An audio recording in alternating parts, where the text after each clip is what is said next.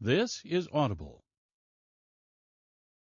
Tantor Audio, a division of Recorded Books, presents Out of Frame by Megan Erickson. Narrated by Mark Bachman.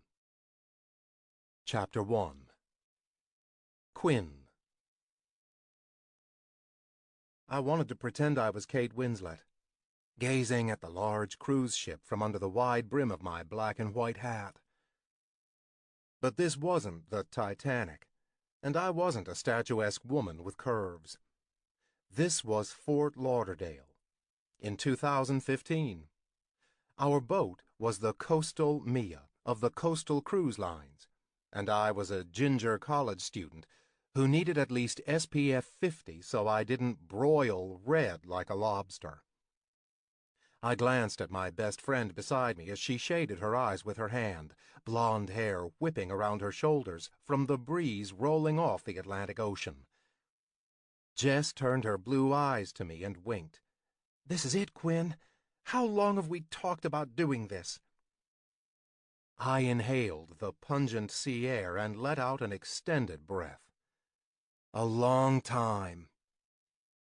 We were misers in college, working every chance we could at our on-campus jobs, and then at her parents' barbecue restaurant during the summers and over breaks. For 4 years.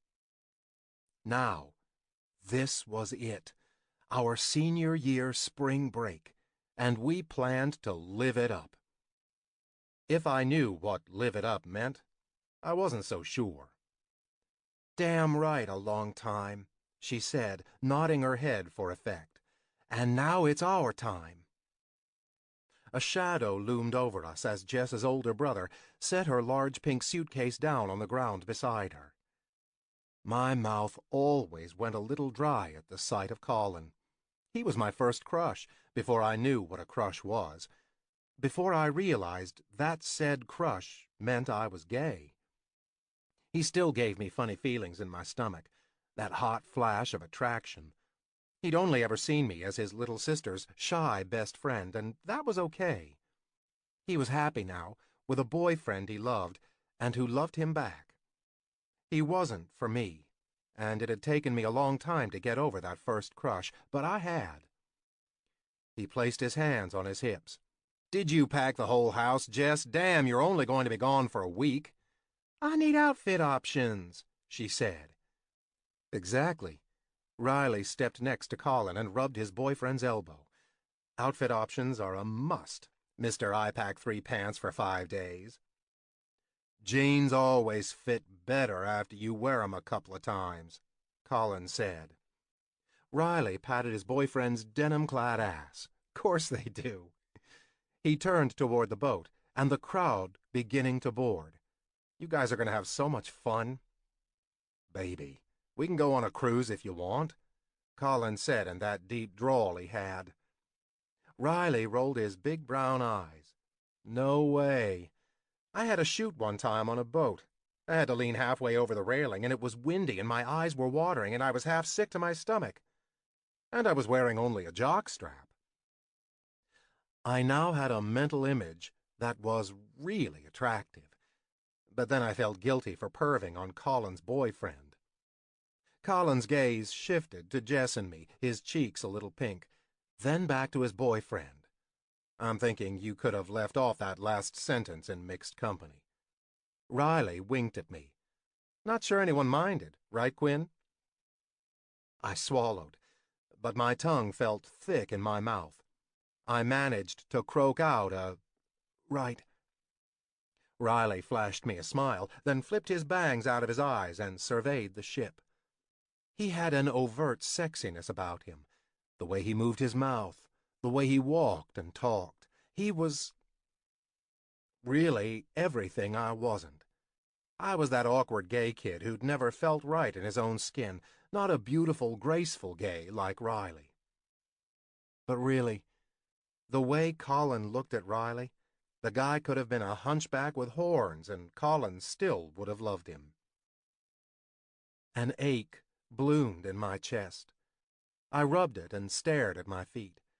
That had been the problem with my ex-boyfriend. No matter how much I had pretended he did, He never once looked at me like Colin and Riley looked at each other, not ever. And especially not in public, because I shook my head. This wasn't the time to be broody or pissed off, or any of the other myriad emotions that floated to the surface of my mind like debris when I thought about Alexander. This was the time to have the best week of my life aboard a cruise ship with my best friend, hundreds of other college students, and cast members of the reality show, Trip League. So I wrapped my fingers around the handle of my wheeled suitcase and gripped the strap of my messenger bag across my chest. "Ready?" I asked Jess. "More than ready," she answered. We said goodbye to Colin and Riley, the former telling us to be careful and safe, and the latter telling us, with a sly grin, not to do anything he wouldn't do. We went through the security line first, where our bags were checked inside and out. The male security guard seemed extra interested in a red lace bra of Jess's. She glared at him the whole time and snatched her bag as soon as he was finished. Then she rolled it away quickly, whipping her hair over her shoulder with a haughty toss of her head. I followed, my gaze cast down to hide my smile. We stood in line on the ramp leading into the ship, waiting to board. A group of passengers beside us had clearly started the party early, or more likely they hadn't stopped from the night before. At 9:30 in the morning I could smell the beer rolling off them. A girl in the group, probably one of their girlfriends, was slumped over her suitcase. I couldn't imagine boarding the boat like that. What if one of them had missed their alarm and they hadn't arrived at the boat on time? I'd set my phone alarm, Jess's alarm, my watch, and scheduled a wake-up call for the front desk at the hotel. Jess didn't even bat an eye, because she was well acquainted with my crazy. I nudged Jess and jerked my head in their direction. She raised her eyebrows at them, then turned to me.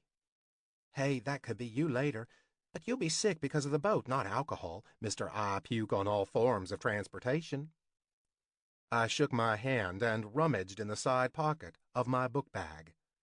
Then pulled out a small plastic package. Jess squinted at the contents. "What's that?" "Sea-bands." "Sea-bands?" I touched the cotton wristbands through the clear plastic, feeling silly now. My Mom knows I get motion sickness, so she bought me these." I pointed to a small white bead on the wristband. "That sits over your pressure point. Supposed to ease the nausea." Jess stared at me with big eyes, and as my cheeks heated, I mumbled, "Whatever, probably won't need them." Then I shoved them back into my book bag. "Quinn," she said, "drop it." I stared at the people in front of me, willing this line to hurry up or I'd throw myself overboard. "Quinn." I sighed and slowly rolled my eyes to her. "Yes." "One thing." "Just one?" "Please, for the love of God, do not wear those things. What are you, a senior citizen?" I couldn't help it. I began to laugh. So did Jess as she wrapped her arm around my shoulders and pressed a kiss to my temple. "I love you, I really do. You have such an old soul, but let's tap into the college senior in there somewhere and have a good time, all right?" I wanted to. I really did. It was like I couldn't turn off, well, me. The Quinn who analyzed every situation and decision, weighing the pros and cons, and consequences. It was always about the consequences.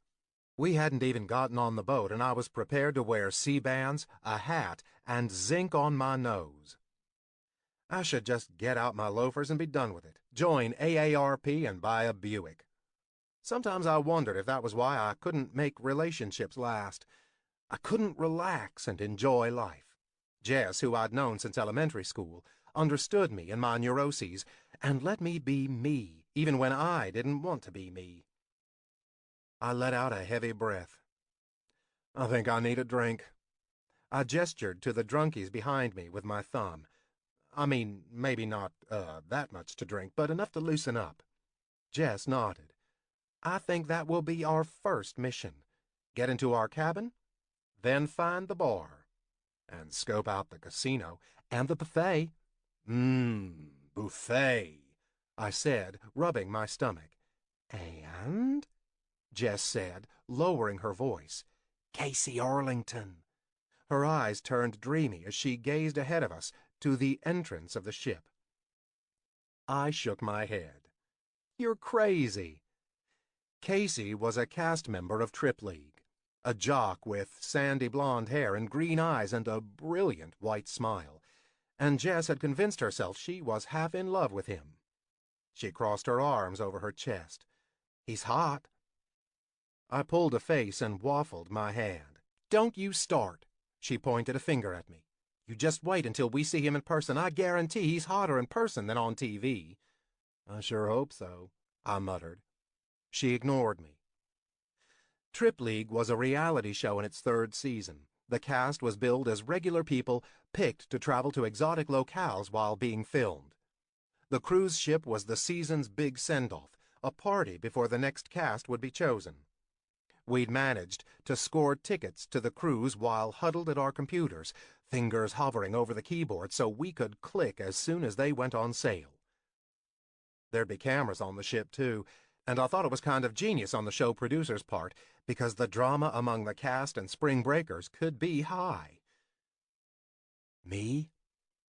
Well, I wanted a glimpse of J.R. Butler. My crush on the guy was the rare secret I kept from Jess, mostly because I knew one of her favorite pastimes was hating on the guy. I didn't really blame her, honestly.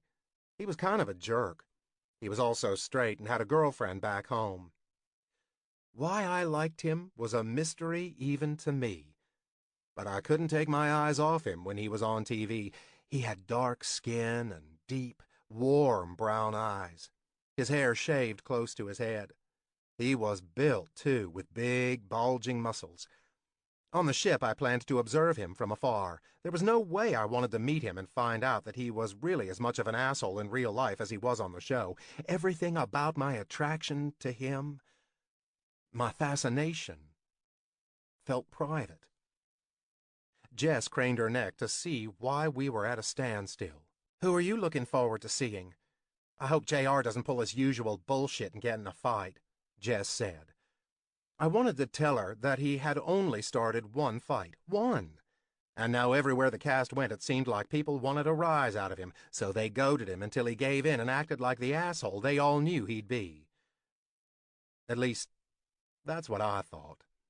That's what I pretended to believe because it was what I wanted to believe, that there was more to him than that. I shrugged. I don't know. Everyone, I guess. She didn't ask me to elaborate. When we boarded the ship, we were handed a pamphlet of information along with our room key. There was a map to the ship, and although I had seen the outside of it, having a map of Mia made her seem larger. There were ballrooms and dining rooms, 2 casinos, an indoor pool, and passenger cabins. She was immense, and my stomach fluttered as we walked to our cabin. I was here, on a cruise ship, with my best friend. We were going to party and eat lots of food and do all the things we hadn't done as we worked our asses off for 4 years just to get to this point. I was going to act like a real, live college student rather than the old man I'd been since birth, and I couldn't freaking wait. Our cabin was tiny, which we had known about ahead of time, but it was still a lot different actually being there, bumping elbows and knocking heads, laughing as we tried to maneuver around each other and our luggage. Jess made me choose the top or bottom bunk, and I chose the bottom, which she turned into a joke, and then we were laughing all over again. She tumbled onto my bottom bunk bed. I think I'm drunk on cruise ship air, she said, gasping to catch her breath as she sat up on my mattress. I plopped down beside her and brushed my bangs out of my eyes. Well, I'd prefer to get drunk the old-fashioned way. We held the map between us, looking for a place to eat before we explored the ship. I pointed to one of the many red circles on the map, What are those? Jess squinted at the map, then began to rifle through the bag we were given at boarding. She pulled out a slip of paper. Ah, here it is. That's what I thought. What's what you thought? That's where the live feed cameras are. I stared at her. What? She didn't look at me, her eyes on the paper she was holding. Yeah, the live feed cameras, remember? We had to sign a waiver when we bought the tickets. I rubbed my damp palms on my shorts and tried to count to 10 in my head, which now felt like it was filled with cotton. I tried to swallow, but my mouth was dry. Excuse me? She looked up and frowned. What's wrong with you? I need some more information on these live cameras, as in, what are they?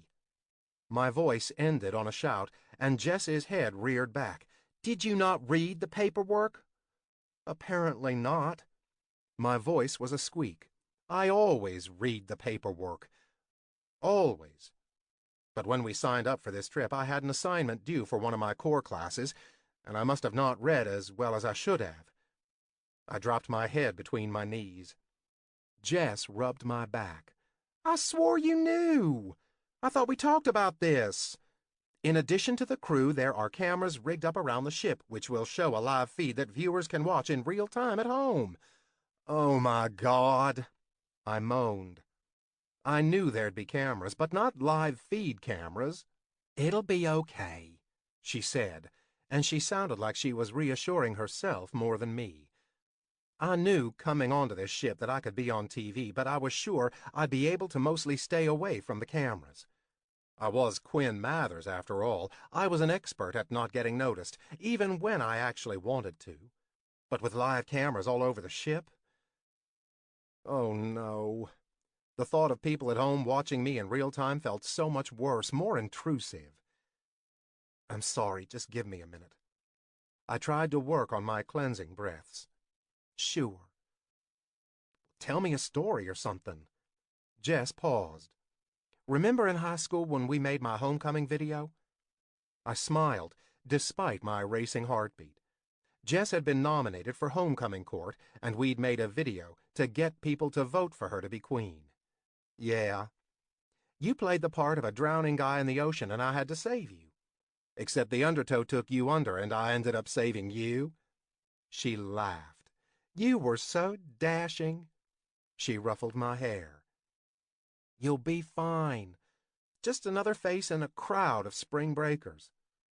As long as you don't hook up with Levi, you'll be okay. I lifted my head and shot her a look. No. He was the token gay cast member, and while he was nice and all, and objectively hot, he didn't do anything for me, which was good. Spring break flings would only lead to problems and complications. Bad consequences. See? She held up her hands. You have nothing to worry about. I took a deep breath, my heartbeat returning to normal, although I was still shaky. How about that drink? She checked her watch. It's, not even lunchtime. I grabbed her wrist and hauled her up and toward the door. It's 5 o'clock somewhere. Chapter 2. J.R. I knew when I signed up for Trip League that it was a real possibility I'd be on a boat at some point. But that still didn't prepare me for actually boarding this fucking thing. It didn't matter that it was over 100,000 gross registered tons. I read the brochures. I didn't give a shit. My body knew I wasn't on solid ground, and the ship hadn't even pulled away from the dock yet to sail around the Caribbean. This was going to be a long-ass trip. I shoved my hands in my pockets and pulled my shades over my eyes as I squinted at the sun overhead. Casey was beside me, pointing out hot chicks. And it said something about how miserable I was because I couldn't even get excited about all the barely there bikinis in my near vicinity. The deck was already a party. The bass from the music thudded through my body, and the bartenders shouted out drink orders. We were up on stage near the pool, where we were supposed to look effortless and cool. I was pretty sure I looked queasy and bored. "This is our chance, man." The sea air ruffled Casey's blonde hair as he flashed me his white grin. "We finally get to live it up. Party like rock stars. Get laid like fucking kings." I tried to get excited about that and failed. He bumped me with his elbow. I shoved him back, a little harder than I meant to. He laughed it off, but his brow furrowed like he knew I was giving him the back off sign. That was the one good thing about this fucking reputation I'd earned. No matter how ill-deserved. If I wanted to be left alone, my castmates left me alone. Selena Gutierrez walked over and stood beside me as she flung her long, dark hair over her shoulder. "How you feeling?" She was wearing a red bikini top and some sort of flowy shirt. There'd been a lot of drama lately with her and Casey. They had a messed up, on-again, off-again relationship. So it was nice to see her happy. They were off again right now, which was for the best. Fine. I just don't like boats. She tilted her head. "Really? But you got on that airboat in New Orleans and didn't say anything about it." "That was because if I didn't go, they were going to make us all do something else, and I felt bad because you wouldn't stop talking about wanting to see the alligators." She stuck out her lower lip. "Aw, so you went on the boat for me?" "I went on the boat so I wouldn't have to hear you yapping about the damn alligators anymore." She smiled, like she knew something I didn't. "Yeah, whatever, JR. You big sweetheart." I glared, and she laughed at me. "Well, I'm going to enjoy this boat, too. And maybe we'll see dolphins." "I'll cross my fingers for you," I mumbled as I wandered away from her and Casey. I wasn't in the mood for conversation, and I knew in a couple of minutes I was going to have to be on. Leaning against the pillar on the side of the stage, I scanned the crowd of spring breakers that I'd be spending the next 7 days with. This was a party, and I really should let go and live it up, as Casey said, but the years of keeping my guard up had rendered me unable to fucking drop it. That wall I'd held in place for so long had been rusted over and covered with ivy.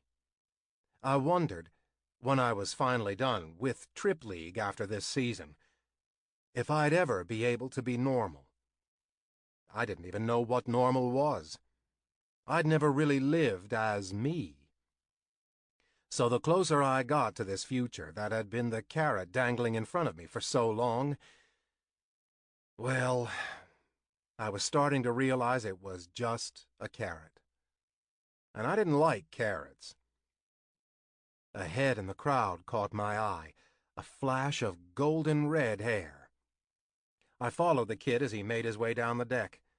Well, he wasn't a kid. Everyone on board was 21 or older, but after everything I'd been through with this show, these carefree college students felt like kids to me. This one, though, he was standing with a girl. Long blonde hair, pretty. I would have been content to stare at her if he wasn't standing there, because I couldn't stop looking at him. Red hair, just a shade on the blonde side. Big, round, blue eyes. He wore a tank top and had freckles that blotted the pale skin on his shoulders and down his toned arms. He laughed at something the girl said, and I found myself smiling at the sight of it. If I'd seen a picture of him, he might not have even stood out to me. But in person, I did notice.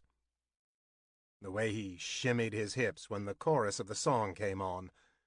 The way he jerked his head to flip the hair out of his eyes.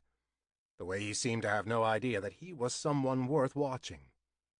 He sipped his drink, something light green that looked like a margarita, and pushed his pink lips at something his girlfriend, said. He was probably straight. And I was supposed to be. It said so right in my contract. I was about to look away, swear to God, when he took his finger and swiped at something on his margarita glass. He stuck his finger in his mouth, and I swallowed, my mouth suddenly dry. My body jolted with that undeniable heat of attraction, and what followed shortly on its heels was panic, pure panic. This couldn't be happening now, not when I was so close to the finish line. It hadn't been that difficult to keep my attraction to guys a secret as long as I did. I liked girls, too. And it wasn't often that I found a guy I was attracted to, so it was inconvenient as hell that this was happening now. How was I going to get through this cruise if some strange, probably straight guy was getting me hard? Fuck. But hey, it was a big ship. The odds were I wouldn't see him again. I clung to that hope with everything I had. I'd made it this far. I couldn't fail now, not when my family back home was depending on me. Something bumped my hip, and I turned to the side. Levi Granger stood next to me, his gaze on the crowd. He tapped his finger to his lips. Well, I'm going to need to start making a list of all the hotties. I didn't answer. When I'd first met him, I'd wanted to hate him. He could be openly gay because he didn't have a shitty agent who'd advised him not to be.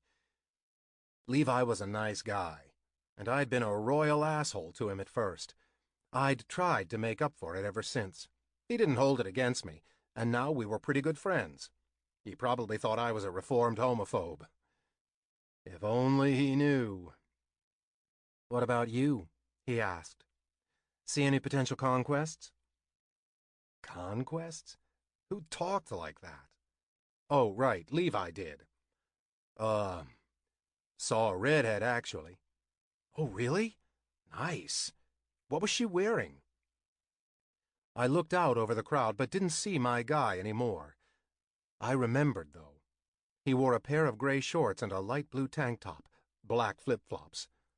I wasn't paying much attention to her clothes. Levi laughed. She probably wasn't wearing much. Right. He squinted. I'm thinking maybe I'm in the mood for a football player. There have to be football players on this cruise, right? Football's in the fall? I smiled. Football's in the fall. I'll keep my eyes open for you. He fist-pumped the air. It's on! Gazing back at the rest of our cast members, there were 6 of us total. I sighed. Aren't we supposed to be doing something, or are we just standing up here? He shrugged. I think we're supposed to throw out beads later, and then there will be free Bahama Mamas for the whole ship. I raised my eyebrows. For real? They want everyone shit-faced right out of the gate, huh? Makes for good TV. I hummed under my breath. Sure. And then a bunch of drunk, testosterone-fueled assholes would start a fight with J.R. Butler because that was what always happened. Levi made his way over to the rest of the castmates, and I followed him.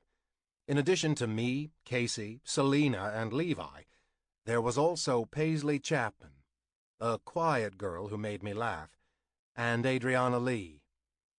I'd seen the show, and the editors had done exactly what they were told to do, stereotype us, keep us in our little boxes, and there we'd stay. I was the angry black kid. Casey was the hot jock who slept around. Selena was the sassy Latina. Paisley was the shy, virginal brunette. Levi was the effeminate twink, and Adriana was the smart Japanese girl. When I'd signed up at 19, the show had been on for only 2 seasons. I didn't think any of us were experienced enough to know what the show was about and how we'd be portrayed. By the time our season was filmed, I had just turned 21. Now I was 22 and ready to end this whole fucking thing, which was good since our season was drawing to a close, so a whole new cast of suckers would be picked soon. I hoped I wouldn't be known forever as the guy the show portrayed me to be. All I'd ever wanted to do was be an actor. I'd thought this was my shot. Now I wondered if it was my demise. It was a pretty depressing thought at 22. I was just a hell of a good time lately. I also wondered what the live feed cameras would show. It seemed risky to me that they'd take this chance, but whatever, not my decision. Paisley was sitting on a chair in the corner of the stage. I pulled one in front of me and straddled it, setting my arms over the back and placing my chin on my wrists. "What's up?" She yawned. "Is it dinner time yet?" I laughed. Apparently everyone has to get drunk before dinner. She made a face. "Are you bummed Andrea couldn't come?" My imaginary girlfriend was so real to me at this point that I didn't even hesitate. "I'm a little bummed, but it's okay. She's busy at her internship." I figured go big or go home, and the love of my life, Andrea, was studying to be a lawyer. She had a job as an intern at a law firm in New York. She was clearly too good for me. If she actually existed. Paisley nodded. "Good for her. Maybe after this is over I can meet her?" I looked into her hazel eyes and wished I didn't have to lie to her. "Sure. Sorry, she's just really private." "I get it." Paisley wasn't really shy. She just didn't talk unless she felt like she had something important to say. It was why I liked her so much. "You remembered to bring the Xbox, right?" She eyed me. "Duh, of course." We often played Assassin's Creed on our downtime, and she kicked my ass. She said she liked that I didn't get upset that I was beaten by a girl. I told her hell no. She was the best gamer I knew. It was an honor to play with her. I was one of the few people who knew she used to dress up in sexy clothes and videotape herself playing video games, then upload them online. She made a lot of money doing that under an alias. Shy, virginal brunette, my ass. My lips were sealed on that secret. I wished I could tell her mine, but at this point, I didn't even know how to come clean. Doug Collins, our producer, walked over to us. "We're a couple minutes away from departure, and then we're going to get the party started." He winked. "Have fun." This was our last hurrah, our send-off after spending a year as the crew of Trip League, and then my life could finally start. I smiled weakly at Paisley, and she smiled back. I could get through this, as long as I didn't see that redhead again. Quinn. After grabbing margaritas from the bar on the deck, we walked around, waiting for the time the boat was to depart from the harbor. Jess had her phone up to her ear, listening as Colin told her where he and Riley stood below, so they could wave as Mia headed out. It seemed like every passenger was out on the deck now, huddling in groups, dancing to the top 40 music blasting from the speakers, and waving to the crowd below. I saw one girl heave over the side of the boat. We hadn't even left yet, so I assumed it was from a hangover and not motion sickness. "Your C-bands won't help her," Jess muttered. I smiled and took a sip of my margarita. Okay, more like a gulp. I licked the salt from my lips, then ran my finger down the condensation on my glass, catching another grain of salt. As I stuck my finger in my mouth, a weird sensation pricked the back of my neck, like someone was watching me. I looked around quickly, but there were so many people surrounding us, heads swiveling. I figured I was jumpy from the adrenaline and the margarita, so I shrugged and took another sip. Gulp. I saw some movement on a stage by the other side of the boat, but Jess was tugging on my arm, urging me to follow her in the opposite direction, so I lost sight of the commotion. We squeezed along the railing between a safety boat and a group of girls wearing sorority letters. Jess stuck her hand over the railing and waved. I peeked from over her shoulder and spotted Colin and Riley below. Riley waved both hands in the air, while Colin stuck his fingers in his mouth and whistled. Jess blew a kiss. A loud horn sounded, and a voice over the loudspeaker announced we were leaving the harbor. I barely even realized that the ship was moving, but Colin and Riley were starting to slip off to the side, until they were no longer visible, and we were on our way. Mia would take us around the islands of the Caribbean. We'd be on the ship for 8 days.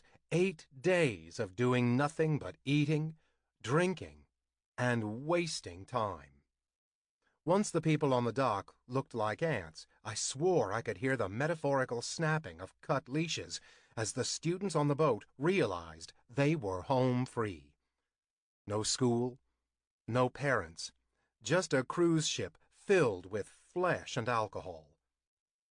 I'd heard of massive frat parties and mansions at some of the biggest universities, but I doubted they held a candle to what I was in the midst of as the shouts went up and the bass of the music shook the deck beneath us. This trip almost didn't happen. I'd been with Alexander for 2 years, one of which I hadn't even realized I was his gay secret that he never planned on telling anyone about. We'd decided on spending this spring break together until I finally formed a backbone and broke up with him. It still stung to think about all those times he'd never held my hand in public, never acknowledged in any way that we were together, that we were supposed to be in love, and that he expected me to go along with it, like I didn't have my own opinions or desires. Whatever. I was here, and I was drinking, and Alexander could go fuck himself. I refused to hide who I was or who I loved from anyone ever again. The crowd seemed to be surging toward the stage, so Jess and I made our way there. Her eyes were bright, and I wasn't sure I'd ever seen her smile so big. My cheeks hurt, and I realized I hadn't stopped grinning since we got on the deck. Maybe it was the margarita. I was content to let her lead me around. I had a huge decision regarding my future to make after this week. She could make the decisions now. Jess pointed to the front of the ship. "We totally need to reenact that Titanic scene. You can stand behind me and we'll pretend to fly." "Why can't I be Kate Winslet?" Jess pursed her lips. "Fine. I'll be Jack." "Draw me like one of your French girls," I murmured with a bad accent. She smacked me and laughed. There was a shout from the stage, and then something went zinging past my head. I ducked and covered myself with my arms. What the hell was that? Are we under attack? Jess doubled over at the waist, laughing, then pointed to a girl beside us who was waving something in her hand. "Yeah, we're under attack by beaded necklaces, you goober! Stand up! You're making a scene!" I stared at another girl in front of me, standing on a guy's shoulders, waving her arms. I saw her hands drift to the hem of her tank top. I'm making a scene? Jess wasn't paying attention to me anymore. Her gaze was narrowed in on the stage, and when I looked too, I knew who she was looking at. Casey. But I wasn't looking at him. I was looking at J.R. Butler. He stood off to the side, wearing a pair of board shorts, unlaced black high-top Converse sneakers, and a white t-shirt. His biceps flexed as he hurled necklaces into the crowd. Next to him were Paisley and Levi, his friends on the show. He leaned over and whispered something in Paisley's ear. She laughed once, and he grinned back. He was so fucking hot. He took my breath away. I couldn't move or cheer or hold out my arms to catch necklaces as they went whizzing by. I'd watched J.R. for a whole season, and while I wouldn't call it an obsession, I was a huge fan. He was here, now, in the flesh. It was creepy to me that I knew about him, about his life, about his girlfriend, Andrea, and his sick younger brother. And he didn't know a single thing about me. He didn't even know I existed. The thought was sobering and comforting, all at the same time. I didn't move from my spot on the deck as the cast members finished throwing necklaces as they waved goodbye to the crowd, and as a woman over the loudspeaker told us there were barrels of free Bahama Mamas. I swallowed as I caught sight of J.R.'s back as he headed below deck. Minutes later, Jess pressed a drink into my hand. We knocked our plastic cups together. "To finally acting like college students," she toasted. "To the trip of our lives," I said. And then we drank. Chapter 3. Quinn. Much to Jess's disappointment, I wasn't drunk yet, because I'd promised my parents I'd call them once the boat departed. I stood at a quiet area on the lower deck, which was hard to find, and dialed my parents as Jess stood nearby, still sipping a Bahama Mama, her cheeks flushed from the alcohol. I wanted that to be me. Being sober on spring break was dumb. "Hello?" My dad answered on the phone. "Hey, it's me. Quinn? We've been waiting for your call. Hold on, let me get your mother." There was some muffled talking, then another receiver picked up. "Hello, Quinn." "Hey, Mom." "You made it on the ship okay?" "Yep." There was a silence. That meant they wanted me to keep talking. "It's nice. Our cabin is small, but it's clean and everything. Are your C-bands helping your motion sickness? Cheryl said they wore them on their cruise and they felt peachy." I looked at my naked wrists. "Yeah, they're great." I felt a pang of guilt for lying. Was that an only child thing? Guilt? "Great. I'm glad to hear that," Mom said. I fidgeted, unsure of what to do or say. Was I the only fucking kid on this ship who checked in with his parents on spring break? This was normal for me, but now that I stood here doing it, I wasn't so sure I wanted it to be normal. So, I should probably get going. "Tell Jess we said hi," Dad said. "I found a couple of things about the ship that I can email to you. I called the cruise line and asked about their emergency services. They have a staff in the event of injury." I closed my eyes and focused on my breathing. "That's great." Jess sliced her thumb across her throat, giving me the "end it" sign. I waved at her and mouthed, "I know." "All right, well, we love you, Quinn," Dad said. "Be safe." "Love you too." I ended the call and didn't bother asking Jess if she needed to call her parents. They weren't as hands-on as mine. Or maybe stifling was the right word. I ran my hands through my hair and pretended they weren't shaking. I was surprised I wasn't getting motion sickness as the ship glided through the water. Maybe it was the sea air or the steady hum underneath my feet. Either way, I felt fine, save for the queasy feeling from the phone call. Jess handed me the rest of her drink and I gulped it down.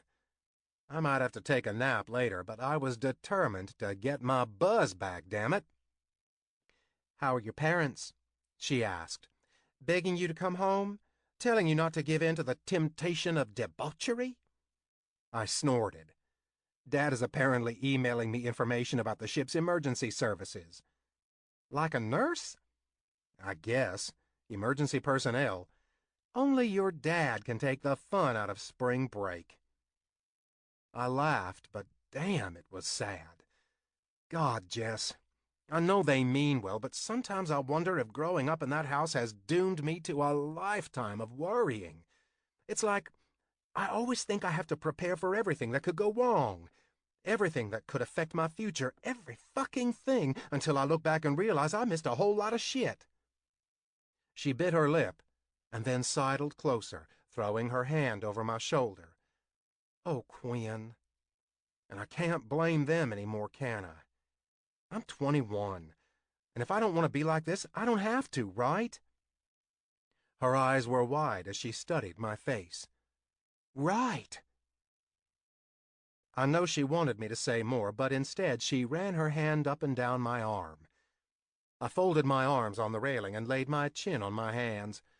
Too bad I had no idea how to be anything but a freak show.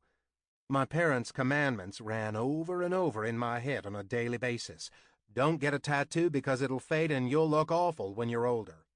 Don't go to this party tonight because you'll regret it when you can't pay attention in class tomorrow to take notes.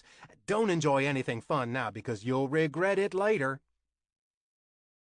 Except it was later, and all I regretted was everything I hadn't done. I closed my eyes briefly, blocking out my parents' voices. The one voice that was surging to break through was my own. It was so faint sometimes that I couldn't hear it. but this one was telling me to make the most out of my trip. I opened my eyes and rolled my head to the side. "What do you want out of this week?" She turned to me and was silent for a moment. "I want to live in the moment." Her words were like a punch. I want that too. But all I've done my whole life is live for the future. How do I even live for the moment, Jess? She pressed a kiss to my temple. "I don't know the answer to that either. But we'll figure it out together." "Can we start doing that by drinking more?" She laughed. "How about we get on that Titanic reenactment right now?" My face must have shown how much that excited me, because she gripped my hand and led me toward the prow of the boat. We had to weave our way through already drunk people and past pools with splashing bodies. Finally, we reached the front of the ship, and to my amazement, we weren't the only ones who had decided to take on the role of Jack and Rose. A guy was clearly humoring his girlfriend. He looked incredibly uncomfortable as the girl stood with her feet on the bottom rung, arms out. When he saw us waiting, relief washed over his face as he urged his girl to get down. She shot us a look of irritation, but Jess marched right past her. She stopped and motioned to the railing. "Get on up there, Rose." I pretended to fix my hat and pursed my lips as I walked past her with a limp wrist. Jess laughed. "Rose wasn't an effeminate gay man, you weirdo." "Oh, Jack." I batted my eyelashes at her, then stepped up onto the first rung. "Make me fly." "And then you'll repay me by not allowing me on that piece of wood so I freeze to death, bitch." She placed her feet outside of mine, then huffed. "This is dumb." "Of course it's dumb," I said. "We're reenacting a corny scene from an equally corny movie." "No, it's dumb because all I see is your back." "Jess, be creative for God's sake. Step up onto the next one." She grumbled and did that. Her hand a little unsteady on my shoulder as I held my arms out. Her breath blew over my ear as she leaned over my back. "Okay, Rose. Happy now?" "You're really ruining the moment, Jack," I muttered. That made her giggle. I laughed too, and then we were both in hysterics. Jess collapsed over my back as we watched the cruise ship plow through the water. The sun was shining, and the salty air whipped my hair and Jess's around us. I slipped my fingers through Jess's when we finally collected ourselves. "Thanks, Jess." She was silent for a moment, then rested her chin on my shoulder. "Back at you, baby." By the time we made it off the deck of the ship to explore the levels, we were drunk. Good and drunk. But that nice, happy stage of drunk before tears set in or the room started to spin. We traipsed through the ship, peering into the casinos and the dance halls, scoping out the multiple bars. Jess found a set of stairs leading from one level of cabins to another and lay on them, reaching for me as if the boat were flooding. The other passengers didn't seem amused as she yelled, "Save yourself, Quinn!" I always thought that was one of the best parts of Jess. She was a great friend, of course, but I loved that she didn't put stock into what other people thought. She would be herself and damn what everyone else thought. Maybe that was what had drawn me to her in the first place. Opposites attract and all that. When evening rolled around and we perched ourselves on the bar, the room was spinning, and a little blurry, and also a little bright and loud. Part of me just wanted to go back to my cabin and lay down and sleep off the rum and cokes and Bahama Mamas. I had achieved the elusive all-day buzz. Maintaining a buzz all day was hard work. I had to drink just the right amount at the right time. I couldn't lose it, or I wouldn't get it back that day, and I couldn't drink too much or I'd be sloppy drunk. Today, I had achieved the all-day perfect buzz. It was incredible, and I honestly thought I should get a medal or something for it. I'd treated myself to an extra cookie at the buffet. Tomorrow, Jess and I planned to do more eating, more walking around the ship, more napping, and maybe some more swimming in the pool on deck. And maybe a game of craps or two. I was fucking awesome at craps. Jess had left to go to the bathroom, and as soon as she came back, I was going to suggest heading to the cabin until my gaze landed on the corner of the bar where J.R. Butler stood casually. Like he was right out of a fucking magazine. The entire cast was there, plus a cameraman. Wow. How had I missed that? J.R. was drinking a glass of something clear and ice. I imagined it was something really manly, like straight vodka. He crunched the ice with his molars and nodded as Casey regaled some story to him that required lots of arm movements. "What are you looking at?" Jess said, as she slid into the bar stool beside me. Time to lie, so she didn't know about my crush on J.R. Your man showed up." Her head swiveled like a meerkat's. "What, where?" I gestured to the corner. "Over there." She gripped my arm, nails digging into my skin, but I didn't even feel the pain. Rum was amazing. "Oh my God, look at him! Look at him!" Yeah, I did. His hair is perfect, and those eyes are like the fucking ocean. Poetic. And his ass looks stellar in those pants. Why does he have to be standing next to J.R., the douche? I took another sip of my drink and decided to enjoy the fucking moment by ogling J.R. I risked another glance at the guys in the corner. I could do that now. Just look. Everyone else was looking too, so I was just another kid in the crowd, and Jess would assume I was looking at Casey. I wasn't. J.R. wore a pair of dark jeans, those same Converse sneakers, and a black tank top. I could see the vein running down his hard biceps, and it made my mouth water. I itched to touch it, feel the blood pumping beneath his skin. His large hands gripped the glass as he held it up to his full lips and took a sip. His mouth stretched into a small grimace at something Casey said, and then he looked up. Our gazes met. In the dim light of the bar, his eyes looked almost black, unreadable.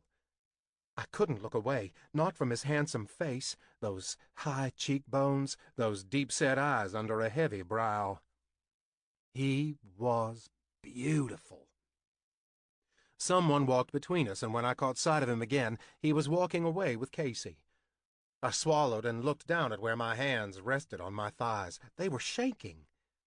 Jess was talking, and I tuned in. What do you think I should say to him? Shit, I should have practiced in the mirror. She took my shoulder and turned me so we faced each other. Pretend to be Casey. Come on. Me, Casey. She rolled her eyes. Stop being dumb.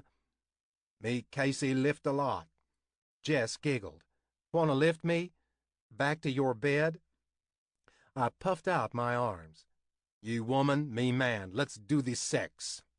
She laughed harder and flung her arms out to the side to hug me, but then I heard a smack and a gasp. Jess whirled her head around, blonde hair flying, to see Casey standing beside her, his drink now spilled down the front of his shirt. I am so sorry, Jess said, hopping off her stool as I grabbed frantically at a stack of napkins on the bar top. I didn't see you. With his hands held out to the sides, Casey looked down at his shirt, which was now dripping. Then he looked up, and his face was thunder. No shit you didn't see me. He wiped at his shirt in disgust and snarled at her. What the fuck? I froze at the venom in his tone, and so did Jess. This had to be a bad dream, right? We were drunk, and that wasn't really Casey being a jerk. It was just some pissed-off bro. I blinked, clutching the napkins to my chest, but no. It was Casey. He still stood there, wet and angry, blue eyes narrowed on Jess. fucking ship full of drunk assholes. My best friend knew how to take care of herself, how to defend herself.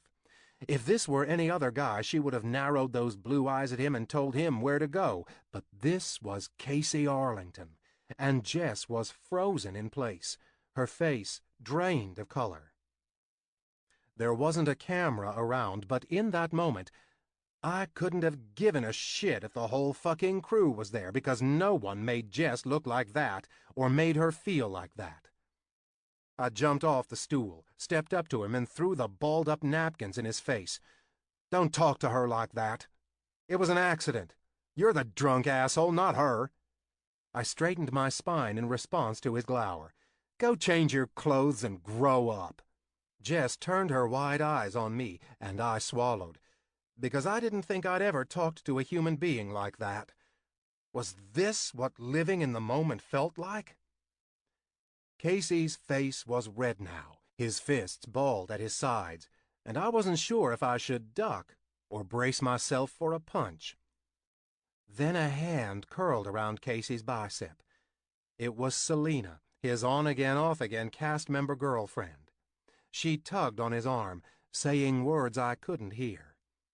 Casey shot me one more look, and just when I thought the situation was diffused, he shot out a hand and shoved me.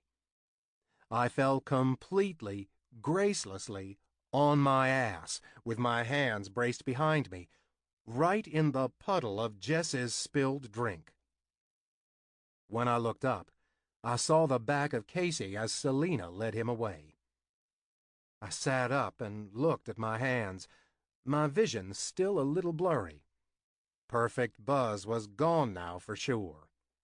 Damn rum, making me have courage. Why couldn't I have just led Jess away from the situation? Why did I have to think I was a hero? I wiped my palms as a hand wrapped around my wrist. I looked up and opened my mouth to tell Jess I was sorry, but instead of her blue eyes, I was met with a dark brown gaze, surrounded by the longest lashes I'd ever seen. My mouth dropped open as J.R. pulled me to my feet. For a second, our faces were inches away. I was breathing his air, smelling his skin, all while our hands were still clasped together, the heat of his body seared into mine. A million things whirled through my brain that I could say, one of which would be simple. "Hey." But before I could get anything out, a cameraman approached from our side. I could see the light like a beacon on us. J.R. yanked his hand out of mine with a small sneer to his lips. He took a step back, looked me up and down, as if he was sizing me up, then said, "Watch your back, kid." Then he headed off after Casey. Kid. He'd called me kid. I knew his age, and he was the same age as me, and he called me kid. He was even more beautiful in person, and even more of an asshole. I wanted to cry.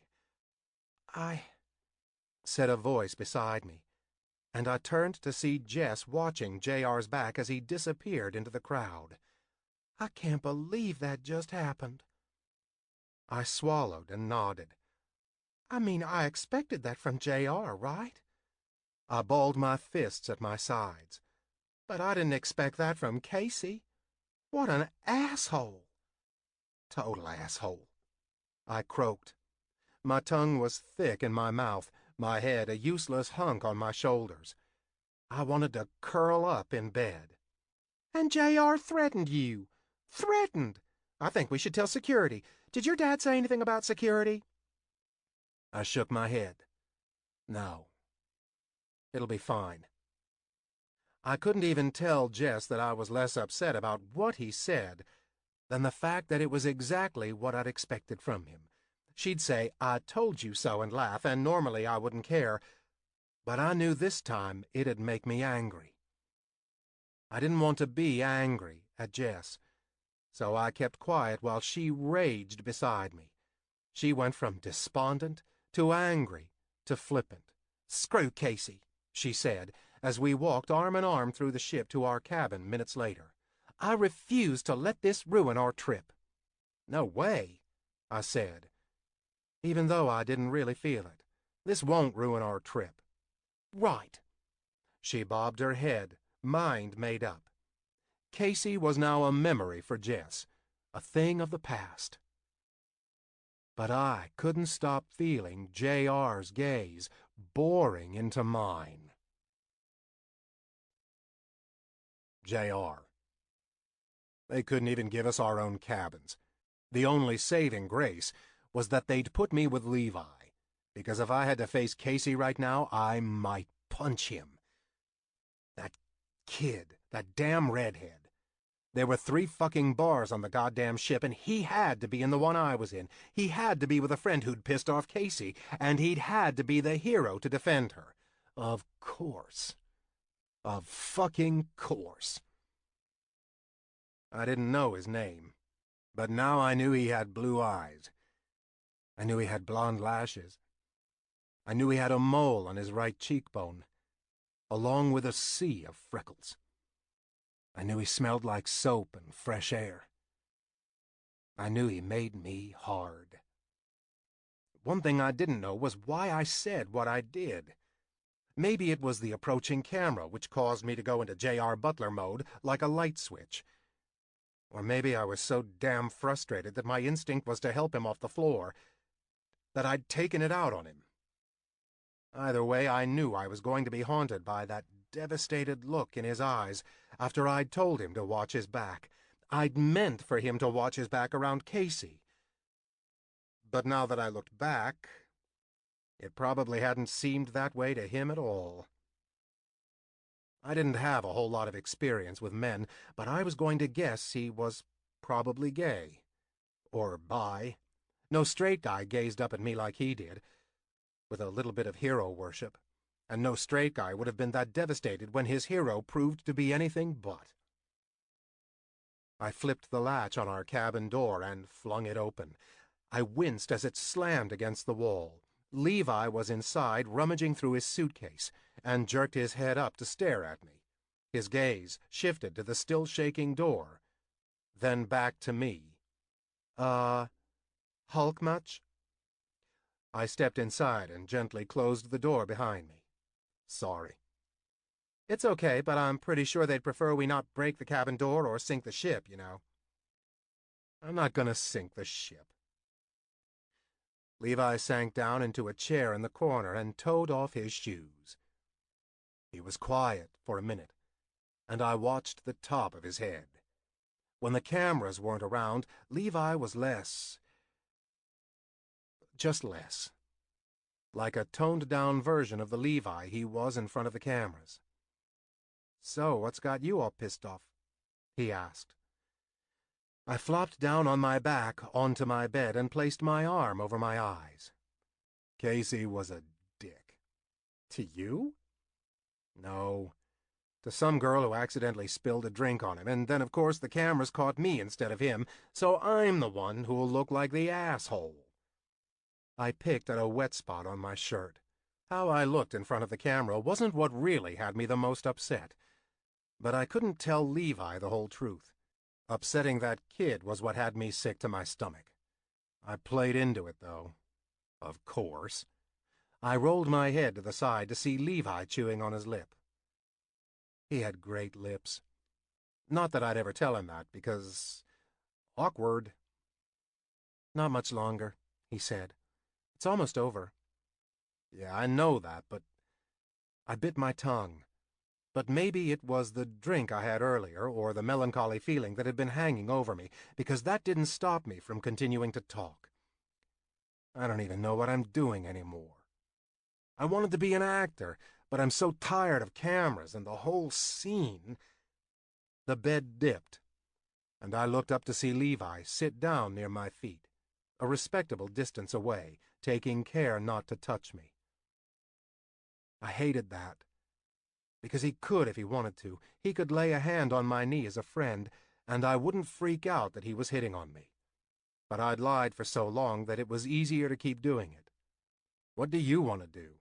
I asked. I'm done talking about myself. Levi dug his toe into the carpet. Well, my sister is supposed to return from her deployment soon. I nodded. His sister was in the Army. And, he continued, we talked about going into business together. But first, we want to hike the Appalachian Trail. I smiled. Really? What, you think I can't camp? I know you can camp. But I also know you like to look pretty. He scowled at me. I'm naturally pretty.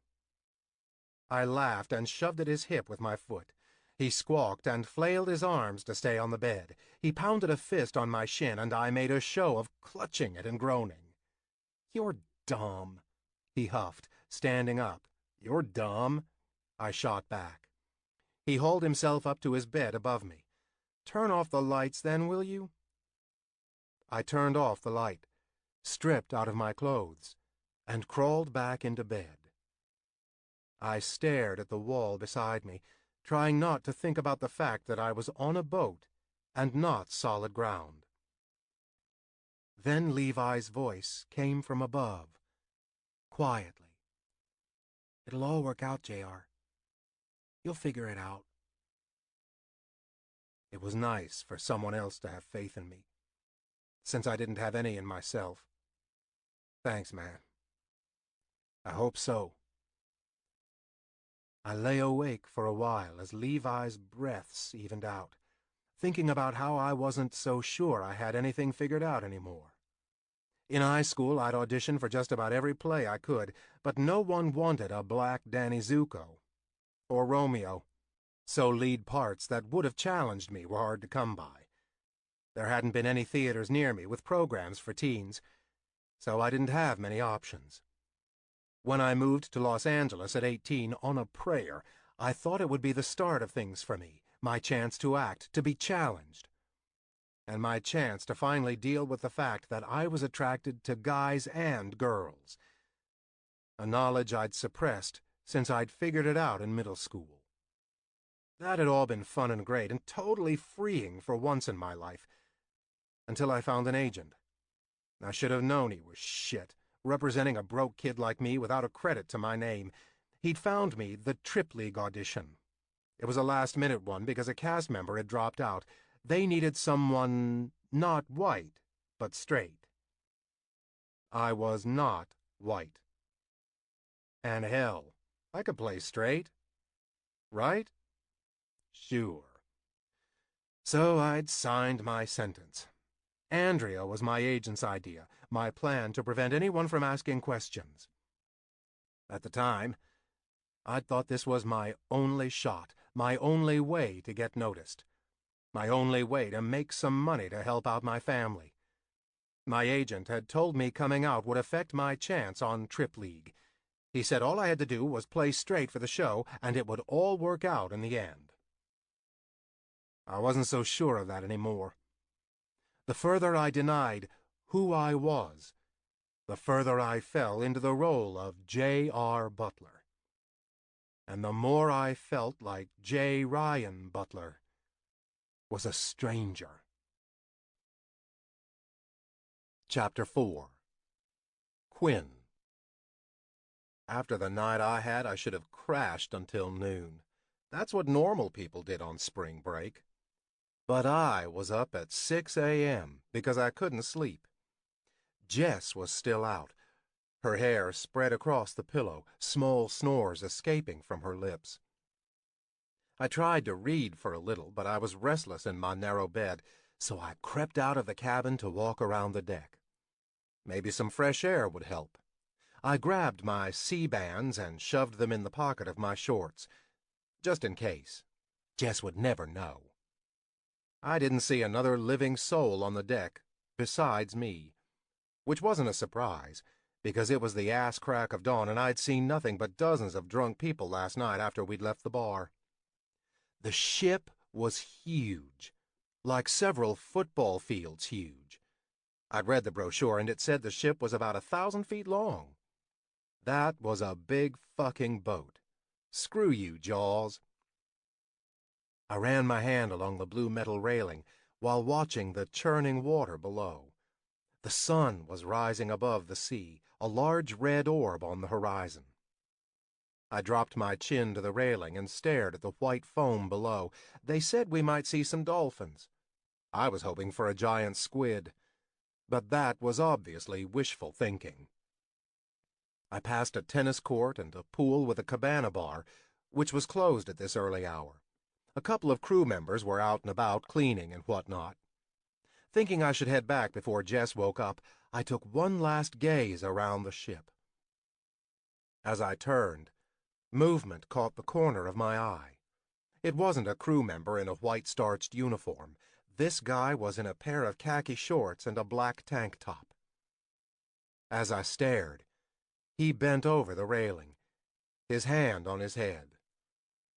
I knew I should just mind my own business, go back to Jess, but as I began to walk over to the guy, I realized with a jolt it was J.R., and he looked sick as hell. His dark skin had a pale cast to it, and he rubbed his stomach with one hand. As I approached, he turned watery eyes toward me. His lips moved, and I hoped he didn't recognize me from the night before. Those hopes were dashed when he said quietly, "It's you again, huh?" If he was trying to sound threatening, it didn't work, not when he looked like he was seconds away from hurling over the side of the boat. "Too much to drink last night?" He shook his head. "I had one drink. It's this fucking boat." I fortunately had been spared motion sickness so far on this trip. Maybe it was the size of the boat. I wasn't sure. But clearly, J.R. hadn't been so lucky. I stuck my hand in my pocket and curled my fingers around the C-bands. I took a deep breath, wondering if he'd stare at me, horrified, like Jess had. But what was the worst that could happen? Like always, I ran through the consequences in my head. His comfort won out over my anxiety. I pulled the wristbands out of my pocket and held them toward him in my open palm. "Want to try these? They're supposed to help, motion sickness." He stared at my hand like it was a snake. "What are those things?" I stepped closer and opened a package, then took one out and slipped it over my hand to demonstrate. "They're called C-bands. This bead sits over your pressure point and is supposed to make you feel better. Not be so affected and feel so, sick." I left out the fact that my mom bought them. He had called me kid, after all. We were close again. So close. I could smell that he'd showered recently, the soap mixing with the sea air. The breeze coming off the ocean ruffled his shirt, and I caught a glimpse of nipple under his loose tank top. I stood, frozen, as he turned fully to face me, still leaning slightly on the railing.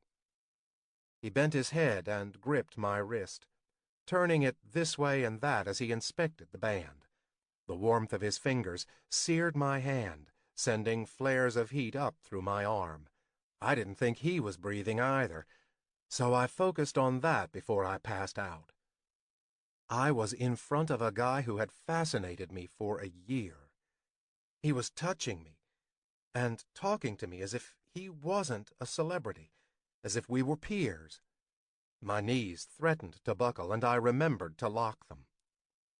Finally, he looked up at me, his brown gaze boring into me the same way it had the night before. "These actually work?" "They're supposed to. I haven't felt sick yet, so I don't know for sure." I slid it off my wrist and handed it to him with the package. "Here, maybe you can even keep some breakfast down." I smiled at that. He blinked at me once, and his gaze dipped to my lips and back up, so quickly I thought I'd missed it.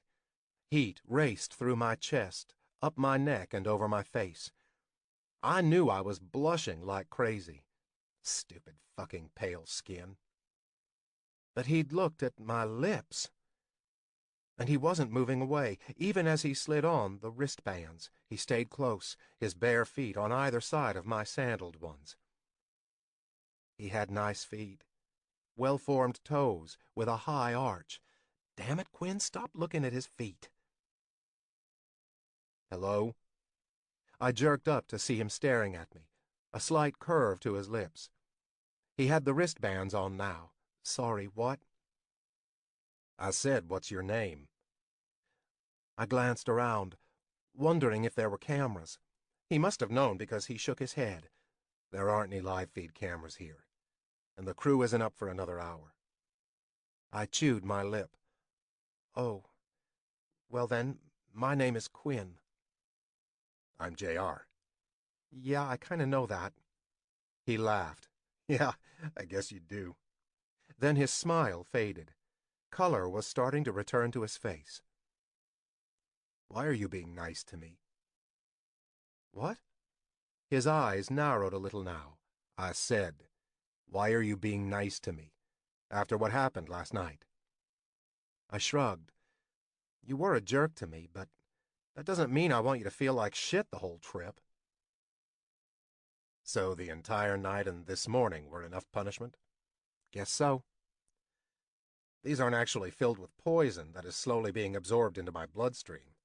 I gasped and clutched my chest. How did you know? I swore I made the formula undetectable. I liked the way his throat moved as he threw his head back to laugh at my words, and I liked how his eyes glowed in the early morning light. I couldn't reconcile this man from the one who sneered at me the night before. Why are you being so nice to me? I asked. He frowned. What do you mean? I leaned on the railing next to him. Last night, he shook his head. Last night was a mistake. Threatening me had been a mistake. He glanced at me sharply. I wasn't threatening you. I was warning you about Casey. I could keep up with just about any lecture on macroeconomics or web development, but give me a conversation where I had to pick apart the intricacies of various words and social interaction, and I was a little lost. Warning me? The muscle in his jaw jumped. Look, Casey is...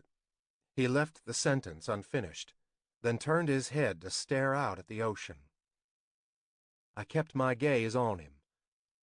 Casey is what? He finally turned to look at me, his shoulders slumped. We've been like rats in a cage for a year, with only one another for company. And this is all a little bit of a shock to us. Casey's my friend, and this isn't about him. It's about... He let out a long breath. We're not who we've been edited to be for an entire season, okay? There are things the cameras don't show. I didn't know how to answer that. Of course, logically, I knew reality shows were edited. I knew producers decided what we'd see and what we wouldn't, and I knew scenes could be framed to show the cast members a certain way. But I hadn't thought about how it affected them. On TV, they were just little two-dimensional pixels running around. Here, in the flesh, I saw what a toll this was taking on JR. And you? I asked, my voice barely a whisper. He didn't react, and I wondered if my words were whipped away by the sea breeze, and then he began to shake his head back and forth, all the while staring at the floor, his fists clenching and unclenching. Finally, he lifted his head and glanced at his wrists. I gotta go, Quinn. Right. Of course. I was some kid on a cruise ship. He was a celebrity TV star. What, did I think he'd spill his guts to me? I ducked my head to hide the heat creeping over my cheeks. Oh, yeah, sure. He rotated his wrists and gave me a small smile. Thanks for these. I actually feel better already. He went to take them off, and I held my hands out. No, please.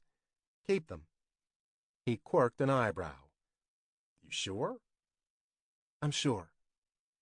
He dropped his hands to his sides, then shoved them in the pockets of his shorts. Okay. Thanks a lot. I nodded. He took a step away, then stopped, turning slightly at the waist. And Quinn? I tamped down the surge of hope. Yeah? I'll watch your back for you. And then he was off, strolling across the deck, head bent, the wind whipping his shirt across his back. I shot out a hand and gripped the railing, then bit my tongue before I did something stupid like call his name and then run leaping into his arms like this was some romantic comedy. This was real life. I was just a kid on spring break, and he was J.R. Butler. Before boarding, I wasn't sure I'd even see him, let alone talk to him. A private conversation like that was more than I could have hoped for. I rubbed my naked wrists and ran a finger over the places J.R. had held my hand. That was creepy. Jess would tell me that was creepy. I shoved my hand in my pockets and made my way back to the cabin. J.R. I sat at breakfast, stuffing a waffle in my face. I was going to have to visit the gym later because cruise buffet food was going to wreak havoc on my diet. I looked up at Casey. "Hey, where's the gym?" Mid-sip of his orange juice, he grunted out, "First level." I nodded and continued to eat. Casey was like a gym K9. Swear to God, the kid could sniff out a set of barbells in a cornfield. Levi popped a mini muffin in his mouth. "Ugh, I need cardio time." "I did yoga this morning." Paisley stirred her oatmeal. "There was a class at 7. "Is there a basketball court?" I asked. "Beside the gym," Casey answered, mouth full of omelet. "Good deal," I answered. "Are you guys seriously going to spend all your time on this cruise shut in the gym?" Selena said. Casey leaned back and patted his abs. "These don't come free, baby." I flexed my bicep. "The gun show even comes along on the cruise." She rolled her eyes and stood up. "You guys are so dumb. I'm going to get a bowl of cereal." "Stick with something high in fiber if you plan to snub the gym," Casey called after her. She shot him the finger, and I laughed. Good for her. Adriana walked over and set a plate of pancakes and bacon down on the table beside me. "Hey." "Hey," I said, gulping down my orange juice. I sniffed her coffee. "What did you put in it this morning?" "Cinnamon and honey." I loved the smell of coffee, but never warmed up to the taste. Coffee was Adriana's first love, I was pretty sure, and she changed up her flavorings every day. When we were on location in Brazil, I'd found this rare set of beans and given it to her for her birthday. I thought I was her favorite just because of that. "Smells good. Got any plans for the day? Bunch of us were going to hit the gym." She wore her hair in a short bob, the black ends barely brushing her cheek as she shook her head. "Nah, I really want to sit on the deck and scope out our shipmates." "Oh, yeah?" "I think the percentage of guys wearing shirts at any given time on this boat is like 35%. It's my personal heaven." Adriana hooked up more than anyone on the show, and I wasn't sure how she did it, but she managed to keep it all off camera. I was a little bit in awe of her, and I would have asked her tricks, but then I'd have to reveal why I was asking, and I wasn't going there. So I stayed loyal to the imaginary Andrea, which meant that except for a few very discreet hookups, I was a freaking choir boy for the last year. Quinn's face from that morning flashed through my mind. Red hair whipping around his head in the breeze. Crooked grin aimed at me. Fuck.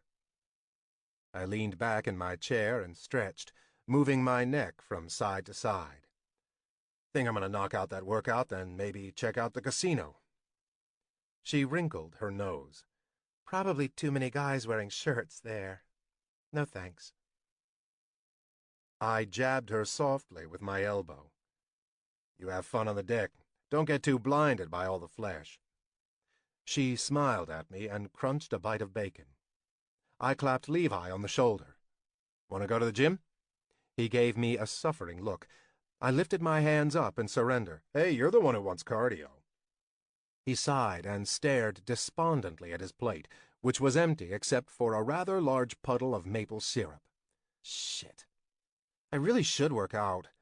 I can't look bad in front of the cameras on a damn cruise. Nah, can't have that. He stood up, scowling. Fine, let's go. But don't get all beefy and flexy around me. Makes me look bad. I poked him in the chest. Hey, you're looking a little more buffed up than you used to. He swatted my hand away and tried to sound stern, but I heard the laughter in his voice. Don't patronize me. Let's go get you on the treadmill, buddy. Don't call me buddy. As Levi walked back to the room, I found a quiet corner on the first floor of the deck to call my family. A camera hovered nearby, which I fucking hated. They loved capturing the sob story of J.R. Butler's sick younger brother. But I gritted my teeth and called home. Darren answered the phone. Bro! His voice wasn't tight with pain, which eased the cramping in my gut. Hey, Dee, how are you? Pretty good, actually. As much as I hated it, Darren's battle with sickle cell anemia, a blood disorder that left him in pain and on constant medication, was public knowledge. He'd once been an up-and-coming basketball player and then was forced on the sidelines after his diagnosis. I clenched my fists and ignored the camera zooming in on my face. That's great. His last crisis, when his body was racked with pain, was about 2 months ago. My parents were both teachers, and while they could pay the bills with some money left over, they couldn't raise the funds needed for a stem cell transplant. Which is what Darren needed. That was where I came in. The money I earned through Trip League and any money I ever earned would always go to Darren. I'd live in a fucking shack if it meant my little brother could live past 40. How's the cruise? You win any money on the casino yet? I smiled. Nah, didn't make it to the tables yet. Play 100 for me. Will do, Dee. Mom and Dad aren't home. They'll be pissed they missed you. Shit. I leaned my head back against the wall behind me. Tell them I'm sorry, and I'll try to call back again. It's cool. Can't wait until you get home. Couple more months, then we'll tear it up at home. He laughed. Yeah, you can be my wingman. You're a chick magnet now, all famous and shit. My family knew my truth and completely accepted it. We'll get you hooked up. Damn right. Gotta go, but you hang in there, okay? Always. Love you, Dee. Take care, Jay. I closed my eyes and hung up the phone, then pushed past the cameras, fighting through the tears that threatened to come out. I had to remember what I was doing this for. It wasn't just the contract, it was my career, it was my life. And I had people depending on me. The kid was fucking everywhere. Oh no, not the kid. Quinn. He had a name, and that name was Quinn. Fuck. Why did I have to ask his name? There were about 1,500 passengers on the boat, and of all the people to wander up on the deck at dawn, it was him. Of fucking course. And now who was in the gym at the same time I was? Oh, right, Quinn. With his pretty blonde friend. I was starting to wonder if they were following me around. Then I realized that was paranoid as hell. The cameras were there too, watching Levi sweat it out on the treadmill. I stood in front of the mirror, busting out some bicep curls. Sweat dripped down my face and my arms trembled, but I kept going, fueled by frustration and the sight of Quinn on the leg press. Fuck me. His shorts were riding up his thighs, revealing freckles on the pale skin there. He gripped the handles on either side of his hips, the veins in his forearms bulging. I switched to triceps, keeping my head down, focused on my workout, when the whole time I was aware of Quinn's presence behind me. I still had the C-bands on, because they fucking worked, but I'd covered them with my own Nike sweatbands. A girl laughed behind me, and I lifted my head, about to lay down on the bench to work on some chest presses. Instead, I spotted Quinn's friend talking to Levi. They were walking over to Quinn, who was standing up, a cautious expression on his face because there were cameras in the gym and live feed cameras in the corner. Levi placed his hand on Quinn's shoulder and squeezed it, and I recognized his expression immediately. He was flirting. Levi, with his effortlessly styled dark brown hair and shining green eyes, was flirting with Quinn. But that was good, right? Levi could distract him, since I was tempted to throw everything away for one taste of his lips. After the conversation with my brother, the guilt weighed heavily on my shoulders, so I gritted my teeth and thought about picking up a heavier weight, something to punish myself. Quinn kept stealing glances at me, and every time Levi laughed, every time he spoke with his voice dripping with charm, I wanted to take the dumbbell I was holding and throw it through the mirror in front of me. I hadn't even known bisexuality was a thing. All I knew in middle school was that certain boys made me feel the same way as certain girls. That all-over warmth, the butterflies in my stomach. I had almost convinced myself it was weird teenage hormones, so I kept it under wraps until high school, when I learned what the B in LGBTQ stood for. My first feeling was the settling of pieces into order. This aha moment of, oh, so that's what I was. I was scared as shit and stuffed it down, preferring to date girls. After I moved to L.A. and actually touched a guy at a club in West Hollywood, and he touched me back, that was when I knew with absolute certainty. I knew, deep in my gut, that it wasn't just hormones. But then I'd signed on the dotted line shortly after, sealing my fate, and I'd worked hard to avoid guys who got my blood pumping, who turned me on. I'd done a great job of it, too. Until now. Levi looked over at me, wearing a big grin, his face flushed. I knew it wasn't just from the treadmill. He beckoned to me. Fuck. I resisted dropping the weights from where I stood. There wasn't a gym manager, but that was a pretty universal rule. Don't drop the weights. With shaking arms, which wasn't all muscle fatigue, I set them back on the rack and wiped my wrist across my forehead. As I walked toward them, Quinn stared at me with wide eyes while his female friend stiffened. Levi clapped me on the shoulder. So this is Quinn, and this is his friend, Jess. I noted the use of friend and not girlfriend. We met last night, I said, looking at Jess, knowing I needed to make up for what I'd said last night. Sorry about that, by the way, the whole drink thing with Casey. Jess's eyes were narrowed on me. You don't need to apologize to me, Casey does. But I think you need to apologize to Quinn. She tilted her chin up in a dare. I liked her, and it also showed a little bit about Quinn's character that he had such a loyal friend. Quinn bit his lip, his gaze shifting between me and Jess. He clearly hadn't told Jess that we'd talked that morning, which made me a little pleased. That morning had been our little private oasis in this ship of crazy. Quinn placed his hand on his friend's arm. It's really okay, Jess. I thought more about it, and he was just trying to look out for me. It sounded threatening, Jess said, frowning.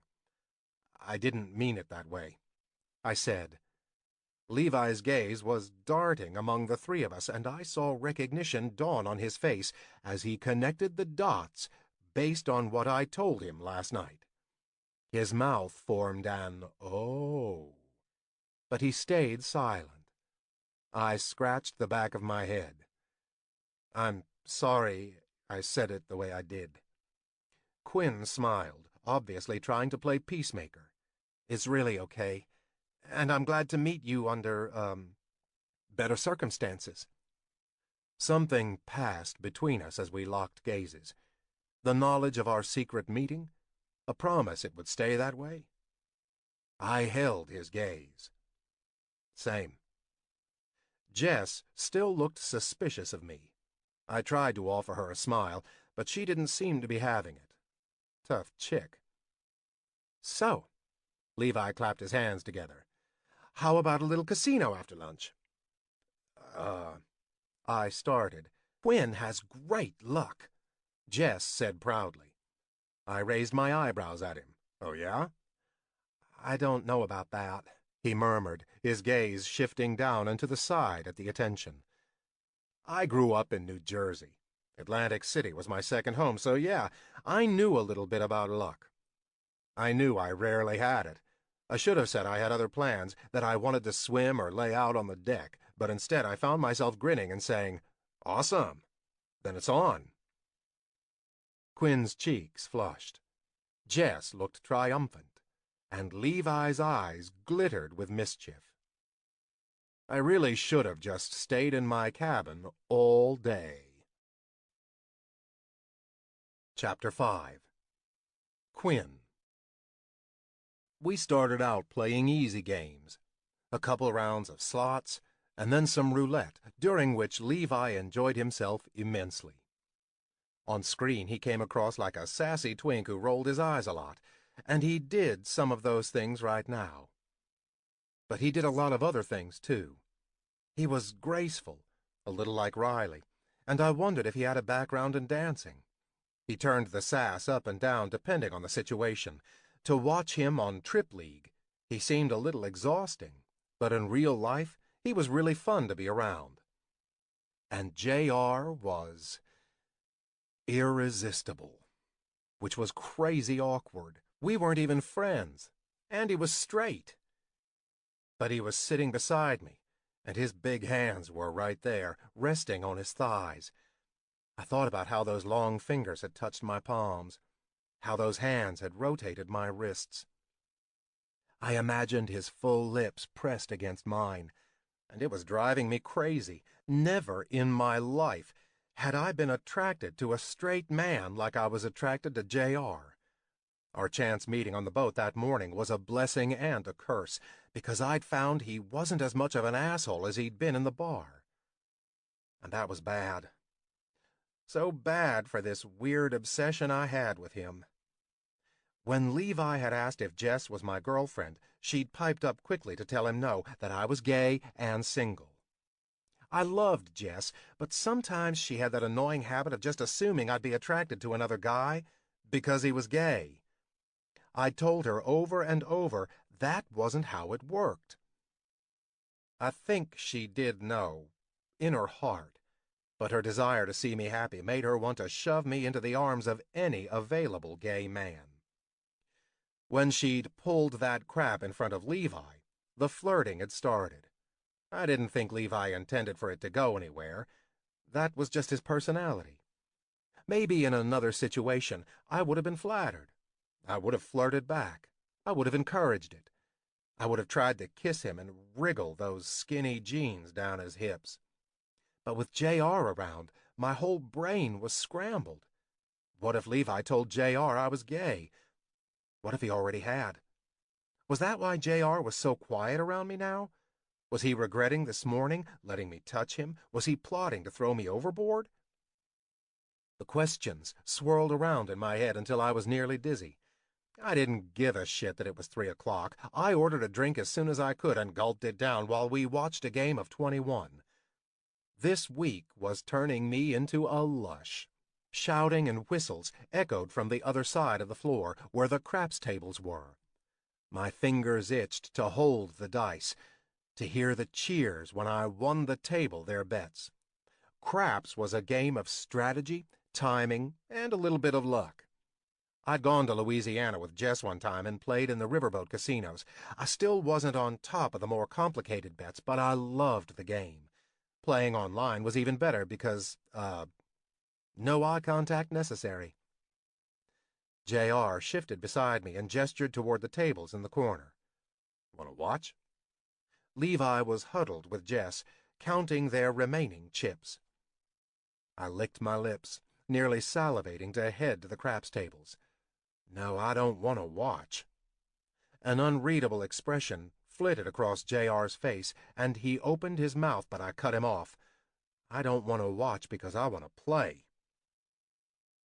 There was a pause, and then his eyes widened in surprise. Oh. He huffed a small laugh to himself. I forgot. Jess said you were lucky. All right. Well, then I want to see what you can do. I tamped down the urge to tell him I'd love to show him a whole lot, and that I'd love for him to show me what he could do. Privately. Damn, even my thoughts were corny. I hopped off of my stool. "Hey, Jess, I'm going to go over to play some craps." She looked up. "Oh, okay. I think we're going to stay here for a little. We're kind of on a roulette roll." Levi nodded his head enthusiastically. So I'd be alone with JR. It didn't matter we were in a crowded casino. I'd be with him. And with the camera that was hovering a couple feet away. Shit. Okay. JR walked behind me silently, the heat of his body soaking into the back of my thin t-shirt. I looked over my shoulder when we reached the tables. "You going to play?" He looked at the table, then at me. "Nah, I'll just watch you." "I'll just watch you." Not the game. Me. I needed to quit reading into everything. He was just being nice. I'd given him the C-bands, which he still wore, and I'd managed to suppress my fanboying. So that was it. I needed to play my game and forget about the big hunk of man next to me. The big hunk of man I wanted to pounce on. I placed my chips on the groove in the table and nodded to the dealer. He nodded back. There were a couple kids around the table, and they seemed to size me up, wondering if I was going to win them money or make them lose. I hoped it was the former. I placed a $5 chip, the table's minimum bet, on the pass line and wiped my sweaty palms on my shorts. I refused to look back at JR, but I was ever aware of his presence. A pretty brunette at the table smiled at him. "Not playing?" He shook his head. "Not right now." "Come on, Butler," said a guy wearing a Dolphins jersey. I had forgotten for a minute who JR was. Of course, kids on the boat would notice him. Not all, I was sure, but a good amount. Again, JR shook his head, then clapped me on the shoulder. "I'm gonna invest in my man here." He placed $100 worth of chips next to mine, then leaned in to talk softly in my ear. "Win me some big money, baby." I swallowed around the thickness in my throat and willed myself not to get hard at the lick of his hot breath on my face. "Dealer?" I croaked. "Change, please." JR. I asked myself what I was doing, then gave up. I didn't have the willpower around Quinn. My eagerness to see him play craps won out over my self-preservation instinct. I knew the cameras were on the table, which put extra pressure on Quinn. I felt bad about that, but there was nothing I could do. Sweat beaded at the hair on his temple, but he still smelled damn good from his post-gym shower.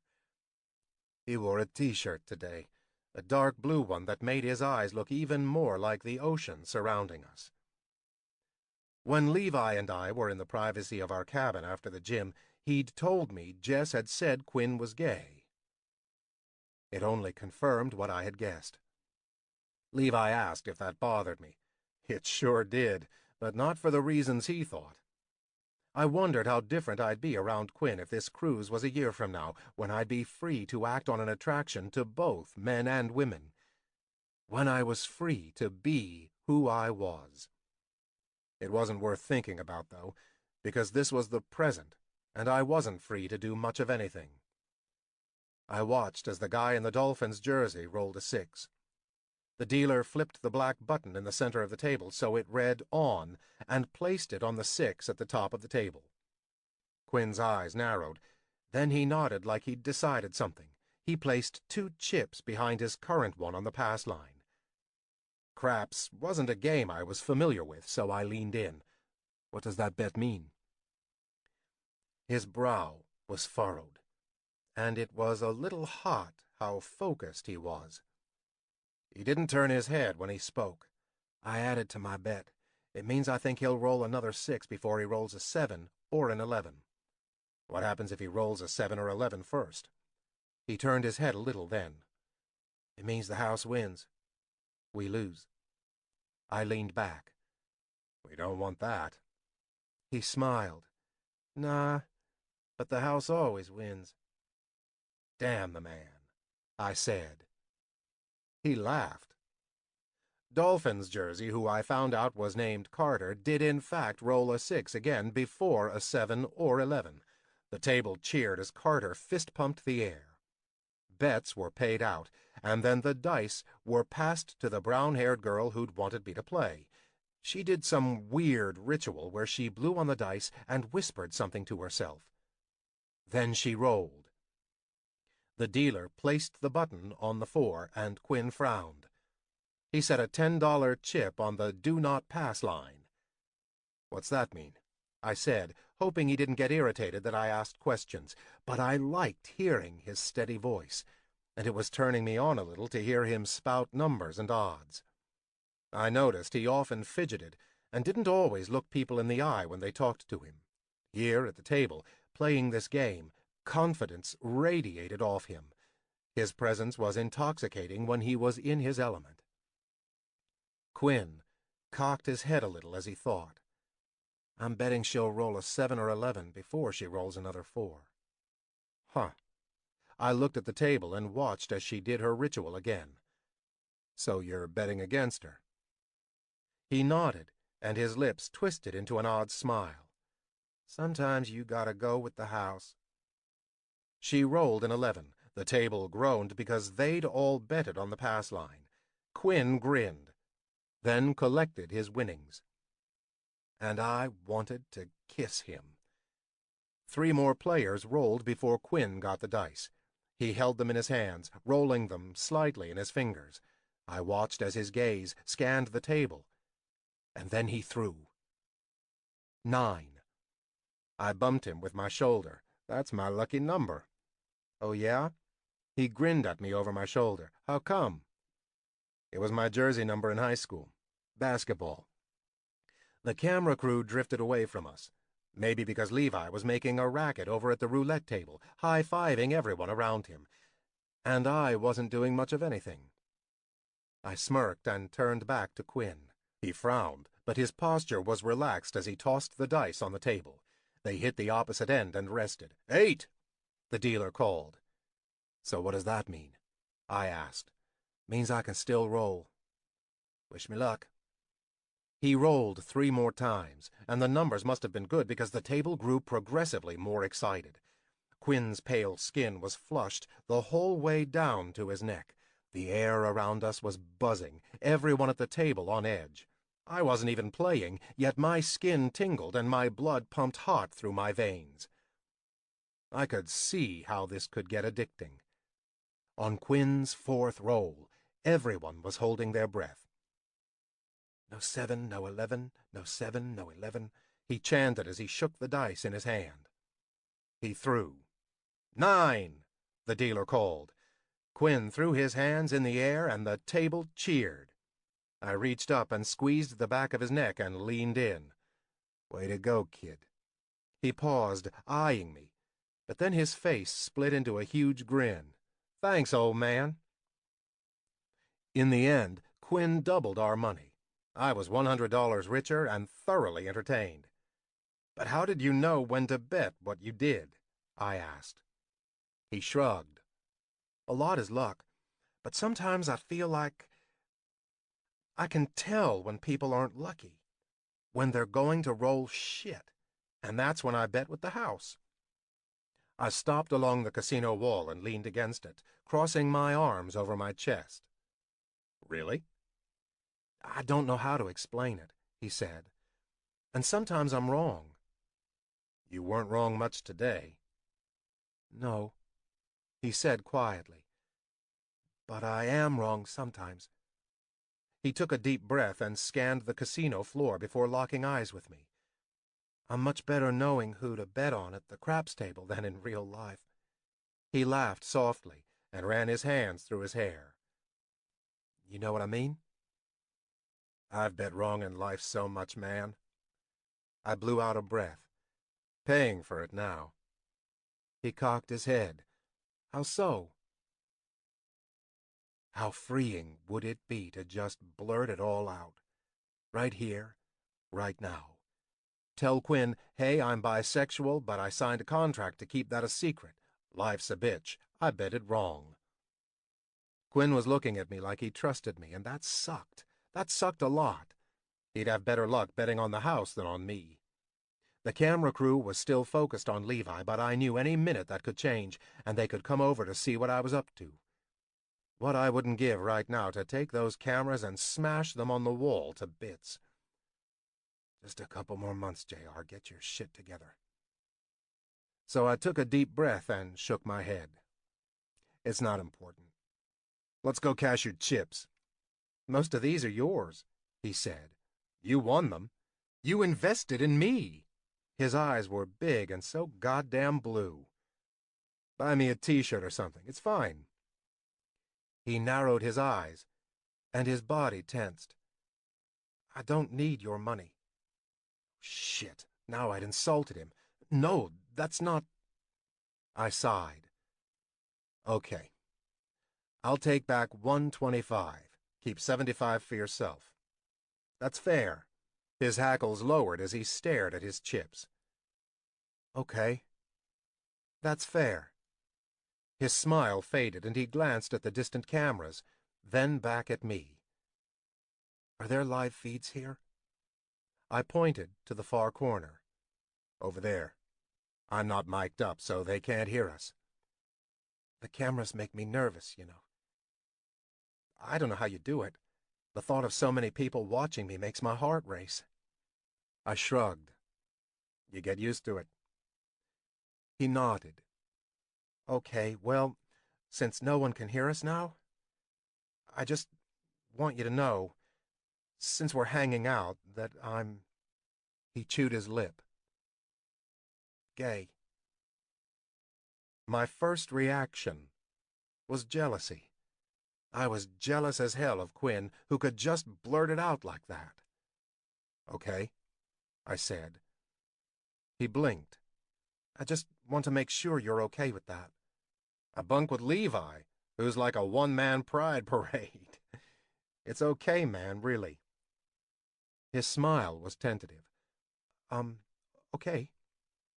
So do you want to go get your cash now, or just stand here and hold your chips forever?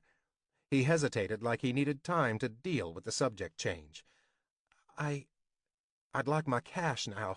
Great. Then get on it. I'm hungry, and I think the lunch buffet is open. He shook his head at me with an eye roll. Yeah, I'm hurrying. Good, because it's going to take a crowbar to pry Levi away from the roulette table. We glanced over at Levi and Jess, who were holding hands as the wheel spun. Good God, we've created monsters, Quinn said. The wheel stopped, and Levi put his hand to his forehead like he was fainting while Jess wailed in agony. We looked at each other. Let's just ditch 'em, I said. Are you supposed to let the camera crew know where you're going? I'm supposed to. Quinn's eyes glittered as he spoke in a hushed whisper. I'm going to cash out. You slip out the back and meet me on floor 3. That buffet is small, but they have Alaskan king crab legs. I held out my hand for a fist bump. Good plan. He bumped me back. It's go time. Like a man on a mission, he trotted away from me toward the payout desks. I found a side door and slipped out as the cameras stayed focused on Levi. Chapter 6. Quinn. There was a live feed camera in the dining room, but apparently JR had studied the locations because he managed to sit us out of frame. He said there were certain times they were required to wear mics, but not always. I wasn't sure what had made me suggest a mission impossible to stuff ourselves with crab legs. With JR, I didn't always second-guess every little decision.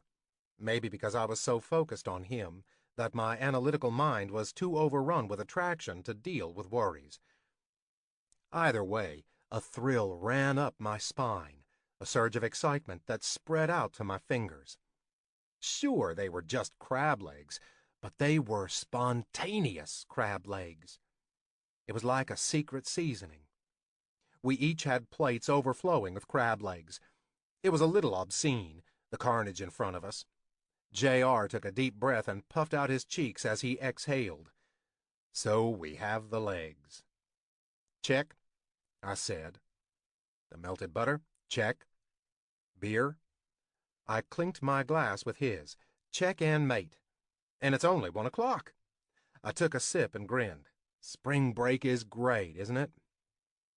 After a long glug of his beer, JR set it down on the table. For you, this is spring break. For me, this is work. I had never been good at hiding my emotions. Ever. Jess called me on it all the time, and I must have shown the way his words hit me like a punch. This is work. Because his eyes widened. Oh, shit, I didn't mean it that way. I shook my head. Why was I making this lunch into a thing? It wasn't a thing. It was nothing. No, really, it's okay. No, it's not. That didn't come out like I wanted it to. He sighed and picked up a crab leg.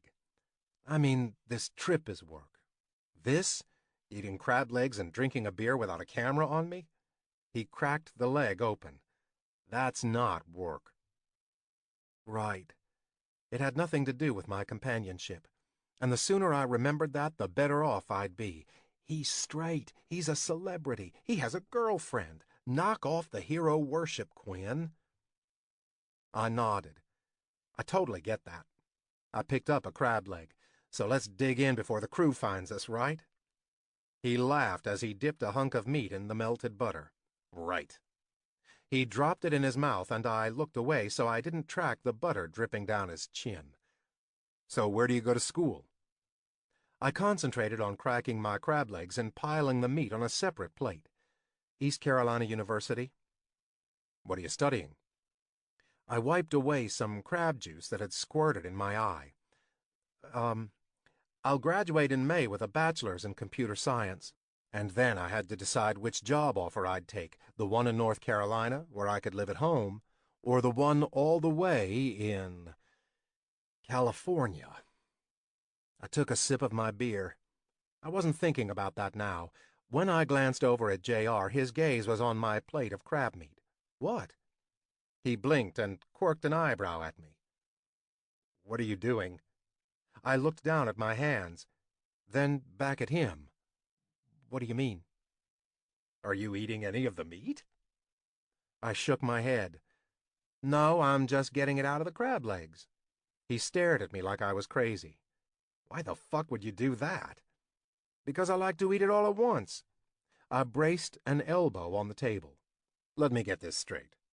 You take the time to pick out all that meat before you enjoy any of it? Hey. I poked his arm with a claw, and he jerked back a little. I grinned. Don't knock my technique. I put in the work now, and in the end I get to gorge myself on a whole plate at one time. His gaze dropped to my plate, which was already pretty full of crab meat. Huh. Yeah, huh? Try it sometime. He stuck another hunk of meat into his mouth and chewed. You into delayed gratification or something? I shrugged. I don't mind waiting if it's something I really want, you know? He chewed slower now as he watched my face. Yeah, I guess so. I did the same thing with my Lucky Charms as a kid. I would save all the marshmallows until the end, because there's nothing worse than getting to the end of your bowl of Lucky Charms and you only have those Cheerio-like things left. Everyone knows it's all about the marshmallows.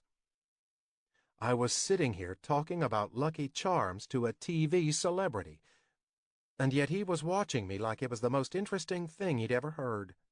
He was probably a great actor, and in actuality couldn't wait to get away from my boring ass. He leaned back in his chair and crossed his arms over his chest, a small smile on his face. Man, I never had Lucky Charms as a kid. Mom and Dad wouldn't buy 'em for us, said they'd rot our teeth. But I remember getting money for my birthday one year, and I went out and bought Captain Crunch. I groaned. That cereal is straight sugar. Right? I might as well have mainlined Pixie Sticks. My mom had me so scared of sugar that I thought I was going to lose all my teeth after one bowl. I brushed like 5 times a day for a week until my gums bled. My mom had to sit me down and tell me to chill out. Your parents sound okay. He cracked a claw and dipped it in butter. Yeah, they're pretty great. Tried to raise my brother and me right. What about you? I ran my fingers over the sharp bumps on the crab leg. I love my parents. They love me. They are strict. That was an understatement. I knew early on I was gay, and it was like they wanted to put me in a bubble. Jess is probably the only reason I wasn't homeschooled, which, is fine for some kids, but I wanted to go to public school with her, so I fought my parents to stay in school. He leaned in. You had a hard time in school for being, who you are? I shrugged. It wasn't too bad. I'm from a small town in North Carolina. Jess's older brother is gay, so I guess he kind of paved the way for a lot of us after him to be open. He nodded. That's good. I'm glad you had that. You an only child? Yeah. How's Darren, by the way? I knew about his younger brother who had been diagnosed with sickle cell anemia. Darren had even been on the show once, when J.R. visited his hometown. J.R. stared at his hands on the table. He's doing good right now. That's great. At that, he grew quiet, and I let him. We ate in silence for a while, and I wondered if I said something weird. It wouldn't be the first time, but J.R. didn't seem uncomfortable, just thoughtful. By the time I was halfway through my second beer, I was feeling emboldened. I was a lightweight after all. You're not at all like you are on TV. He jolted, as if my voice startled him. What? You said on the deck how the camera doesn't show everything, and you're right. At least when it comes to you. He wasn't eating anymore. His plate of empty shells was pushed to the center of the table, and his intense, dark eyes were trained on me. So, what do you see? Well, shit. You're nice. And funny. And easy to talk to. What did you expect me to be like? Still with the unwavering stare pinning me in my chair. I swallowed. Not nice. He barked out a laugh and broke the intensity of his gaze as he leaned back in his chair and ran his hand over his shaved head. Well, I wasn't nice the first night. I'm still not always nice, Quinn. Well, you're nice now. At least I know you're capable of being nice. He looked at me again with pursed lips. Yeah, well, you're probably going to want to remember that as this trip goes on. That sounded ominous, and he didn't elaborate as a waiter came over to take his empty plate. I stared at my mound of crab meat, took a deep breath, and dug in. J.R.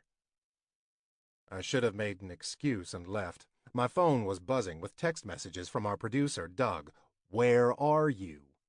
I was surprised he hadn't found a way to work a line item into our contracts requiring us to be implanted with tracking devices. But instead of leaving, I grabbed another beer and sat down to watch Quinn eat. I knew something was shifting beneath us like quicksand, and I couldn't seem to find my footing, yet I didn't want to stop. I wasn't talking to him like I'd talk to a guy, to a bro, a friend. I talked to him like we were on a date. And this wasn't a date, it wasn't anything, which was why I should have walked away. But watching Quinn lick the melted butter off his fingers and give little contented sighs was making it nearly impossible for me to get up and walk away without causing a scene.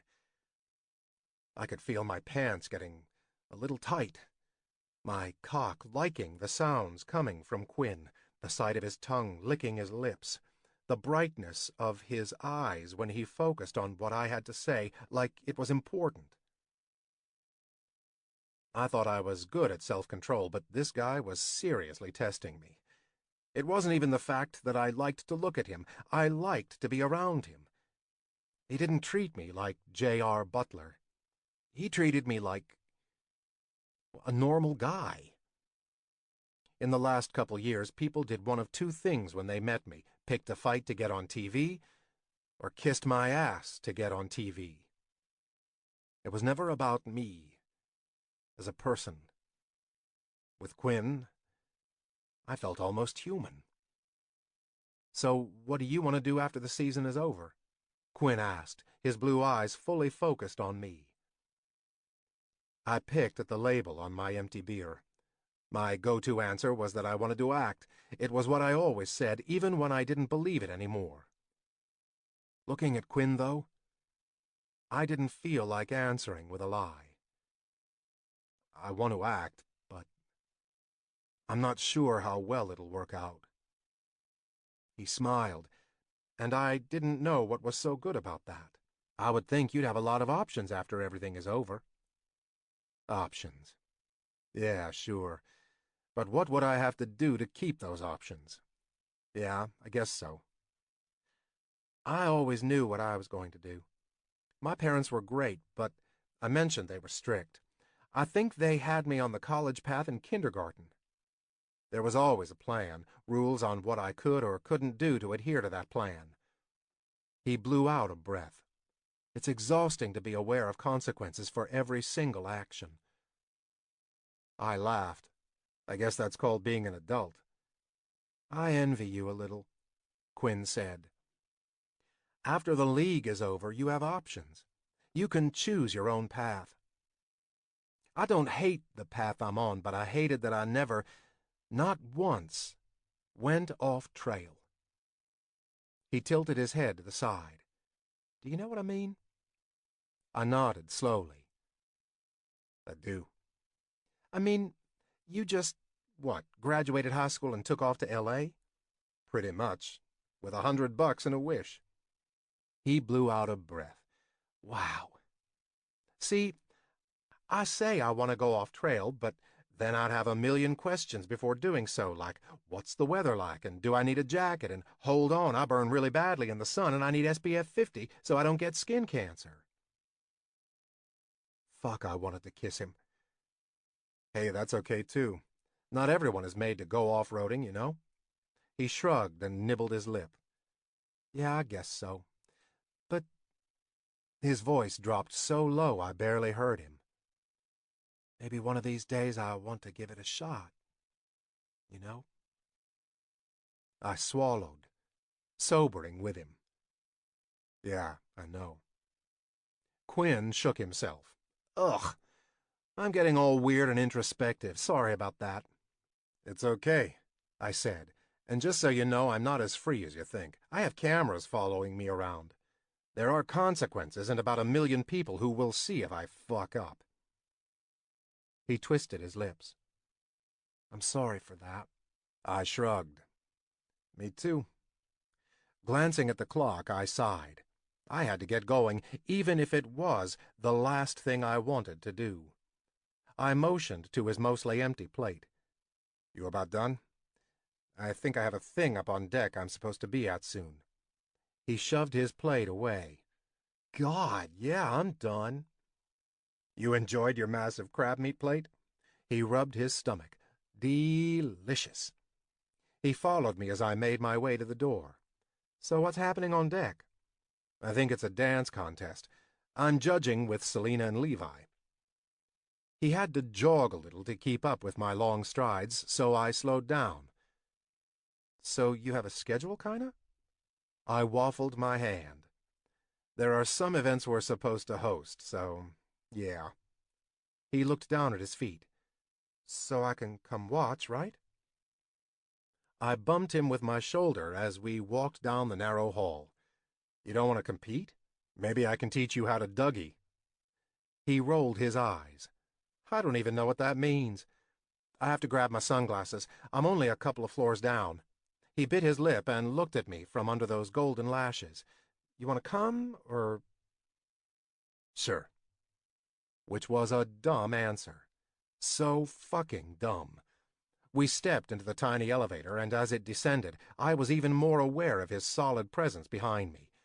His arm brushed mine by accident, and he mumbled an apology.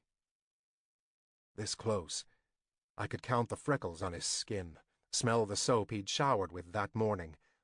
There was a small razor cut on his jaw, marring his otherwise unblemished complexion. I looked away and stared at the changing numbers over the door. When we reached his floor, we turned down 2 hallways before we came to his door, number 299. Those damn nines. I knew there wasn't a live feed camera on this floor, which was great, because I didn't want Quinn anywhere near those damn cameras. I didn't know how I was going to manage that if I continued hanging out with him. The best thing would be to leave him alone. But as he unlocked his door and then looked back at me, blinking red bangs out of his eyes, I knew that was going to be one of the toughest things I'd ever done. His lips twitched. You can come in, or whatever. I should probably put on some suntan lotion, too. I mean, he motioned to his arm with his chin. SPF 50, remember? Well, that answered that. No way in hell was I going to watch him put on lotion. I can just wait out here. He smiled, but the guy wore his emotions all over his face. He was disappointed. Sure. Leaving the door open a crack, he stepped inside. I leaned against the opposite wall, biting my thumbnail and checking my watch. I was early, so I didn't have a good excuse to leave. My phone was still blowing up. I pulled it out of my pocket and didn't bother checking the messages. I texted Doug, "Be up on deck in 15." My phone rang, and I gritted my teeth, wondering how Doug would react if I told him to fuck off. However, it wasn't Doug. It was my agent, Carl Simmons. I glanced at the door, then answered my phone, turning to the side to lean a shoulder against the wall. "Hey." "JR," Carl said, all business as usual, like I was just a line item on his to-do list. "Yeah?" "I have some news for you. You have a minute?" He acted like he didn't know I was on a fucking cruise ship, or maybe he'd forgotten. Whatever. He wasn't my best friend. "Sure, I got a minute." "I got you an audition. It's a small part on a pilot for a TV show on the TW network. You'd play a high school football player. I can email the details on the part." My agent was an asshole, but at least he was doing something. My heart sped up. Really? "This is a family-friendly show, JR. So is the audience. I think you know where I'm going with this." And then my heart plummeted into my shoes. "But I told you from the beginning it's going to be much easier to get you parts if you're straight. And you kind of are, right? Just date women." He had no idea what it meant to be bisexual. Just date women. Like that ignored a whole other part of me, like he didn't understand that even if I fell in love with a woman and married her, I'd still be lying to her about who I was. But I thought about Darren and my parents, and I kept my mouth shut, even as the walls closed in around me, even as my chest tightened, and I thought I was going to black out from lack of breath. "Send me the details." "Will do. Take care." He hung up, not giving a shit that he'd just laid a ticking bomb at my feet. I stared at my phone, my body numb.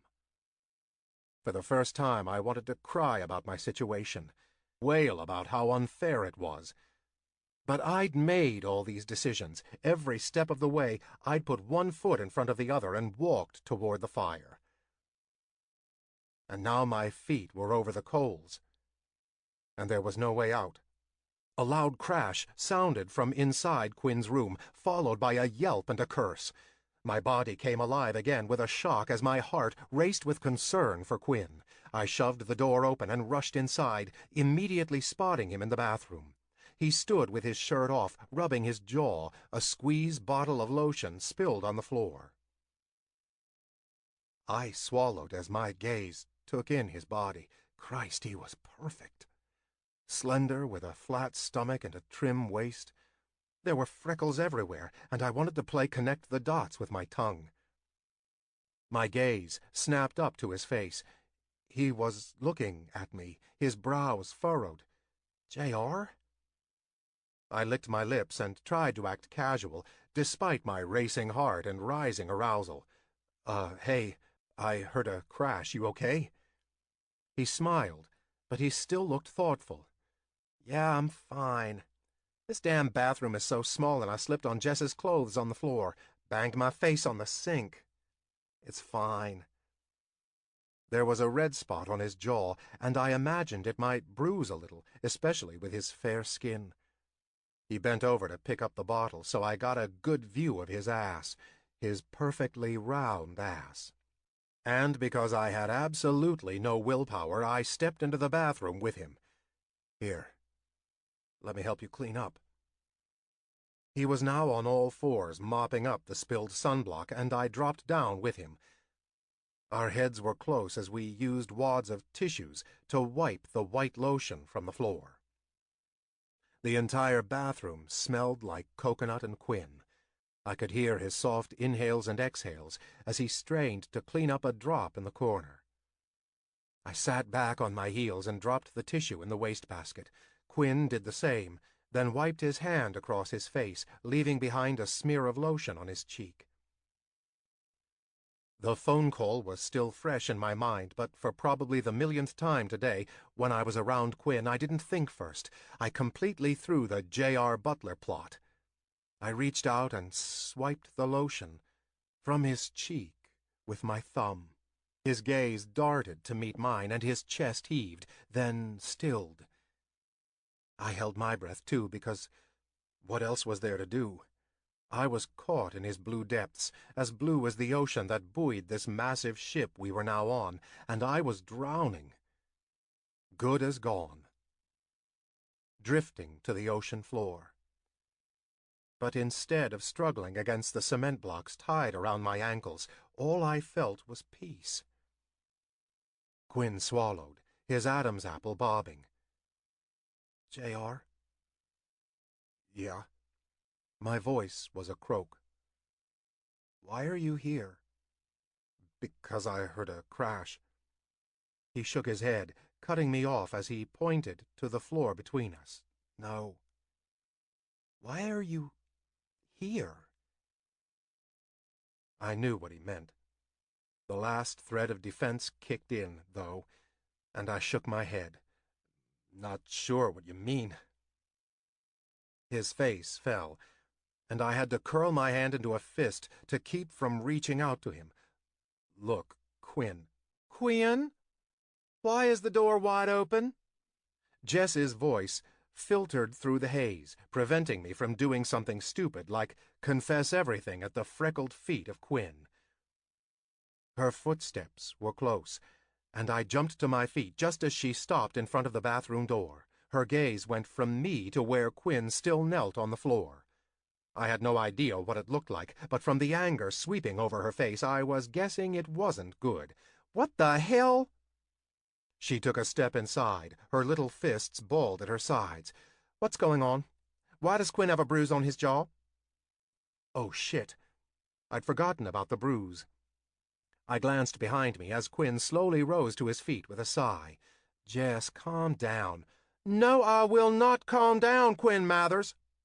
Her dislike of me was written all over her face, from her scrunched nose to her thinned lips. She poked her finger in my chest, and I bristled.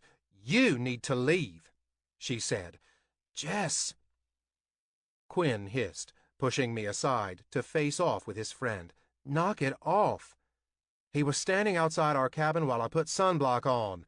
If you wouldn't have left your damn gel bra on the floor, I wouldn't have slipped on it and banged my face on the sink, and JR wouldn't have rushed in to help me clean up the sunblock I spilled." He lifted his eyebrows and placed a hand on his cocked hip, chin out as he glared at his friend. Jess didn't move for a minute. Then her entire body sagged. "Oh." "Yeah, oh. I think you need to apologize to him for coming in here like fucking Xena."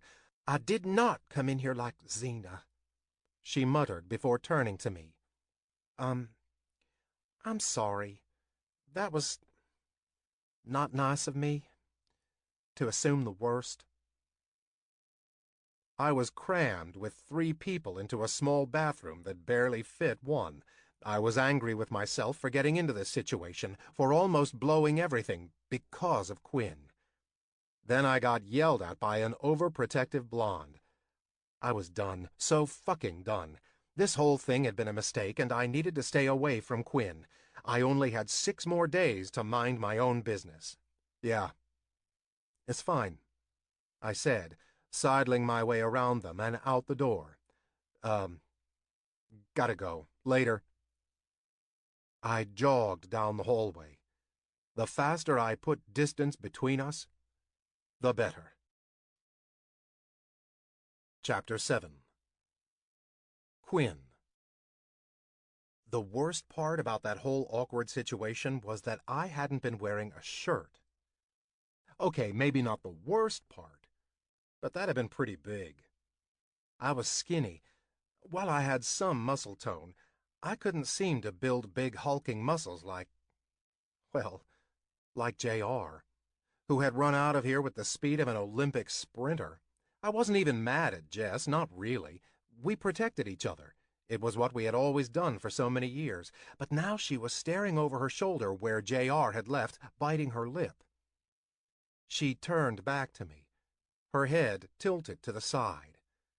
I feel like I'm missing something. I tugged on my shirt and brushed past her out into the cabin. You aren't missing anything. No, I really think I am. I misread the tension or something. What exactly happened? I told you what happened. He was waiting for me outside because we were going to go up on deck. I fell, he heard the crash and rushed in. He was helping me clean up, that's all. She wasn't letting up. So why were you on your knees and he was standing up? I rolled my eyes. Because I was about to suck his dick, Jess. God, what do you think? He stood up when you walked in. A flush crossed over her face. Okay, I'm sorry. I'm sorry for yelling at him. I'm sorry for interrupting. You didn't interrupt anything. Even now I could feel the heat of his thumb on my cheekbone. I closed my eyes and turned away before Jess could see my expression. Okay, well... She was grasping at straws. I'm sorry for everything I did in the last 5 minutes that was wrong. Jess, it's fine. But JR is not a jerk, okay? So please quit treating him like he's going to punch my face any minute. She ran her fingers along my jaw while I glared at her mutinously. Do you need ice? I'm not going to break. It's not a big deal. I shot her a teasing scowl. Clean up your clothes a little next time, will ya? She had the decency to look ashamed. Of course, I'm sorry. I'm going to be the worst person to live with ever. My future husband will hate me. I pinched her cheeks. No, he'll love you just like all of us do who know you. Now you're just lying. Crap, I said with a snap of my fingers. You know my tell. Jess crossed her arms over her chest and tapped her foot. So anyway, what's the plan now? You want to go up on deck? I heard there's a dancing competition. I think you should put your hat in for it. She winked. You know I can't dance. Like, at all? Oh, you're not that bad. I am so that bad. After checking my hair in the mirror and grabbing my sunglasses, I followed her out of the cabin, locking the door behind us. JR said he's judging with Selena and Levi. What have you guys been doing this whole time? We ate lunch, then came back here for me to get my sunglasses. We bonded. I thought about professing my belief in soulmates. Huh, she said. What? She shrugged as she pressed the button for the elevator. Nothing. As we made our way to the deck, I replayed what happened in the bathroom over and over in my head. There was something crucial I was missing. I knew it, because everything about that moment had felt not innocent. If Jess had been outside and heard a crash, she would have laughed and said, What the hell did you do now, like a normal friend, and not rush to my defense? Friends don't look at me like that. Not the way he had. And the way he'd reached out to wipe the lotion off my face? Even now I got shivers thinking about it. Why had he touched me? Why had his expression been so intense? I had to be reading into things because the alternative would be... No, that couldn't be. JR was straight. Everyone knew about his epic love story with his girlfriend, Andrea. I could still feel the heat of his glare on my bare chest. I wondered if he was as affected as I was. We got off one floor below the deck and then took the stairs the rest of the way. The rail shook beneath my hand from the sound of the bass-filled music playing on deck. "Damn," Jess said. "I guess they started the party without us." We pushed open the door and immediately had to press ourselves against it as a group of girls in bikinis ran by, chased by a laughing Casey. "My nemesis," Jess growled, shaking her fist in the air. I laughed and grabbed her hand. "Come on, let's go check out the dance competition." I wasn't sure what I expected. Maybe something like the X Factor, where the judges sat at a table and watched the competitors on a stage. Because I clearly hadn't expected, well, whatever was going on. It was times like these I felt about 80 years old. Selena sat on a chair in the middle of the crowd, her long dark hair flowing down her back, large sunglasses over her eyes, and her mouth open in hysterical laughter. There was a guy on the ground in front of her doing... "He's humping the deck," Jess said. "Wow! Someone's been having one too many Magic Mike marathons." A girl was shaking her boobs in Levi's face. While everyone knew boobs weren't his thing, it was clear he was having a great time, dancing along with her and pretending to bite her neck.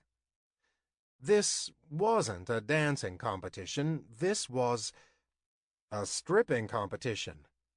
How had I not anticipated that drunk college students would take it that far? I needed to get out more. A shout went up at the opposite end of the stage where some girl was dancing with JR. Well, dancing made it sound nice and innocent, and nothing about that dancing was nice and innocent. JR's shirt was off and tucked into the back pocket of his shorts. The girl was wearing a pair of tiny shorts and a bikini top that covered probably a total 1 square inch of skin. His forearms rested on the girl's shoulders as he rolled his hips into hers, her legs straddling his thigh. Over and over again, the movements so hypnotic I couldn't look away. It was dirty. Kind of filthy. For a moment I pretended I was in that girl's place and JR was grinding those beautiful abs against me, that his strong thighs were straddling one of mine, that I had the freedom to run my hands up the strong muscles of his back, that I could lean in, just like that girl was doing, and lick his neck.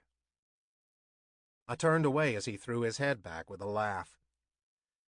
I couldn't hear his laughter over the sound of the music, but the sight was like a needle in my eyeball. Sure, he'd spent the afternoon being nice to the gay boy on the ship, but it was obvious I wasn't anything he wanted. I needed to get that damn fantasy out of my head. Somehow a drink appeared in my hand. I looked down at it, then raised an eyebrow at Jess as she clinked her glass with mine. "I got us some drinks since you seemed stunned into silence at the debauchery on the high seas. These kids should all be ashamed of themselves." I stuck out my little finger in a haughty gesture and sipped my drink, then promptly sputtered. "What the hell is this?" "It's some signature drink from the ship. It's called a Mamma Mia." I took another sip and made a face. It didn't stop me from continuing to drink it, though. It had been a fucking day. I needed to get plastered. Fuck worrying about what I'd do when I was drunk. Fuck the hangover I'd have afterward. Fuck it all. I chugged the drink, my throat convulsing as it protested weakly. I didn't care. Nope. I was half in love with a straight celebrity I'd still have to see for a couple more days. That called for finally venturing off my path. Fuck it all. I ordered us the next round of Mamma Mia's, and on my way back to Jess, I tried to hand one off to a different blonde girl. When I finally found my friend, I was giggling uncontrollably. "Holy shit, you're drunk already," she said, taking the drink from me, then eyeing the cup. "Is there anything even in this thing, or did you spill it all on the way back?" I couldn't stop laughing, and apparently my laughter was contagious, because then she was laughing too. I started shaking my hips to the music, and Jess joined in, backing her ass into me as I wrapped my arm around her chest. "Hey, baby," I said in her ear. "Hey, stud," she said back. Then we couldn't dance anymore because we were laughing so hard. Everything was so fucking hilarious after a couple of Mamma Mia's. My fingers felt a little fuzzy, and I prodded them with a thumbnail. My skin itched like it was drawn too tight, like I needed to do something. Say something, anything, or I'd scream, or maybe I could just scream. That sounded great about now. My blood was pumping hot, and I wondered what was really in these punch-flavored drinks. I swore I could lift a car right now.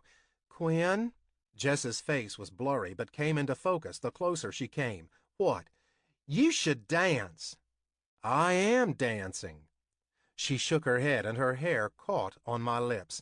"No, you should dance." She pointed toward the stage, and I squinted in the direction of her finger. "Poor Levi's been surrounded by girls this whole time. Go dance with him." Go dance with him. Another girl took her place in front of Levi, and in gay solidarity, I felt empathy. I rolled my shoulders and handed my empty cup to Jess.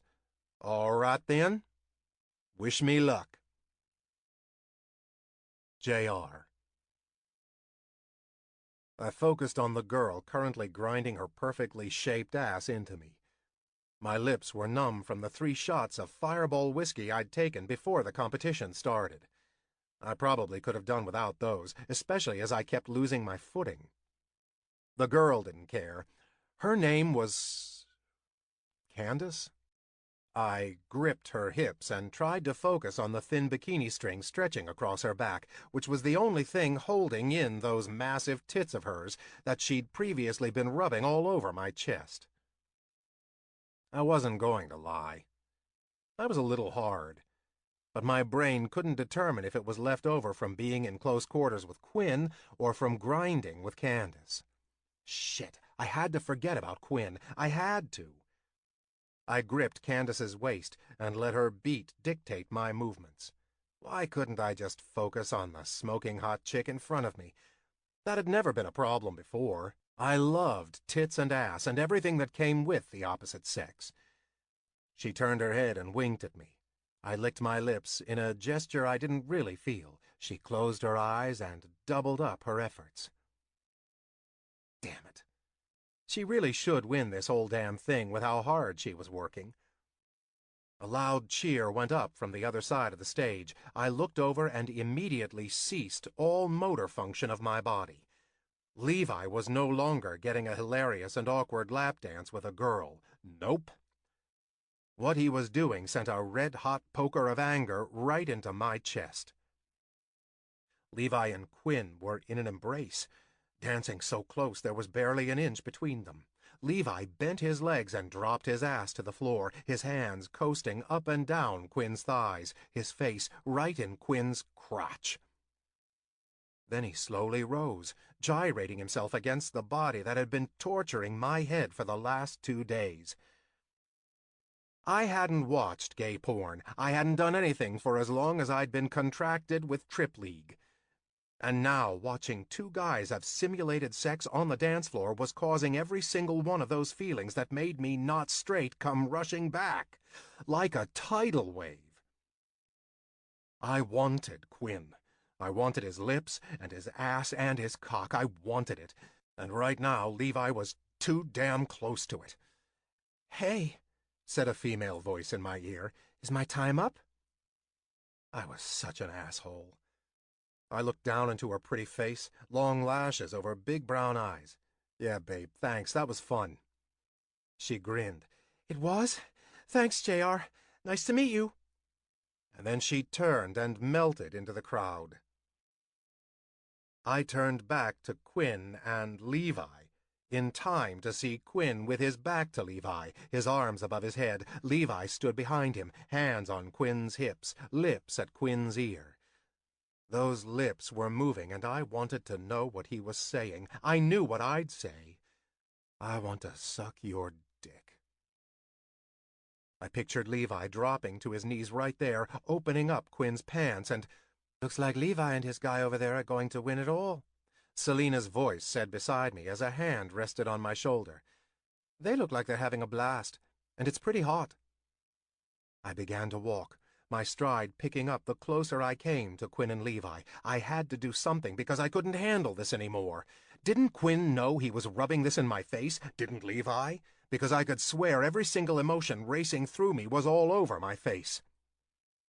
As I made my way, the DJ called an end to the competition, but Levi and Quinn were still in an embrace as the crowd clapped.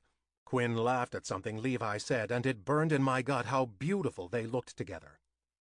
As I drew close, Quinn lifted his face to me, his skin flushed, his eyes glazed over.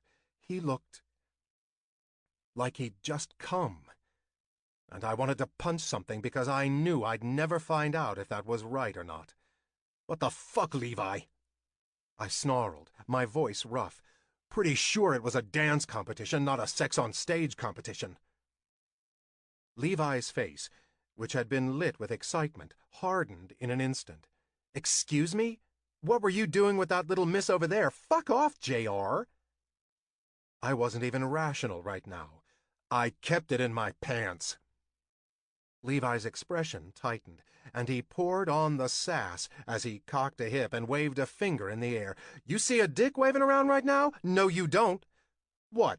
Because we're two dudes, we can't dance like you with a girl? Jesus, JR, watch out, your homophobia is showing. Quinn was backing up now, his gaze darting between Levi and me. I hated that instead of the blush of happiness, his color looked a little dull, the flush of embarrassment clear on his skin. I'd done that. Me. Because I was an asshole. Levi didn't deserve this, and neither did Quinn, but there was no way to reverse everything I'd said. Not without showing my hand, without telling the truth, and no way could I do that, not with Doug looking on right now, the cameras shining down on us. I was JR, acting the part I always played. It'd be great for ratings. Doug was smiling, and he waved his hand like he wanted me to keep going. I turned and walked away without another word. Chapter 8. Quinn. He hates me. He doesn't hate you. I sighed and pushed my food around on my plate.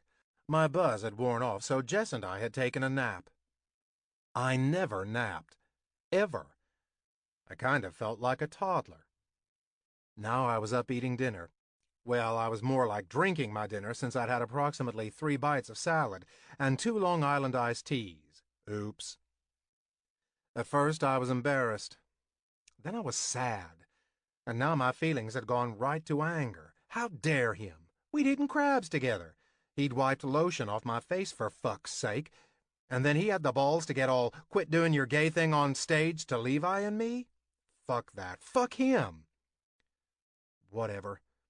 I'm going to be so gay and do so much gay stuff he can't stop me. I muttered.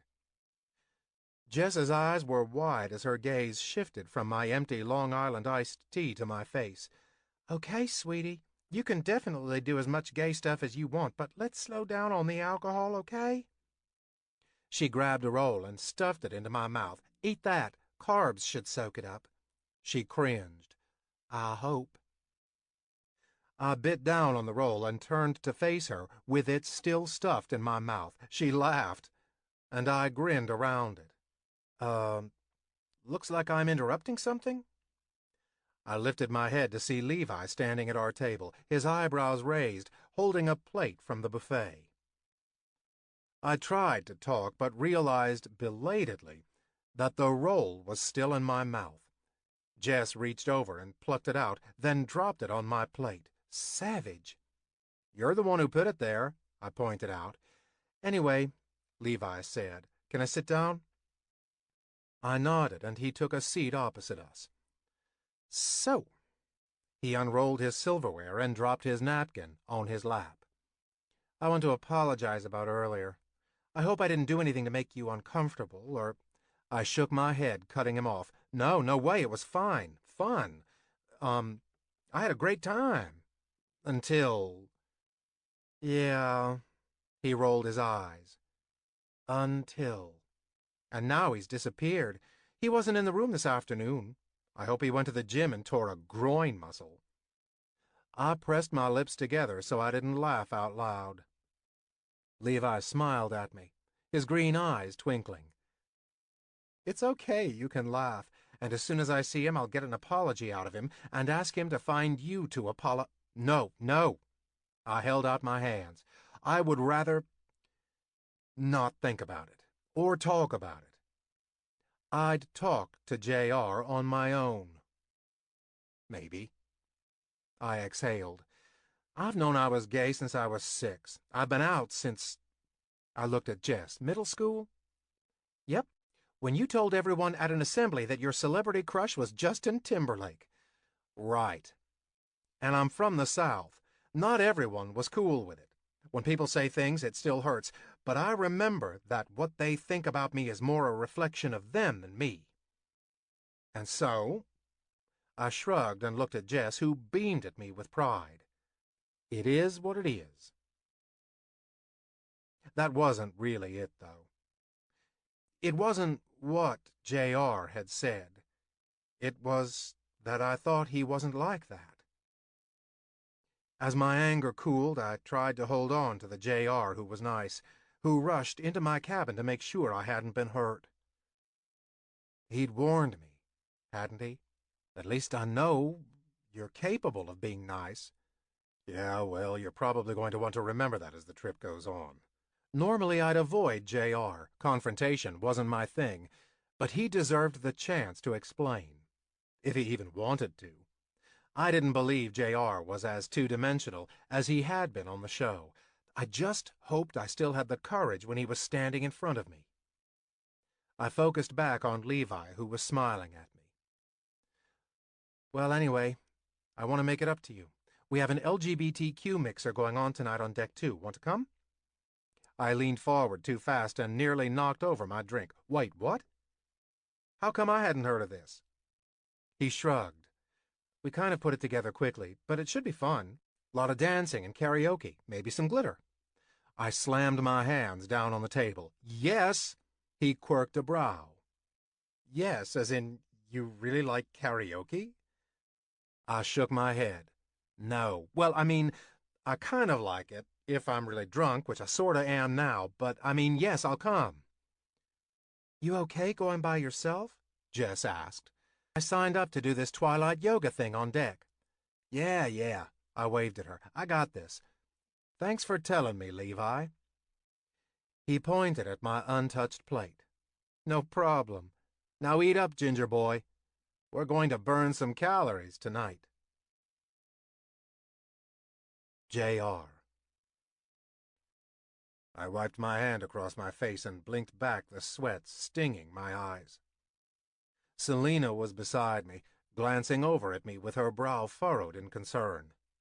"Yeah, I was on minute 60-fucking-5 of this goddamn treadmill, and I planned to be on for longer because I wasn't sure how else to deal with all these emotions bubbling below the surface. I wanted to run until I was too tired to do anything but fall into a coma and stay that way until this damn cruise was over. JR. I ignored her as her treadmill slowed down. JR. My breaths were harsh pants, and my chest was on fire. I wasn't sure how my legs were even moving anymore. Maybe I shouldn't have run on an incline this whole time. JR! A hand reached over and slammed down the stop button. I nearly tripped as I flailed to grab onto the bar in front of me so I wouldn't faceplant. What the fuck, Selina? She stood next to my treadmill, her hands on her hips, glaring at me. I'm not going to just stand here while you kill yourself. Is your body eating an organ yet? I'm fine, I growled. I'm not scared of that infamous JR temper, so fuck you. Now what's going on? Nothing. Yeah? See? I don't believe that. Because you stopped dancing with a hot chick to go yell at Levi and that guy he was dancing with, and now you're down here running your ass off for no reason. I set the treadmill to a slow walk so I could cool down. Selina watched my fingers as I set the controls, then nodded when she saw I only planned to walk. As if I needed her permission. Casey was on the other side of the gym doing bicep curls, but I could see his gaze on us in the mirror. Selina leaned closer. Come on. I squeezed my eyes shut. Look, I'm going through some stuff. It's nothing important. I opened my eyes slowly and met her dark brown ones. I thought Selina would like Jay. Too bad she'd only met JR. She took a deep breath. We only have another couple of months until our contract is up, and I know all of us have had our share of fights, but we're still a family, you know? If you need me, any of us, I'm sure we'd be there for you in a heartbeat. You know that, right? I didn't know that. And would they be there if they knew I'd been forced to lie to them this whole time? She nibbled on her lip as I nodded. Yeah, thanks, Selina. I'll remember that. She smiled and patted my arm, then made a face as she wiped her hand on her towel. Ooh, you're sweaty. I flexed my biceps beside my head. That's what happens when you work out. Hey, I work out. I just don't sweat out of every pore. Ugh, men, you're all gross. She walked away, shaking her head. The camera that had been on us stayed on me. These were moments I hated, when I just wanted to be alone, and I couldn't get away from that damn lens. I finished my cool-down and shut off the treadmill, then grabbed a towel and wiped down my face and chest. My legs weren't working properly, and I had to stand leaning against the mirror for a minute or two. When I lifted my head, the camera was in my face. I glared into it, flaring my nostrils before walking away. The camera didn't follow. The hot water pounded down on my protesting muscles. I'd gone overboard on the treadmill, that much was clear. I'd had to stop and grab a burger on the way back to my cabin, because my body was screaming at me to feed it after I'd depleted about all of my energy stores. Fuck, that was stupid. And the thing was, it hadn't done one damn bit of good. Quinn was still on my mind, as was my contract, and my future, and my family. This whole fucking ship was starting to make me claustrophobic. I didn't know what was more selfish anymore, to fuck over my contract and my family and go after what I wanted, or keep towing the line and hurt Quinn. Didn't he deserve to know I thought he was amazing? Or maybe he didn't. Maybe he thought I was scum now and my opinion would mean shit to him. I turned off the water, dried myself, and dressed quickly. I sat on my bed and thought about staying there the whole night. Not leaving this tiny cabin didn't sound any more appealing than getting out of it. Shit. I stood up, about to walk out, when the cabin door flew open and Levi marched inside. When he spotted me, he froze.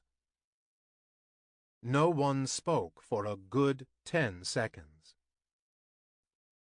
The thing was, I knew Levi. He wasn't at a loss for words. He was waiting for me to say something, probably involving a word that started with S and ended in Y. Hey, I said first. He placed a hand on his hip. his expression stubbornly impassive. "So, yeah," I said. "I'm sorry."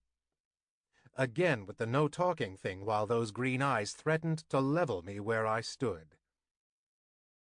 I sighed. "I'm sorry I was an asshole. What I did was uncalled for, but it had nothing to do with the fact that you two are guys, okay?" Levi raised an eyebrow.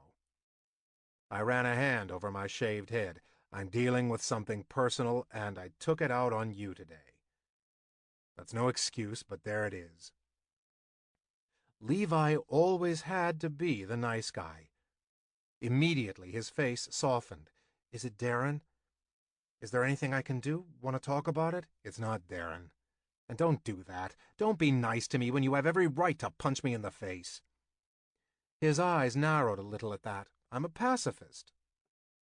The man hated any violence, and it was one of the reasons his sister's deployment was such a sore spot for him. He wanted her back, safe and sound.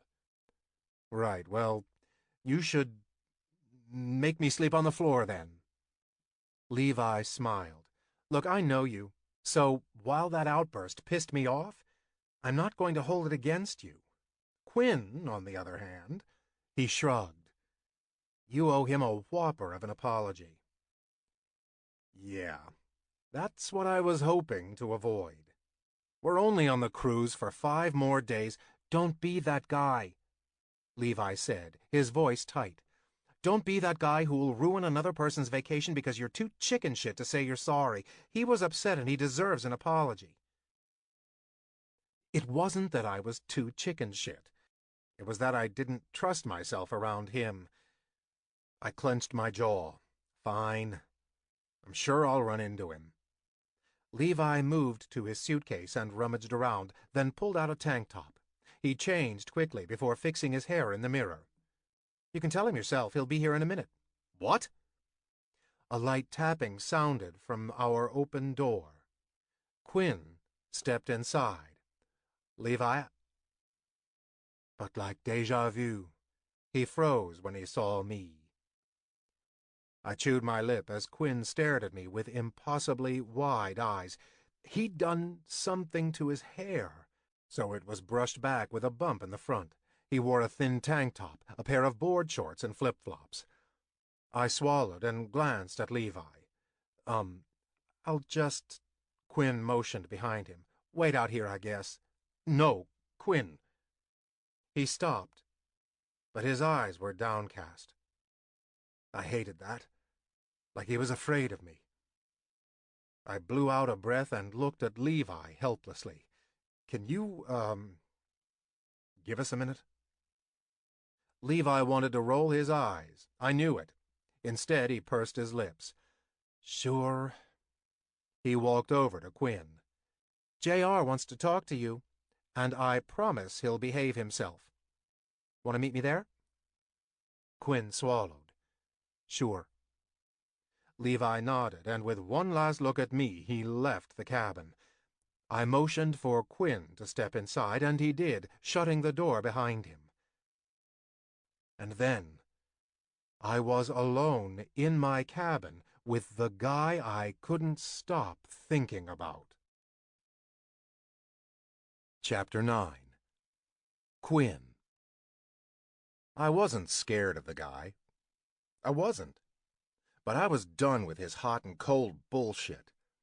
I didn't need that, not on the trip of a lifetime with my best friend. I took a deep breath and blurted out exactly what I thought, not thinking about how badly this conversation could go. "You're an asshole." He jerked a little, as if my words surprised him, then scratched the back of his neck. His gaze on his feet. He wore a t-shirt with the sleeves cut off, raggedy jean shorts, and Converse high tops. Even looking like a scrub, he was hot. Damn him.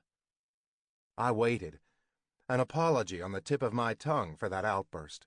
If it would have been anyone other than JR, I would have been rushing to apologize. Except I didn't want to apologize. And with JR, I didn't immediately feel the need to cover up my discomfort. It seemed to take ages before he mumbled softly, "I am." I hadn't expected him to agree so easily. I still had more steam to burn off, more names to call him. He was supposed to defend himself so I could continue to rail him. Yeah. I shifted my weight from foot to foot like a boxer. Yeah, you are. God, I was lame. I couldn't even come up with any more insults.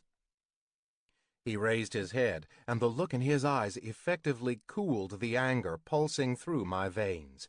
He looked wrecked and vulnerable, and unlike any time I'd ever seen him. "JR?" Stepping closer, he swallowed slowly and licked his full lips.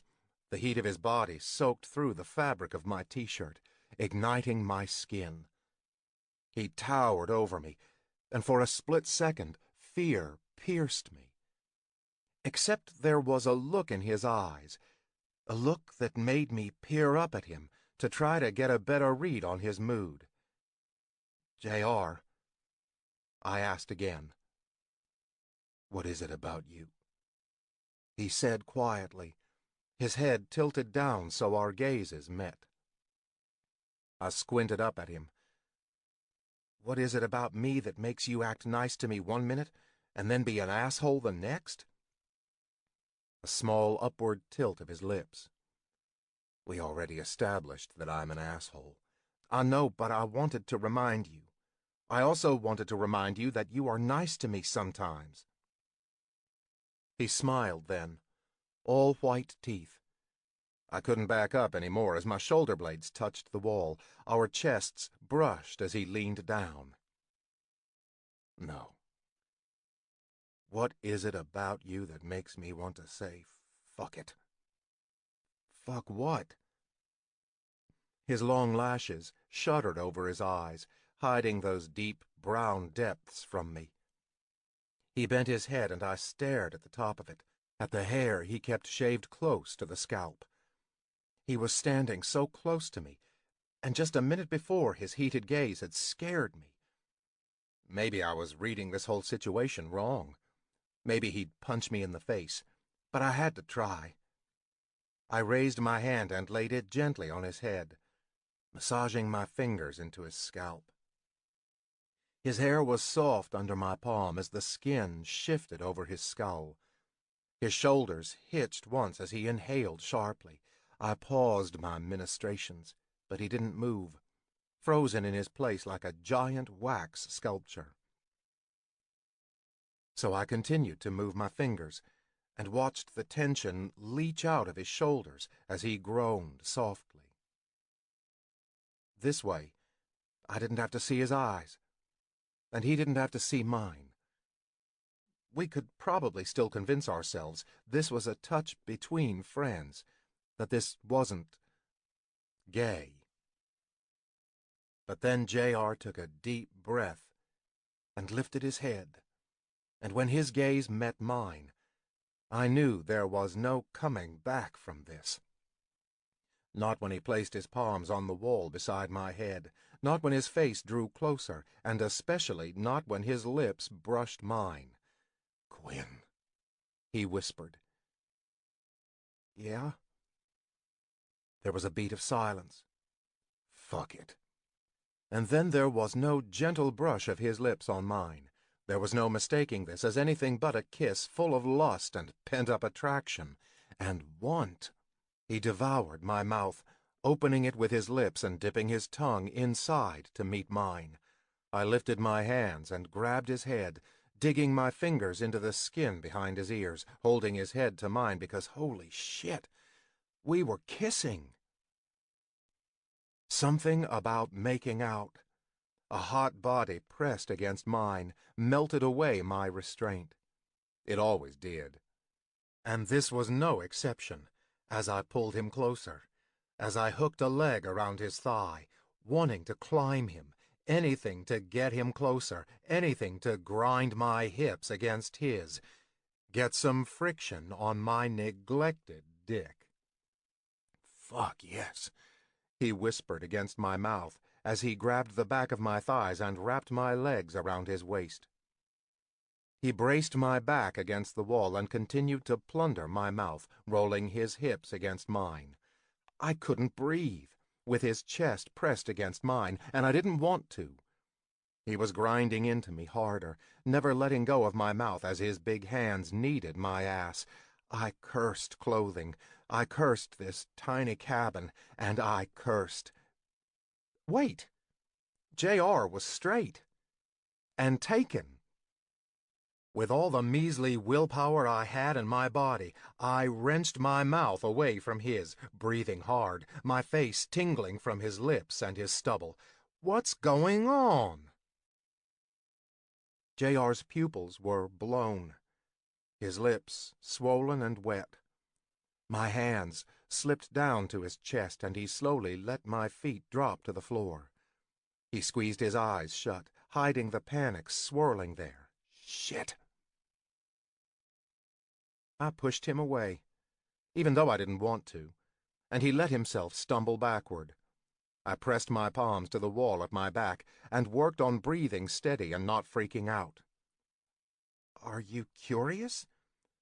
Sure, that was the best kiss of my life, but I'm not keen on being J.R. Butler's experiment. His gaze was pained when it flicked to mine. It's not what you think. It's not what I think? Seriously? That's your line right now? Quinn, a loud knock, rattled the door, making me jump about a foot in the air. J.R. He rubbed his forehead, his gaze on me. What, dog? Need you on the deck? In a minute now, buddy. J.R. took a heavy breath and clenched his fists. Okay. He turned away, and I stared down at the floor. When his shadow fell across me, I hesitated. I'd taken a leap a moment ago. I was so far off the path, I was cutting through overgrown weeds with a machete. I inhaled sharply and looked up. Gone were the glazed eyes, the soft expression. His jaw was tight, face impassive, and when he spoke, my heart sank into the floor. Just wait 5 minutes and leave. Those 6 words brought back every single emotion I swore I'd left behind with Alexander. I was a dirty secret. That was all I was worth. When would I ever be loved by someone who was proud of me? I managed to cobble together what dignity I had left, when all I wanted to do was claw off my skin. I felt disgusting. Fine. My voice sounded odd. A glimmer of human flickered over his face before he returned to cyborg. Thanks. Anytime.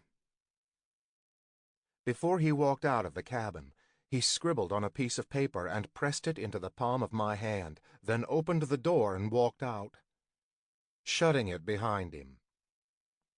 I shoved the paper into my pocket without looking at it and glared around the room. I was tempted to do some destruction, but that wasn't fair to Levi. So I stared at the clock, waiting for 5 minutes to pass, so I could leave and take a shower as soon as possible. When Jess came back from yoga, her blonde hair swinging from a rare ponytail, I was sitting on my bed staring at the piece of paper in my hands. I hadn't shown up at the party with Levi, because after I read the note I knew I wasn't fit for public consumption. Jess frowned at me as she walked into the bathroom. She washed her face quickly and walked out, drying herself with a towel. Quinn, you feeling okay? I ran my fingers over the back of the note, where the force of the pen had almost broken through the paper. Please let me explain. Meet me at our spot tomorrow, it said. My mind replayed the kiss again, like it had for the last hour, the brush of his lips on mine, his taste, his desire for me, of all people. I'd been so angry when he'd discarded me, but now I wondered if he'd been doing it to protect both of us. This was exhausting, though, to second-guess everything J.R. did, wondering if it was really how he felt, or if he was putting on an act for the cameras. Quinn? She sat down beside me and peered at the piece of paper. What's that about? Who's it from? I rolled my lips between my teeth. J.R. She narrowed her eyes. Is he going to apologize for that stunt he pulled at the contest? I wished that were the only problem between us now. But he'd kissed me. J.R. Butler had kissed me. The dance competition paled in comparison to our issues now. I couldn't tell Jess that, though. Yeah, I think so. He runs hot and cold, doesn't he? She stood up and pawed through her suitcase. I know I was hard on him, but now I'm thinking the whole cast is stressed out. I can't imagine my life in front of the camera all the time, you know? I nodded. Yeah. I folded the note and slipped it inside my pocket. You think I should go? She peeled off her yoga clothes and pulled on a big t-shirt and a pair of sleep shorts. I'd go. Look, I know you, and you're analyzing every scenario and the 50 million ways things could go wrong, but I'm sure he just wants to apologize. I nodded. I'd never had so many decisions to make in my life. When my future was stretched in front of me, clear as day, there was no need to take leaps of faith. Maybe J.R. was gay and closeted. Maybe he cheated on his girlfriend all the time. Maybe he wanted to hook up while on the ship. That wasn't what I wanted, though. I didn't need J.R. to declare me to the world after we'd known each other for 5 days, but I couldn't let him touch me knowing he was cheating on a girlfriend. No way. The safest decision would be to forget that blistering kiss and avoid J.R. for the rest of the cruise.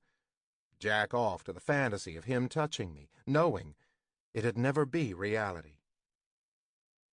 I dropped my head in my hands and groaned. I wanted to spill my guts to Jess, but I couldn't do that without betraying J.R.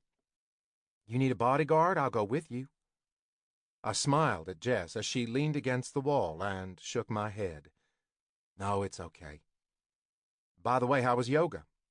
Good, except Casey was there and he laid his mat right beside me and made a show of staring at my boobs and ass the whole time. I wrinkled my nose. Ew. Right? After his shit fit? Why does he insist on talking to me? Do you still think he's hot? She hesitated, and I pointed a finger at her while bouncing on my bed. Aha, you do. Throwing a pair of jeans at me that were on the floor, she growled, I hate you.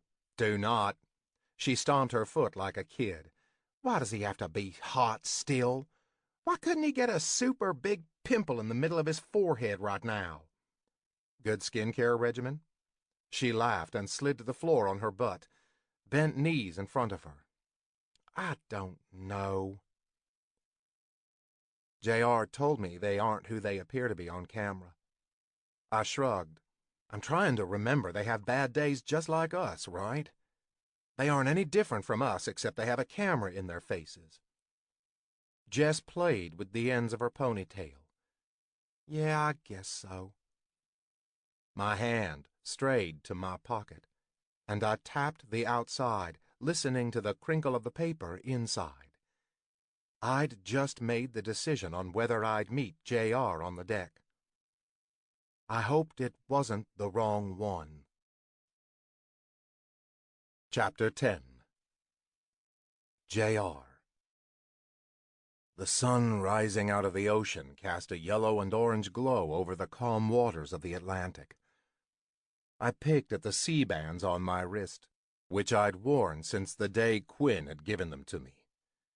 It was either that or feel like shit for the entire trip. I settled my elbows on the railing and watched the water lap at the side of the ship. I shivered, the height doing weird things to my head and stomach. Like I needed that, since I was already nervous as hell. The last time I'd been on the deck at this hour, I had been sick as a dog, until Quinn had appeared. And now I was here, hoping he'd show up. Had he looked at the piece of paper I'd given him?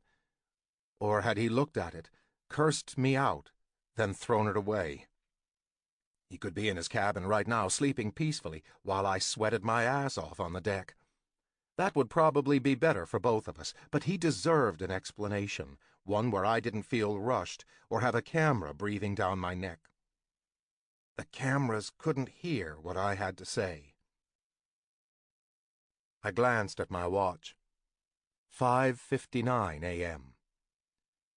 I was going to be here for a while because I planned on giving him as much time as I could. The hum of the ship's engine was soothing, as well as the sound of the water. I closed my eyes, lifted my head, and inhaled the salty air. "Hey," said a voice behind me. I looked over my shoulder to see Quinn standing on the deck about 10 feet away. He wore a pair of mesh shorts and a faded Nike t-shirt that said, "Just do it." His hair was sleep-rumpled, and there was a line on his face made by the pillowcase.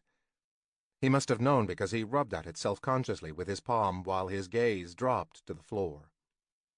"Hey," I said back. He didn't answer. I knew it was my turn to apologize again. He wasn't meeting my eyes, but at least he'd shown up. He was willing to hear me out. The thing was, I had no idea where to start. So I blurted out the first thing I wanted him to know. "There's no Andrea." His gaze darted up quickly, his mouth dropping open. After a moment, his lips turned down and his brows furrowed. "What do you mean?" "She's—" I waved a hand. "Made up. Fake. A cover." Quinn took a step toward me. Once. Twice, until he was close enough that I could see the individual freckles on his face. "A cover for what?" "A cover because I'm—" Fuck! Was I really going to say this? Quinn could spread the rumor all over the entire ship and I'd be screwed.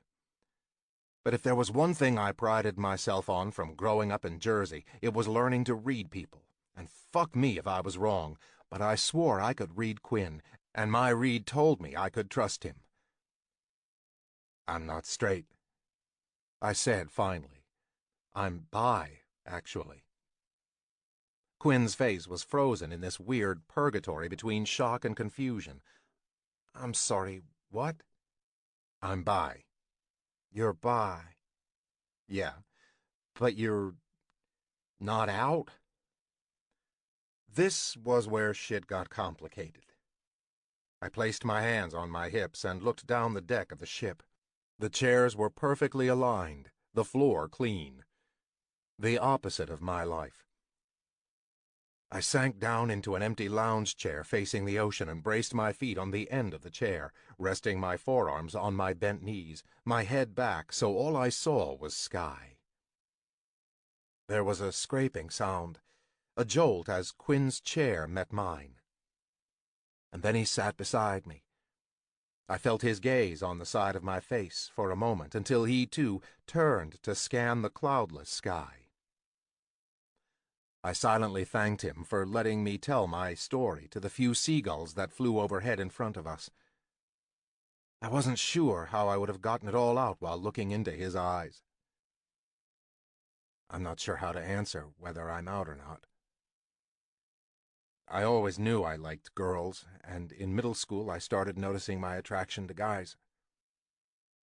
It took a long time for me to sort out that I wanted to be friends with guys and fuck 'em, I guess. I laughed at that, and when I glanced at Quinn, he was turned on his hip, facing me, those blue eyes not missing a thing. I continued my conversation with the sky. But it took me longer to realize not everyone thought like me, you know? I made an odd comment to my brother, and instead of brushing it off, he talked me through it, and that was when I realized not everyone looked at the world like I did. That there were people who looked at women one way and men another. I wasn't like that. I took a deep breath and felt a bead of sweat roll down my temple. Where we grew up, people weren't gay, and they certainly weren't what I was. So I kept my attraction to guys on the back burner and dated girls. It was okay, but I hated not exploring that part of me, you know? Even though I really liked girls, I felt like I was lying to them. They'd be like, oh damn, that Idris Elba is fine. And I wanted to be like, fuck yeah, I know, right? I'd hit that. Quinn laughed, and I turned to him with a smile. So when I graduated and moved to California to try to act, I met guys who liked guys. I'd date girls, too, and I was open about being bi.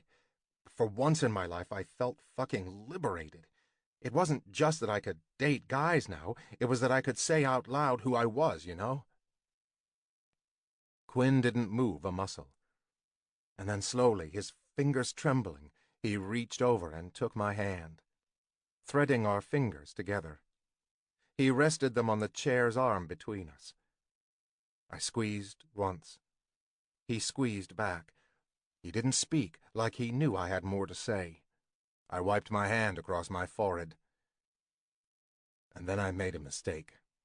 A big, dumb one. But I was young and impressionable. I got an agent and he told me about Trip League. But he said they didn't want another gay guy. They already had a gay guy. And man, fucking forget putting a black queer on a show, you know? We'd blow people's minds. People would rather assume unicorns exist. I heard the venom in my voice and realized I was squeezing Quinn's hand too hard when he made a sound. Sorry, I said, relaxing my muscles. It's okay, he whispered back. It's really okay. So I signed a contract saying I was straight and that I'd stay that way. J.R., shit. His voice was incredulous, and I had to make him see. I needed him to understand. Look, I grew up a middle-class black kid in Jersey surrounded by white people. I was used to compromising all the damn time, like, don't even bother going in that store because they'll assume you're there to steal shit, or don't even try to beat that kid to be a starter for the basketball team because his rich daddy is on the school board, or don't try to rise above your station in life. Don't you know what you are? My voice didn't sound like my own anymore. It sounded bitter and jaded and cynical. I hated what this whole situation was doing to me. I was told I should be grateful for this opportunity, and I believed, after a lifetime of being told I was shit, that this was more than I deserved, so I compromised. Quinn's thumb rubbed the skin on the back of my hand in support. What about when this season is over? I laughed, bitterly. I'd planned to come out. Fuck my agent. But now that we're saving up for Darren's bone marrow surgery, I don't know what I'm going to do. My agent called me the other day, told me he got me an audition for after this season is over, but that I'd have to stay quiet about being bisexual. I thought I'd be home free, but... I shook my head. I won't be. I'm not sure I'll ever be. Because every decision I make impacts how much money I make, how much money I can send home to save up for Darren's operation. I dropped my head in my hands, too tired to hold it up any more, as I purged everything I'd been keeping inside me since I signed that contract at 19. I was 22 now, and felt like I was 45. I can't believe I just told you all that, I whispered. There was silence for a minute before Quinn said, Why did you tell me? I lifted my head slowly, my body aching like I was ancient. His blue gaze met mine. Because you're the first person other than my castmates who didn't make me feel like you were using me for something. Quinn. I wanted to offer answers, a solution. I wanted to give J.R. something that took the hopeless look out of his eyes. I couldn't, though. I was lucky in craps, but I wasn't a miracle worker. Wrapping my brain around his life wasn't easy. He'd taken a huge leap moving to California, all so he could pursue his dream. In a few months I'd have a degree, and if I got the balls, I'd take a leap too. What I didn't have? Someone who looked at me like J.R. did. And that was what I wanted. I bit my lip. Well, I'm using you. He raised an eyebrow, his expression softening to amusement. Oh yeah? How? I had to shut off everything in my brain that was screaming at me to stop talking and walk away, to melt into the background like I always did where it was safe. I couldn't do that. Not now.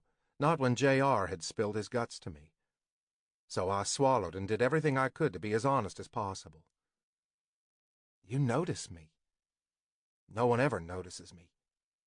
His eyelids fell to half-mast. I did notice you, he said softly. I still do. I inhaled sharply as his words warmed my chest. And I guess I liked how it felt, how it feels. Are we really using each other when it's an even exchange? I guess not, but I hate this for you. But this is your life right now. He leaned closer and bumped his forehead to my temple. I thought I was in the home stretch. I was so close to the end I could taste it, and now I don't know what to do because another marathon has been tacked onto this race, and all I want to do is take a detour with you. He angled his head so his gaze met mine, and I lost myself in those warm brown eyes. I want you. Like I haven't wanted anyone in a long time. He shook his head, the tension in his body spilling to my own so that my shoulders began to rise up to my ears. This is fucking crazy. I did not think.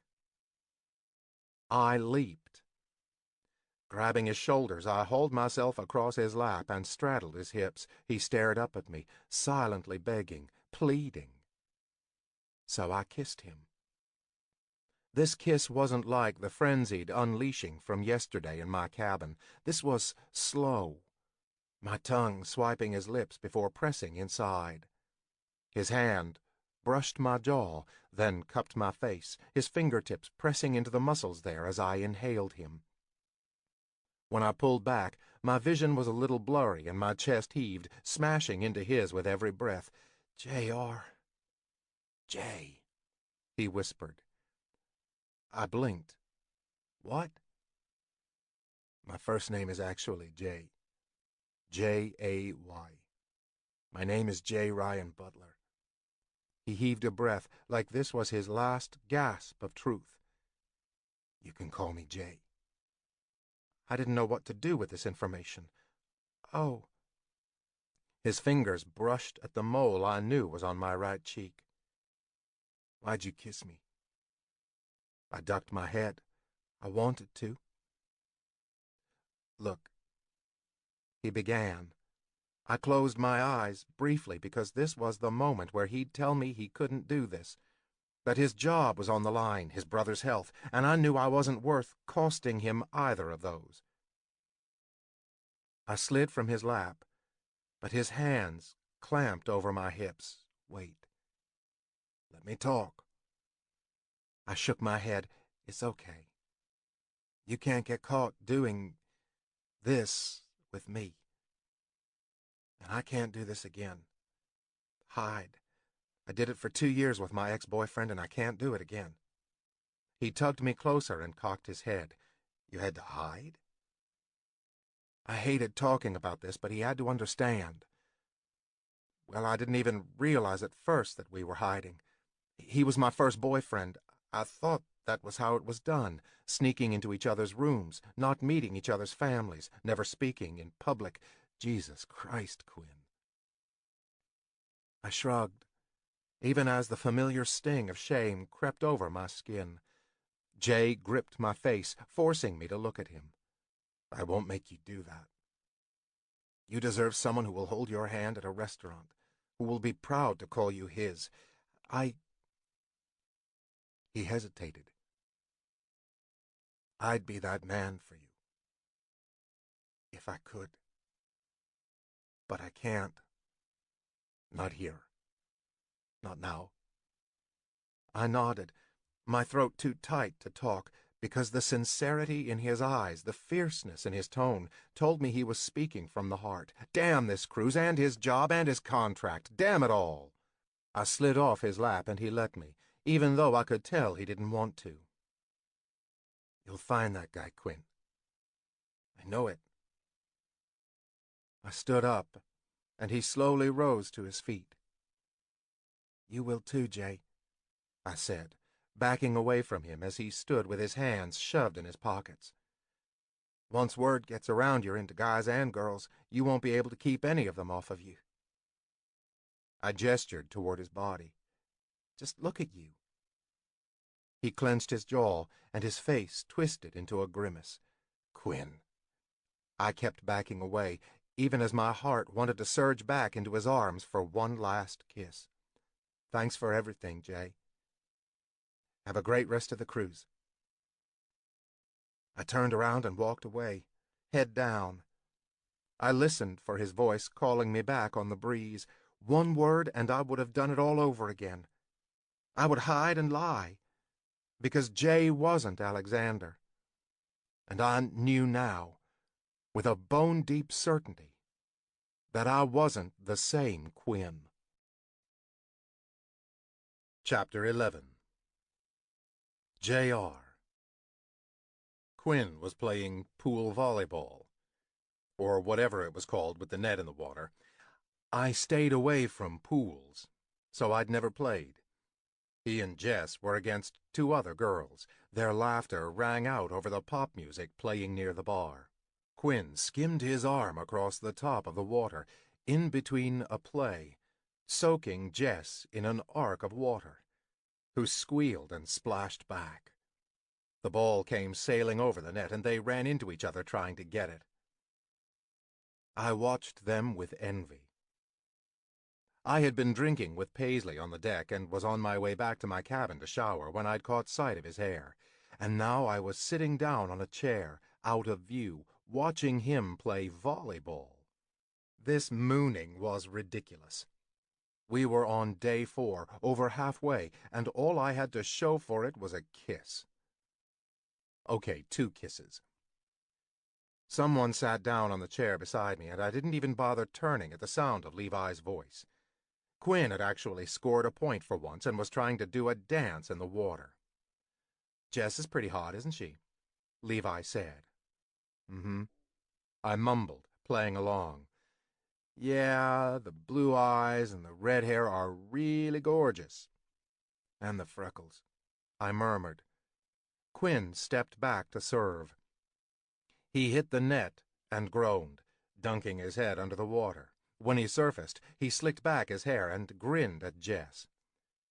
Yeah, the freckles, Levi said. Muscles, too. Yep. His biceps shifted as he stretched out his arms to volley the ball back. Hey, J.R., Levi said. He was messing up my concentration. Damn, what do you want, Levi? His eyes were wide, lighter green in the brightness of the sun. Do you want to rewind that conversation we just had and either confirm or deny? Think fast. I replayed in my head, and a deep chill washed over my body. My face must have shown my shock, because Levi lifted a hand. Dude, it's okay. I was already up, striding swiftly off the deck, not knowing what to do or say or think, but needing to get away from what I'd just done.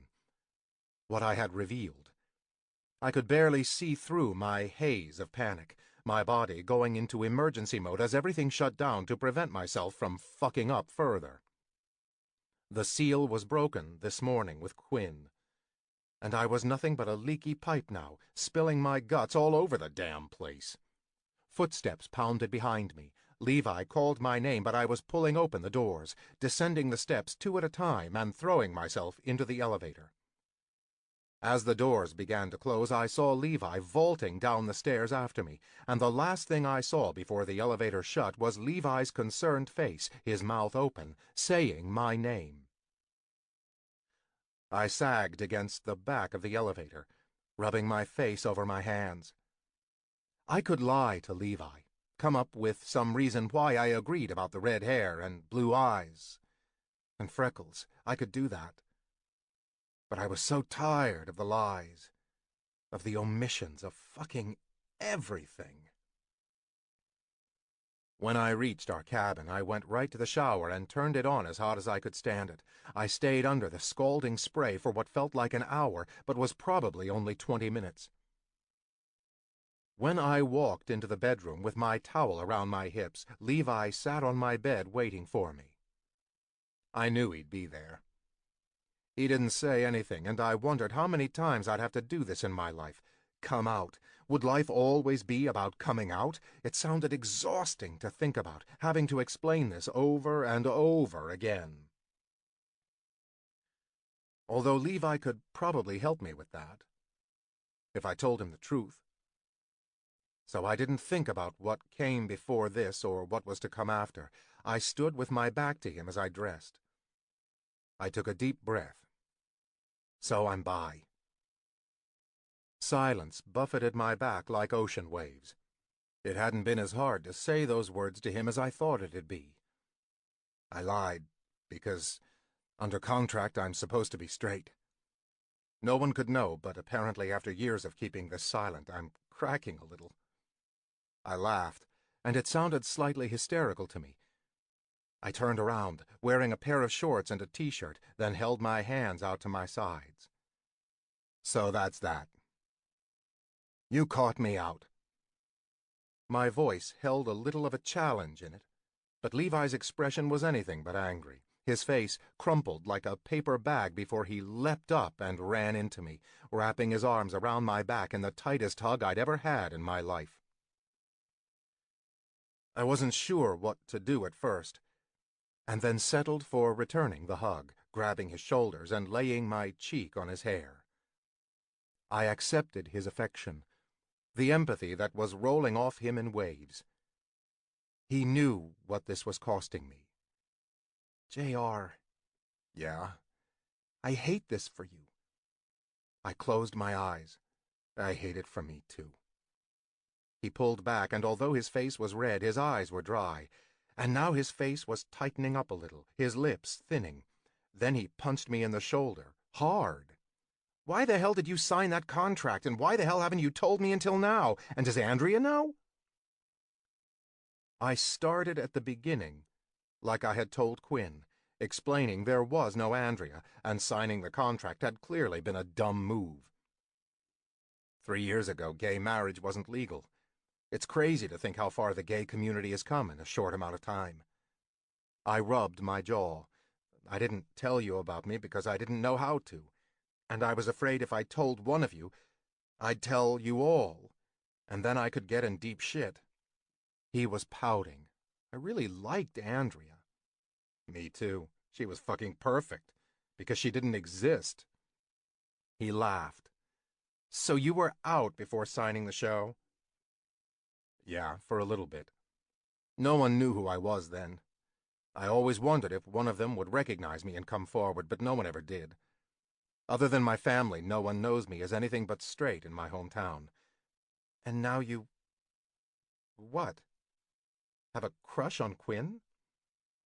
I stared at the floor and mumbled. We kissed. When I looked up, Levi had his hand cupped behind his ear. Yeah, I'm sorry, but I didn't hear you, because I could have sworn you just said you kissed. Can you say that louder? I cleared my throat and glared. We kissed. Well, shit. He crossed his arms over his chest. Sad I missed that. Look, it doesn't matter.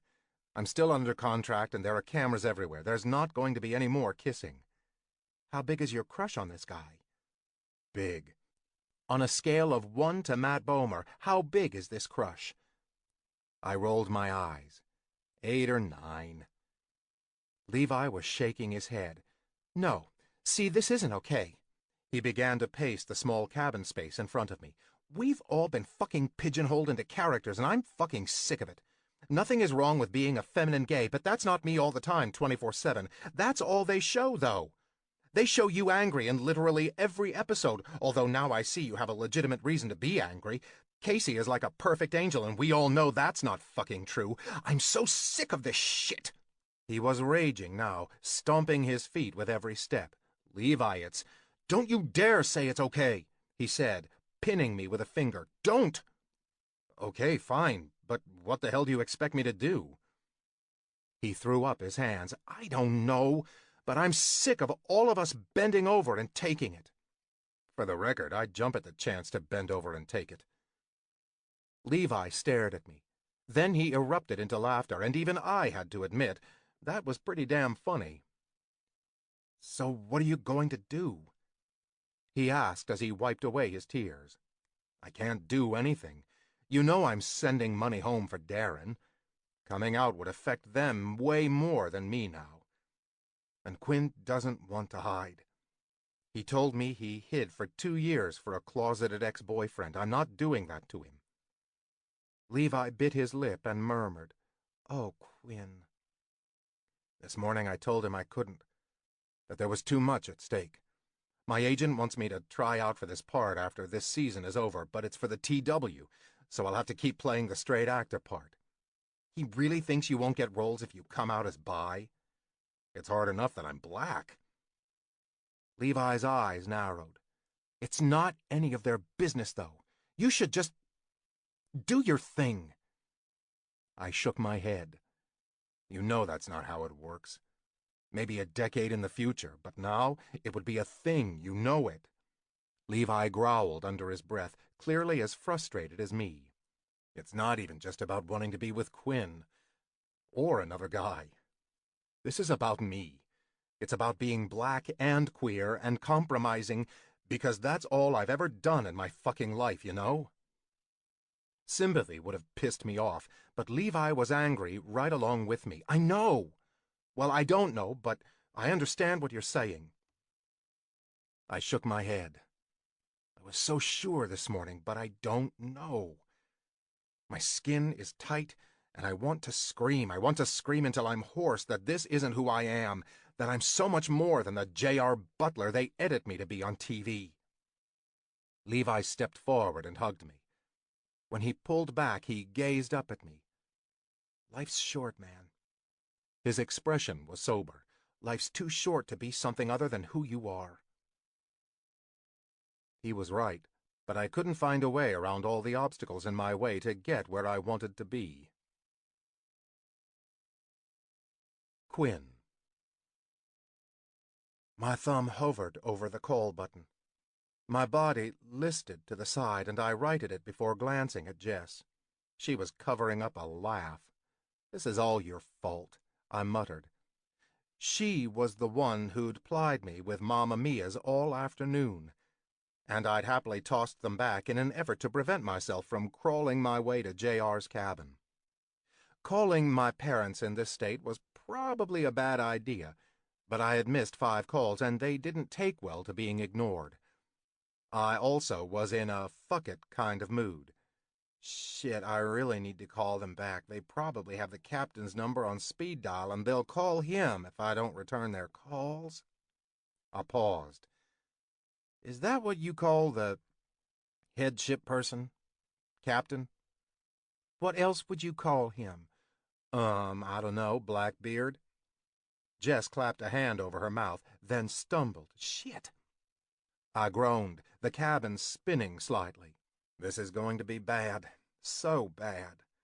We're on spring break, Quinn. You shouldn't even have to call your parents, but if you must, then they have to understand if you're slightly inebriated. I gave her a look. Her lips twisted to the side. Okay, so maybe the Mathers don't understand the concept of spring break. Definitely not. I took a deep breath and wiggled my finger over my phone. Here goes. I managed to find the call button as well as my parents' number. As the phone rang, I tapped my fingers on my knee. The receiver clicked. Quinn? My mom's voice came over the line. Is that you? Yep, I said. It's me. I drew out the last word in a sing-song tone. When the hell did I start talking like that? I widened my eyes at Jess, who mouthed, "Too much." I nodded and focused on my mom's voice. "How's the food? Are you feeling okay? Be careful and don't eat anything that looks bad. I heard food poisoning is common on cruise ships." Okay, I mumbled. "Everything's fine." "John!" My mom yelled, her mouth away from the receiver. "Quinn's on." Another click as my dad picked up the phone somewhere else in the house. "You staying hydrated, son?" I was totally hydrated. By alcohol. Yep. "Honey, please don't say so much," my mom said. "It makes you sound uneducated." I sighed and rubbed my forehead. There were times I wish I had a sibling to take some of the brunt of my parents' attention. This was one of those times. "You have those bands your mother bought you, right?" "Yep," I answered, still rubbing my forehead. "And I checked on the inspection of this ship." I zoned out, completely, utterly zoned out. All my life I'd played into their worries and their fears. As the alcohol buzzed in my brain and my best friend stood in front of me, taking time out of her spring break to listen to me on the phone with my parents, I couldn't do it anymore. I didn't have it in me. I'd taken the C-bands and fretted with my mother over getting sick on the boat. I'd packed with her over my shoulder, urging me to throw in this and that and extra underwear. Now, with some distance between them on a trip so far out of my comfort zone, I wanted a week without their voices in my ear. On the phone or in my head. I was 21 goddamn years old. "You know," I said, cutting off my father, who was still talking about health violations on cruise ships and God knew what else. "I think they just rang the bell for dinner." Jess glanced around, straining like she was trying to hear the phantom bell. A laugh bubbled up in my throat, and she turned to me with a confused look. She caught on and began to giggle. I tried to hold in the laugh as best as I could, especially as my parents began to dither about this bell. "Is that how they notify you when food is ready? That doesn't sound right." "Janet, I'm sure they have it all figured out." "I'm just saying it's a little odd is all." Fuck, I needed to get off the phone right now. "Okay, so they said they're running out of clams, so Jess and I gotta go." "Smell them first," my mother yelled. "Take care, son," my father said as I ended the call. I dropped the phone to the floor and stuck my head in my hands as Jess collapsed on her knees, struggling to catch her breath through her laughter. Did they really think there was a bell? "Oh, God, Jess, I can't with them anymore." I threw back my head and wailed, "I can't." Her eyes widened, and she thrust her fists in the air. "I've waited years for you to say that. Oh, my God, fucking finally, cut the cord, Quinn." "Hey," I protested. "I'm sorry." She sucked in a breath. "I'm so sorry, but I've waited so long to say that to you." I wanted to whimper. It's not like I asked for them to be like this. She walked on her knees until she was in front of me, and when she spoke, her voice was softer. "I know, sweetie, I do. You know I love you, but you've enabled them to be like that. You're 21 now. You're graduating college. You'll be living on your own with a real, actual, adult job soon." I know. I never wanted to hurt their feelings. You know I hate confrontation. You don't have to hurt their feelings, but a healthy distance is important. You're amazing just like you are, but I know there's another amazing part of you that hasn't been able to breathe. It's time to breathe, Quinn. I thought back to everything I'd done since I'd been on this trip. I'd put myself out there more than I thought I would, more than I thought I could. This whole time I'd been taking risks without realizing it. I hadn't necessarily stopped analyzing every consequence, but I'd been willing to accept when something went bad. After graduation, I'd been offered a job with a marketing firm. They'd given me several locations where I could work. Right at home in North Carolina was one. New York was another. And California was the third and final option. My parents assumed I'd stay in North Carolina, save money and live with them. Save money for what, exactly? I didn't even know. What kind of life would I have still living at home? I'd never take a leap again. Not ever. Jess? Yeah? I think I might take the California job. Her eyes grew so big that she looked like an anime character. I held up a hand. I said might. She nodded her head comically. Might is good. Might is still a very good word. It's fucking scary to think of being on my own, of taking that leap, you know? Quinn? She was nearly pleading. It would be so good for you. I know. And if it wasn't for this trip, I don't know if I would have reached the point where I could say might about moving across the country on my own. Jess hugged me and I squeezed her back, breathing in the scent of her air and loving the familiarity of my best friend's arms around me. When she hopped up and announced she was going to shower before we grabbed dinner, I stayed sitting on my bed, turning my phone in my hands. Already my body felt lighter with the knowledge that I was taking some ownership of my life, making my decisions. Later that night, we sat at the bar after a particular massive buffet dinner. I leaned back and rubbed my tight skin. Ugh! I feel like a whale, like an actual Moby Dick. Jess groaned, her head propped up on her fist, resting on the bar. I think I didn't need that last piece of chocolate cake. Probably not. We're pathetic. I wondered where Jay was. I liked that I had the permission to call him that, and also the knowledge that he kissed really well. He noticed me, and I made him feel special. Jay was so much more interesting than J.R. In the corner of the bar, a crew member was currently setting up a karaoke machine in the far corner.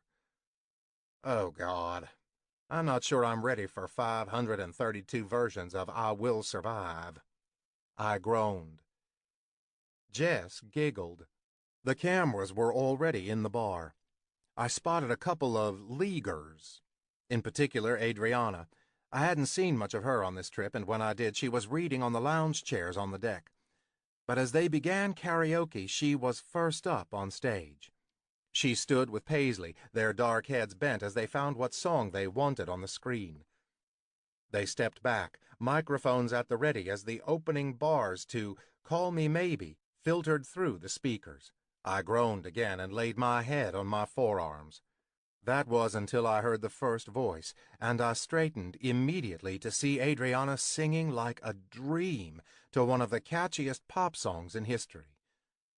Holy shit, Jess said breathlessly. Girl can sing. The cheers began immediately, which didn't even faze Adriana.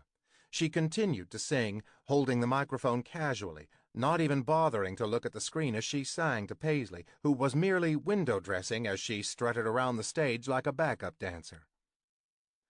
By the end of the song, I was whistling. Jess was kneeling on her chair cheering, and the entire bar was erupting. Adriana simply looked at the crowd, smirked, and handed the mic back to the DJ.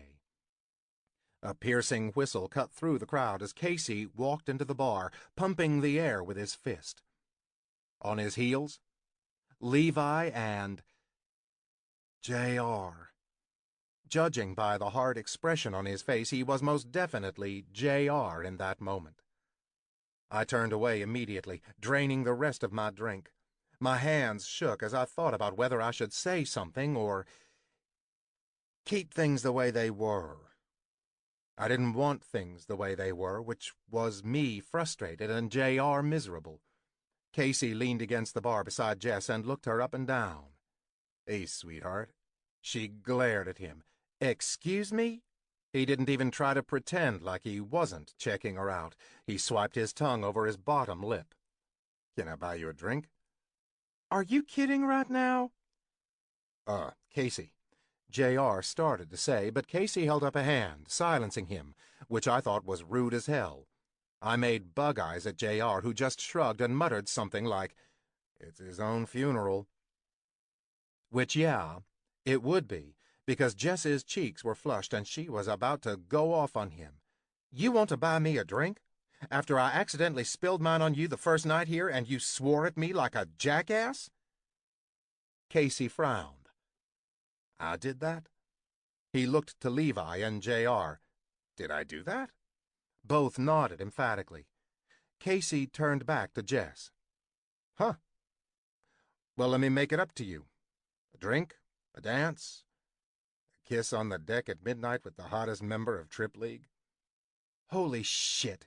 You are the worst, Casey, Levi said, turning away in a huff and stalking away. Casey held out his hands. What? What did I say? Jess put her fists on her hips, her elbows cocked, something she did when she wanted to appear bigger, like a pufferfish. Look, buddy, you might think you're hot shit, but I don't care if you're on TV or in a fucking movie or walking the red carpet in Cannes. I don't have time for assholes, so I don't have time for you. She whipped her head to the side and said to me, and now I'm going to head down to the other end of the bar to talk with that guy who's been smiling at me all night. You know, like a nice person. With her blonde hair flowing behind her, she stalked off.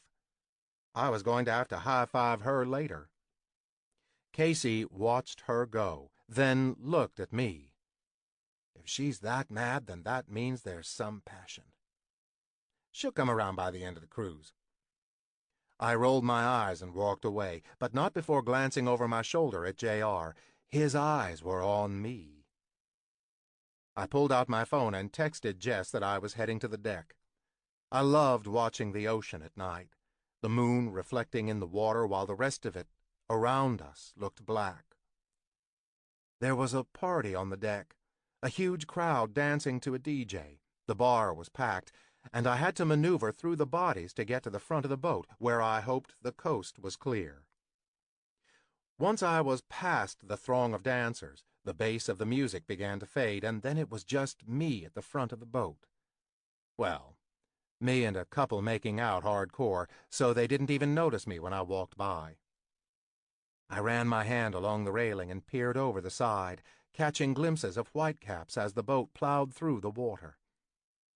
Pulling back, I was debating if I should walk somewhere else when the heat of a body blanketed my back. I closed my eyes as the familiar scent of the person encircled me. Hey, Jay. How'd you know it was me? His deep voice rumbled down my spine. Your cologne, soap, whatever. I didn't care if anyone else saw me leave. Just you. I swallowed as I stared at the water. You wanted me to follow you? I did. Why? The phone call with my parents had cracked something inside me. I was riding a high of making my own decisions. My relationship with Alexander burned because I'd never consented to being in the closet with him. I'd never consented to being his dirty secret.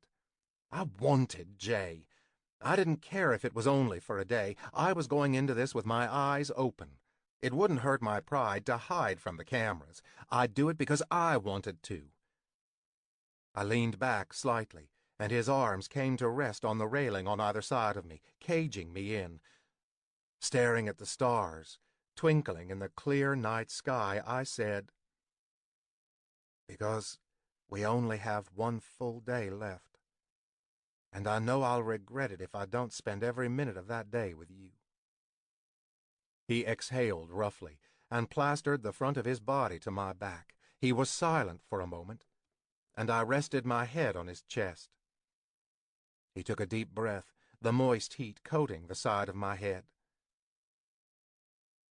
I don't really know what it's like to be me. I hadn't been in L.A. for too long before I signed the contract. I was still finding my footing and learning who I was attracted to. His breath hitched. I'm scared as hell, Quinn. Of the future. Of myself. I knew what it was like to be scared of who you were. Scared of people finding out and treating you differently. I turned around and leaned back against the railing on my elbows so I could see his face. He was watching me, the moonlight cresting over his sharp cheekbones. The more I think about it, the more He grimaced. I'm worried I'm using the contract as an excuse. that even when it's not over my head, I'll still be scared. I still won't be able to be me. It's okay to be scared about that, I said. And what about Darren? How selfish am I that I'm willing to do this and hurt his chances?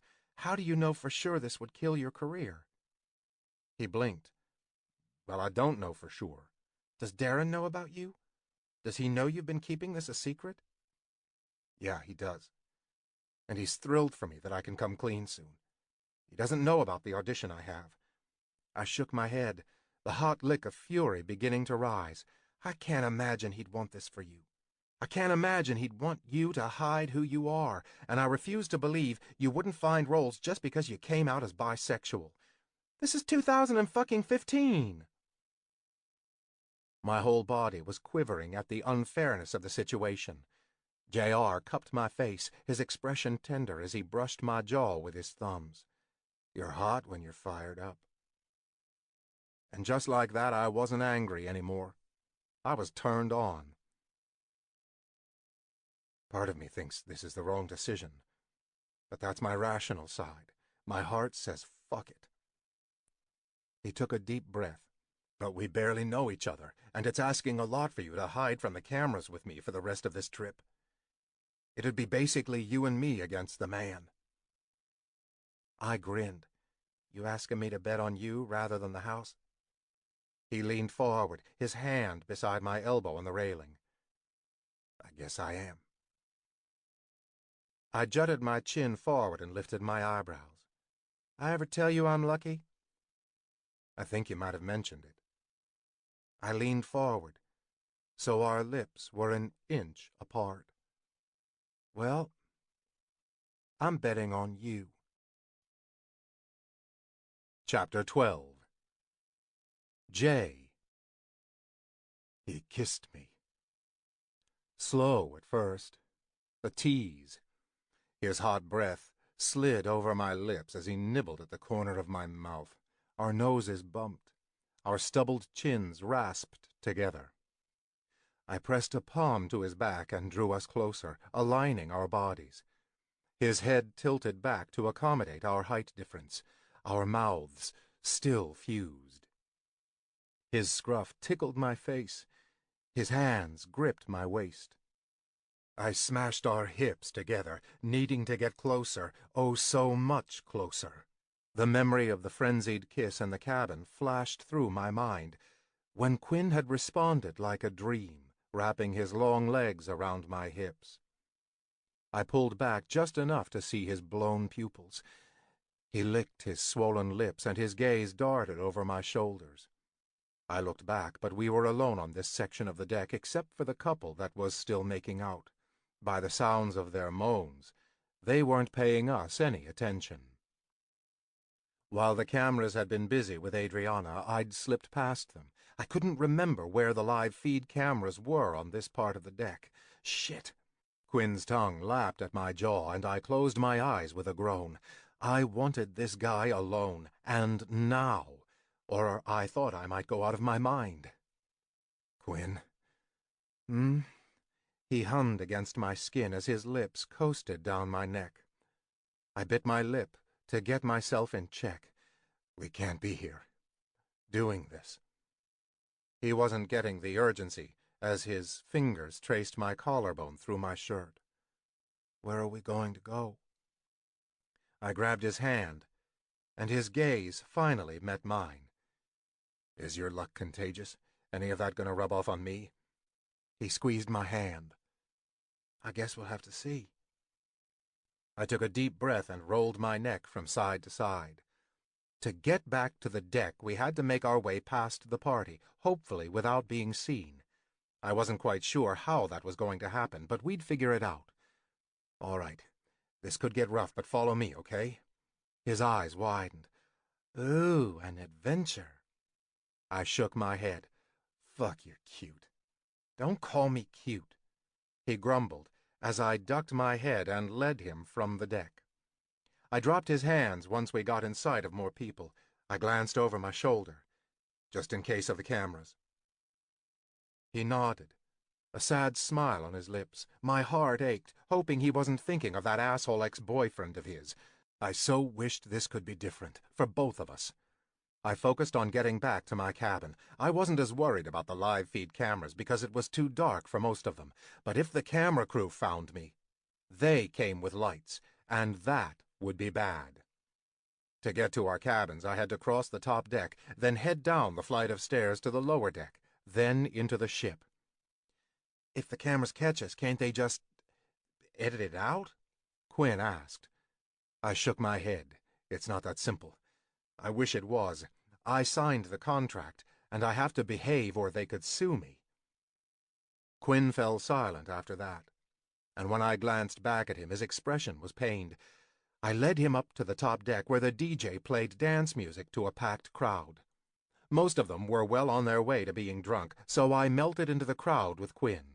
I pulled him to my body and swayed my hips, singing to the pop song the DJ was mixing with a popular R&B song. Quinn's eyes were bright, his mouth stretched into a huge grin as he sang with me. Bodies were all around us, so there wasn't a part of me that wasn't touching someone else's skin, but yet, ironically, nothing was more private, it seemed, like a crowd full of people. Everyone else focused on their own bodies, the music. This was just us, so close we were one body moving to the music, so close that his breath was mine, his heartbeat pounding against my chest. His rhythm was rough and his voice was off-key, but I didn't care, not when I had this moment with him in the middle of the Atlantic Ocean under a clear, star-filled sky. I wanted to take a snapshot of this moment, because no matter what happened in the future, I had this night with Quinn. No one could take that away from me. I hugged him closer to me, wanting to melt into him. "You're something else, Lucky," I said into his ear. He slipped his hand under my shirt and dug his fingers into my skin. As the song's chorus rocketed through the crowd, he threw his head back and boomed the words to the pale moon above us. His pale throat beckoned me to touch, lick, kiss. And I took the risk, dipping once to press my lips right under his jaw. Then I grabbed his hand and began to move through the crowd. I still danced, hoping to look as casual as possible. A couple of people said my name, but no one seemed to notice Quinn was with me. When we finally reached the edge of the crowd, I could nearly taste freedom as I saw the stairs that would take me down to the bottom deck. Until I saw the familiar lights of the camera crew as they made their way up the stairs. Shit! Abort! Abort! I whirled around and shoved Quinn back in the direction we'd just walked from. There was a break along the side of the dance floor, and we sprinted down the deck. Quinn was fast, almost as fast as me, as he pumped his arms and darted a glance over his shoulder at the crew who'd yet to spot us. We reached a railing that overlooked the lower deck. I knew there was a door down there that would take us into the ship, but there were no stairs on this side. We were trapped.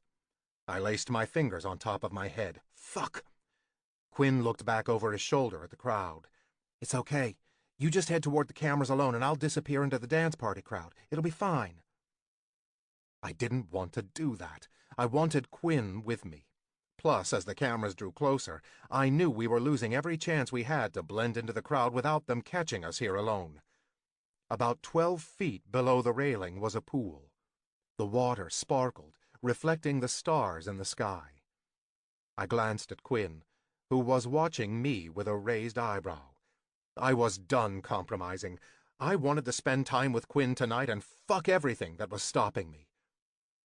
I stepped onto the lower rung of the white metal railing and swung my legs over, so I sat on the top rung, my legs on the outside. I reached back to Quinn and beckoned with my fingers. "Come on, Lucky.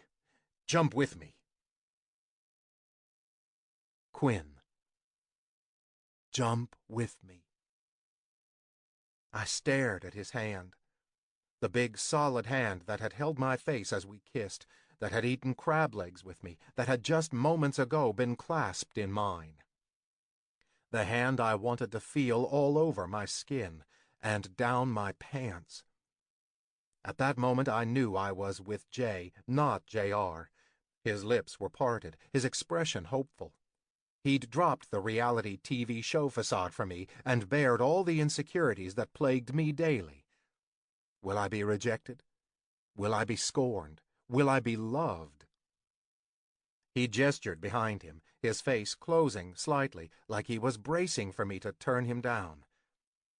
You can go back to the dance floor alone. No worries. No hard feelings. Then that look again, the one that told me he knew he was taking a risk. Or you can come with me now and see what else tonight holds. This could end in 2 days when we left this ship. But for these 2 days I could follow my heart and forget about my fears and my worries. So I grabbed his hands, perched myself on the edge of the railing with him, and looked at the water below our feet. Is this safe? I asked. He grinned at me, his face lit from the light reflecting in the pool below. I don't know, but I'm curious to find out, huh? I nodded and swallowed, that familiar knot of anxiety in my gut, the feeling that always made me not take that step, not jump. Damn it, I wanted to jump, and I wanted to jump with Jay. On the count of 3, he whispered. I shifted my legs and shook out my arms. 1. He squeezed my hand. Don't let go, Lucky. My heart pounded in my ears. I won't. 2. I closed my eyes, then I opened them. I wasn't going to miss this. 3. We launched ourselves off the railing, but there was no time to focus on the queasy feeling in my stomach, the scream that lodged itself in my mouth, Jay's death grip on my hand, because in mere seconds our feet smacked the water, and then we were plunged underwater. Our hands came apart on impact, and I flailed wildly amid the bubbles. Instinct hit me, and I kicked my way to the surface. After flipping my hair out of my eyes, I looked around for Jay, but I was the only head above water. I splashed around. Jay? Jay! I whispered. There was no one on this deck, no lifeguards, nothing, and we'd be in deep shit if they caught us in this pool. Jay! I saw movement underwater about 5 feet away. I took a heaving breath and dove down. I couldn't see well, but I waved my arms and connected with something fleshy. I kicked and grunted and pulled and struggled with another body in tow. We breached the surface with a splash and a yelp. Jay was swimming inefficiently, so I hauled him onto his back and swam to the side of the pool. Once he was gripping it, he sucked in gasping breaths. Water dripped from his spiked eyelashes. Jay, I panted, are you okay? Did you get hurt? He shook his head as water dripped off his chin and full lips. No, I can't swim. What? You can't swim? I punched his shoulder with a wet smack. What the fuck were you thinking by asking me to jump? He swallowed and moved hand over hand to the edge of the pool, drawing closer to me until our faces were inches apart. Quinn. What? I pouted. I'm mad at you. You could have drowned. He smiled. A slow smile. And it was one I hadn't seen before. This was Jay's smile. I trusted you. And you were there. There was reverence to his tone, and a little awe. Warmth crept up my spine, and I wanted to bottle this feeling when Jay looked at me like this. I didn't do anything anyone else wouldn't have done. I wasn't going to let you drown. He huffed a laugh. You trust easily. I don't. You know, you could have just told me that you trusted me. We didn't have to demonstrate it by jumping into a pool. He thought I was hilarious, if his low laugh was any indication. You really are cute when you're pissed. I looked up at the railing we'd jumped from. The light of the cameras swept back and forth through the night air, probably searching for Jay. I reached out and ran my thumb over his full lower lip. I told you not to call me cute. I didn't feel the water dripping off my nose or the cold night air on my wet hair. All I felt was the heat of Jay's body against mine, the taste of his tongue in my mouth. He kissed me like he couldn't get enough. like I was the last drink of water on earth and he wanted that cool, crisp liquid before he perished. Voices came from above us. Jay whispered, "Hold your breath," as he plunged us under water. We kissed again, clinging to each other as I kept us from sinking. Jay let me. He trusted me. And when the shadows along the railing on the upper deck moved away, I pulled us back up to the surface. "You ready?" he asked. I nodded. "Let's get out of here." Chapter 13. Quinn. Jay knew some back way to his cabin, so we ran through the halls, soaking wet. He shoved me into a wall, and I got him back by tripping him so he slammed into someone's cabin door, resulting in a shouted curse. We picked up the speed and eventually tumbled into his cabin, dripping water all over the floor. He locked the door behind us, and with an unspoken command we both immediately stripped out of our drenched clothes. Jay handed me a towel to dry off my skin, which was now even more pale from the cold, and pebbled with goosebumps. I wrapped my towel around my waist and turned around slowly to see that Jay had done the same. He stood a couple inches taller than me, and with probably 30 pounds more muscle. His abs were cut, and the dark grooves of his V-muscle trailed down beneath the towel. He stood with his arms at his sides, watching me study him. A rush of insecurity about my looks came back, but Jay shut them down in an instant when he stepped closer and trailed his fingers over my shoulder. "I like the freckles." I hated them for a long time. "Why?" His fingers continued their exploration down over my chest, and I sucked in a breath as the pad of his thumb rasped over a nipple. "I'm sorry, what was the question?" He smiled. "Why did you hate your freckles?"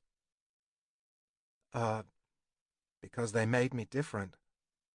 He leaned down and his pink tongue traced my skin along the top of my shoulder. I sucked in a breath. He placed a hand on my hip. "Breathe, Quinn." I let out my breath and laughed. He smiled as he leaned down and pressed his lips to mine. We were alone. Just us. And we didn't have much time, but we had tonight. We had this moment where we could explore this chemistry and this lust and see if there was anything else to it once we burned it out. I wrapped my arms around his shoulders as we deepened the kiss. The towel was coarse, rubbing against my hard cock with equal parts pleasure and delicious pain. He was hard, too, poking me through the cotton of his own towel. My mind raced as I thought about what would come next. Would he want to fuck me? Would he want me to fuck him? Did he have condoms and lube and... "Hey, Lucky, come back to me." He held my face in his hands, and I realized I'd squeezed my eyes shut. I opened them. "Hey," he said again. "You got lost there for a minute. Quit thinking, just feel, okay? No pressure. If we just stood here and kissed all night, I'd be happy." I raised an eyebrow. Does that line work on women? Because I'm not buying it. He threw back his head and laughed, then shoved me backwards so I fell on the lower bunk bed with a bounce. With a knee to the bed, he loomed over me. Smart ass.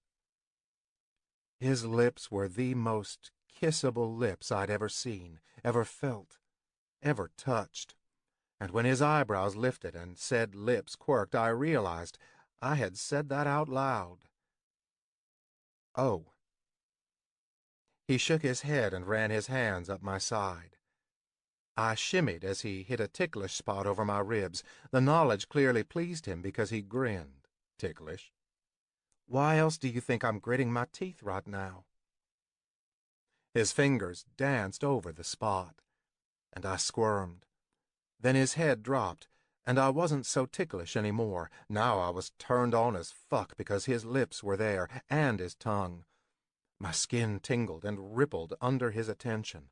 I sighed, raising my arms over my head. I could have laid there forever while he mapped every inch of my torso. Finally, he raised his head, and although clouded with lust, a bit of uncertainty crept over his features. So, I've only, been with a guy once before. I nodded. Okay. He stayed silent. Oh, is this where I share? He huffed out a laugh. I guess. You don't have to. I mean, it's fine. So, that boyfriend in college I told you about, the closeted one? He nodded. He was my first boyfriend. My first everything. I was dumb and shy and desperate to not graduate from college a virgin, so I'm not a virgin anymore. And he's still straight, apparently. Jay lifted his hand, and a finger slowly caressed the furrow between my brow.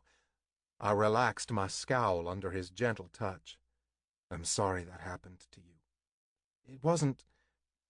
Plenty of people have been through shit relationships. He wasn't mean to me or abused me. He didn't care about how you wanted to be cared for. Jay said softly. Oh, God, he got it. And just like there, I thought I might cry then and there, which would totally kill the mood, so I blinked and bit the inside of my cheek. Yeah, exactly that. Jay nodded. I get it. I grabbed his face and drew it down to mine so I could taste those lips again. They were salty from my skin and so hot and pliant against mine. He was still turned on, judging by the hardness pressing against me. Mine was still there, ready and raring to go. He reached out, and with a quick twist of his fingers, the pressure around my waist eased. It took me a minute to realize he'd unknotted my towel. Cool air hit my groin as he swiped the offending fabric away. He was on his knees now, his legs on either side of mine. We both looked down. His towel was gone too, and his cock jutted toward me, dark and hard and big, like thick and long. And I said that out loud because once again he started laughing. I shoved his shoulder and tried to roll onto my side, but he wouldn't let me. This isn't a measuring contest. He flicked my nose. I like your cock. I like the freckles and the red hair leading down to it. And most of all, I like that it's hard. Yours looks like it has its own NASA space station. You're so dumb. But his voice was affectionate as he lay down beside me and drew me into his arms. He kissed me, and I hooked a leg over his hip, grinding against him.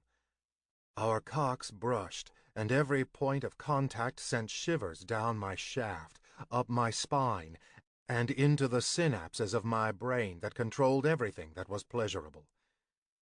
He understood me, this complicated man who had hid who he was for so long. I hated that for him. But we had this moment, so I'd make it good. Fuck the consequences. Fuck 'em. I pushed on his shoulder so he rolled onto his back. We didn't have much room in this narrow bed, and it took some maneuvering, but eventually he was settled and I loomed over him. All I wanted to do was touch. His nipples, his abs, that dark hair leading down to the body part I was most certainly interested in. He was all dark skin and cut muscles, and I could have stayed like that forever, admiring his body. His thighs were huge, probably 1.5 of mine. His quads bulged above his knees as he flexed. You like looking? He asked. I nodded. I like it a lot. I like how you look at me. He swallowed, hesitating before he went on. No one looks at me like you do. What is this? I whispered, my voice shaking. I don't know, he said. I have no fucking idea. But I'm not going to fight it. Me neither. With that said, I curled my body so my face was in line with his cock. I gripped him as a shudder racked his body under me. A soft curse reached my ears as I pumped once, twice, then took his crown into my mouth. I closed my eyes as I got the first taste of him, resting the tip of my tongue. I sucked hard, tonguing the underside as his thighs twitched. Another curse. I smiled around his shaft, opened my eyes and began to slowly bob my head. I couldn't take him deep, no way. So I pumped my hand in time with my mouth, twisting every time I reached the tip and making full use of my tongue. I swirled it, tonguing his slit. His hands gripped the sheets at his hip. He was quiet, and I pulled off to look at him. You can talk, you know. His lips were pulled in between his teeth. He let them out like a rubber band snap. I don't know if you want me to talk. Why? Because the shit I want to say is filthy. I cocked my head, a hot thrill running down my spine. Filthy? I gotta be straight with you that the things that will come out of my mouth are going to make you blush. I shifted my head as my cock thickened more. Since I didn't get laid often, I watched porn, a lot of it, and the dirty talkers always got me hot. I'd never told anyone that, though. I was Quinn Mathers, the guy who kept his mouth shut. Except for today. Except around Jay. Try me. He raised up on his elbows. Excuse me? I took a deep breath, my arousal overriding my shyness. What do you think? I'm fragile? Pure? I want what you want, which is to get off, so please tell me all the filthy ways you plan to make that happen. Jay. I sucked in a breath as I stared into the blue of Quinn's eyes. My forearms ached, since I was clutching the sheet like any minute a gust of wind would hurl me from the room. This was spring break. All the students on this damn boat were fucking like rabbits, and now I had everything I wanted and thought about for the last 5 days staring at me, his hand wrapped around my erection. Fuck it all. I was going to enjoy this time we had. I licked my lips. When I walked in on you in the bathroom that day, Quinn, and you were on your knees, I felt like a fucking loser, but all I could think about were all the things you could be doing on your knees. He groaned, and his tongue darted out to lick the tip of my shaft. He seemed surprised at himself, that he had this seductive side to him. I reached down and threaded my fingers through his soft hair. I gripped and tugged once, and he jolted with a moan, his eyes closing, his cheeks flushed bright red, his freckles stark on his skin, as I trailed my fingers down his face. Look at me, I said. Do you want to suck me? He opened his eyes and nodded as I ran my thumb over his lips. I stared at these lips, thinking about what they'd taste like, what they'd feel like on my skin, on my dick. I pressed against them until he opened his mouth. I pushed my thumb inside, and he kept his eyes on me as he hollowed out his cheeks, swirling his tongue around the pad of my thumb. So you want to know the filthy ways I plan to get us off? For starters, I want to see what your mouth can do. Then we'll take care of you. I pulled my thumb from Quinn's mouth and let his jaw go slack as he watched me with glazed eyes. Good. He was as turned on as I was. I bent one knee and pulled my hand away, resting it on the back of Quinn's head. I pressed gently, guiding him toward my balls. He watched me as he tongued the delicate skin until I pulled him back to my shaft. As he took me in his mouth again, I dropped my head back on the pillow. Oh, fuck! Tight, wet heat surrounded me. I never wanted it to end, not while Quinn kneeled between my legs, bare ass in the air, as he moaned around my dick. As much as I enjoyed this, I wanted something else. I wanted more of him, more of his body. I tugged on his shoulder, so he lifted his head. He was breathing hard, his back arching, I sat up and ran my hand down his back to his ass. I squeezed one cheek and he bucked into me. "Fuck, get up here," I said. This bed was too damn small, but I managed to rearrange us so Quinn was facing the wall and I was plastered to his back. He trembled a little, and I didn't know if it was nerves or a little bit of fear. I wrapped my arm around him and with my hand on his jaw turned his head to one side so he could see me over his shoulder. I couldn't stop my hips from churning against him, my wet shaft sliding between the cheeks of his ass. I wanted to be there so badly, sliding inside of him, taking him. But not now. "I want to fuck you so bad," I whispered against the side of his face, and he trembled. "I did from the first moment I saw you. I want those legs wrapped around me while I take you against the wall. I want you on all fours." Quinn shook, his lips parted, harsh pants escaping. I reached down and took his cock in my fist. He was hard, a vein thick and pulsing against my skin. "If I took you inside me, if I let you be the first to do that, would you make it good for me, Quinn?" His cock twitched in my hand and he let out a curse. "Fuck, Jay, you're killing me." "Would you?" I slipped my cock between his thighs and thrust gently. "Yes," he gasped, bracing a hand on the wall as my hips jerked against his ass. I began to stroke him and he bucked. "Fuck, yes." I shoved my face into his neck, licking the sensitive skin there, tugging on it with my teeth. In the back of my mind I knew I was leaving marks, but I couldn't make myself stop. While jacking Quinn, I continued to thrust between his legs. The soft hairs on his inner thighs created delicious friction. He was moaning continuously now, cursing under his breath. Holy shit, I'm so close, don't stop." "Can't stop," I said, pressing my forehead to his temple. His body froze, and then his cock pulsed once, twice. He came over my fist, over the sheets, drops landing on the wall in front of us. He grabbed the back of my head, pulling me to him for an awkward, sloppy kiss, the taste of sweat, his tongue sliding across mine, put me over the edge, and I came, my release coating his inner thighs. We continued kissing until I needed to breathe. My head dropped to the pillow behind his, and I pulled him closer, wanting to enjoy this a minute or two before we had to deal with whatever came next. His head fell to the bed with a thud. There was a swish sound of a thumb being dragged across fabric, then a delicate touch to the back of my hand where it still gripped his softening shaft.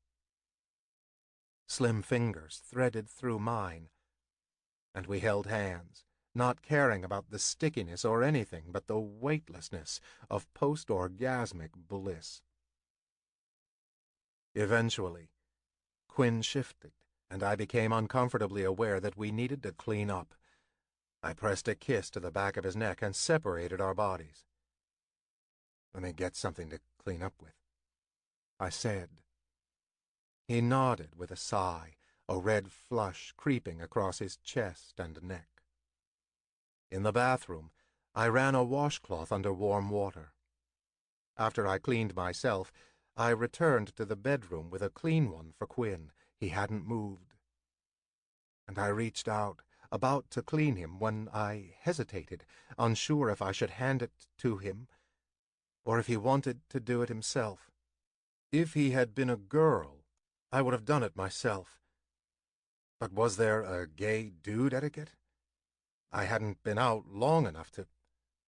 "Are you waiting for the washcloth to get cold?" Quinn rolled onto his back, giving me a small smile as he stretched. He held out his hand, and I gave him the washcloth. "Sorry, I scratched my head and blew out a breath. I was trying to decide if I should clean you or have you do it yourself." He stopped wiping his thighs. "Really? But I didn't know if that would make you feel like a girl, and..." "You think I'm a girl?" I frowned. "No. He bit his lip and was silent for a minute. It wouldn't make me feel like a girl. It would make me feel cared for, I think. We were both fumbling through this, I realized.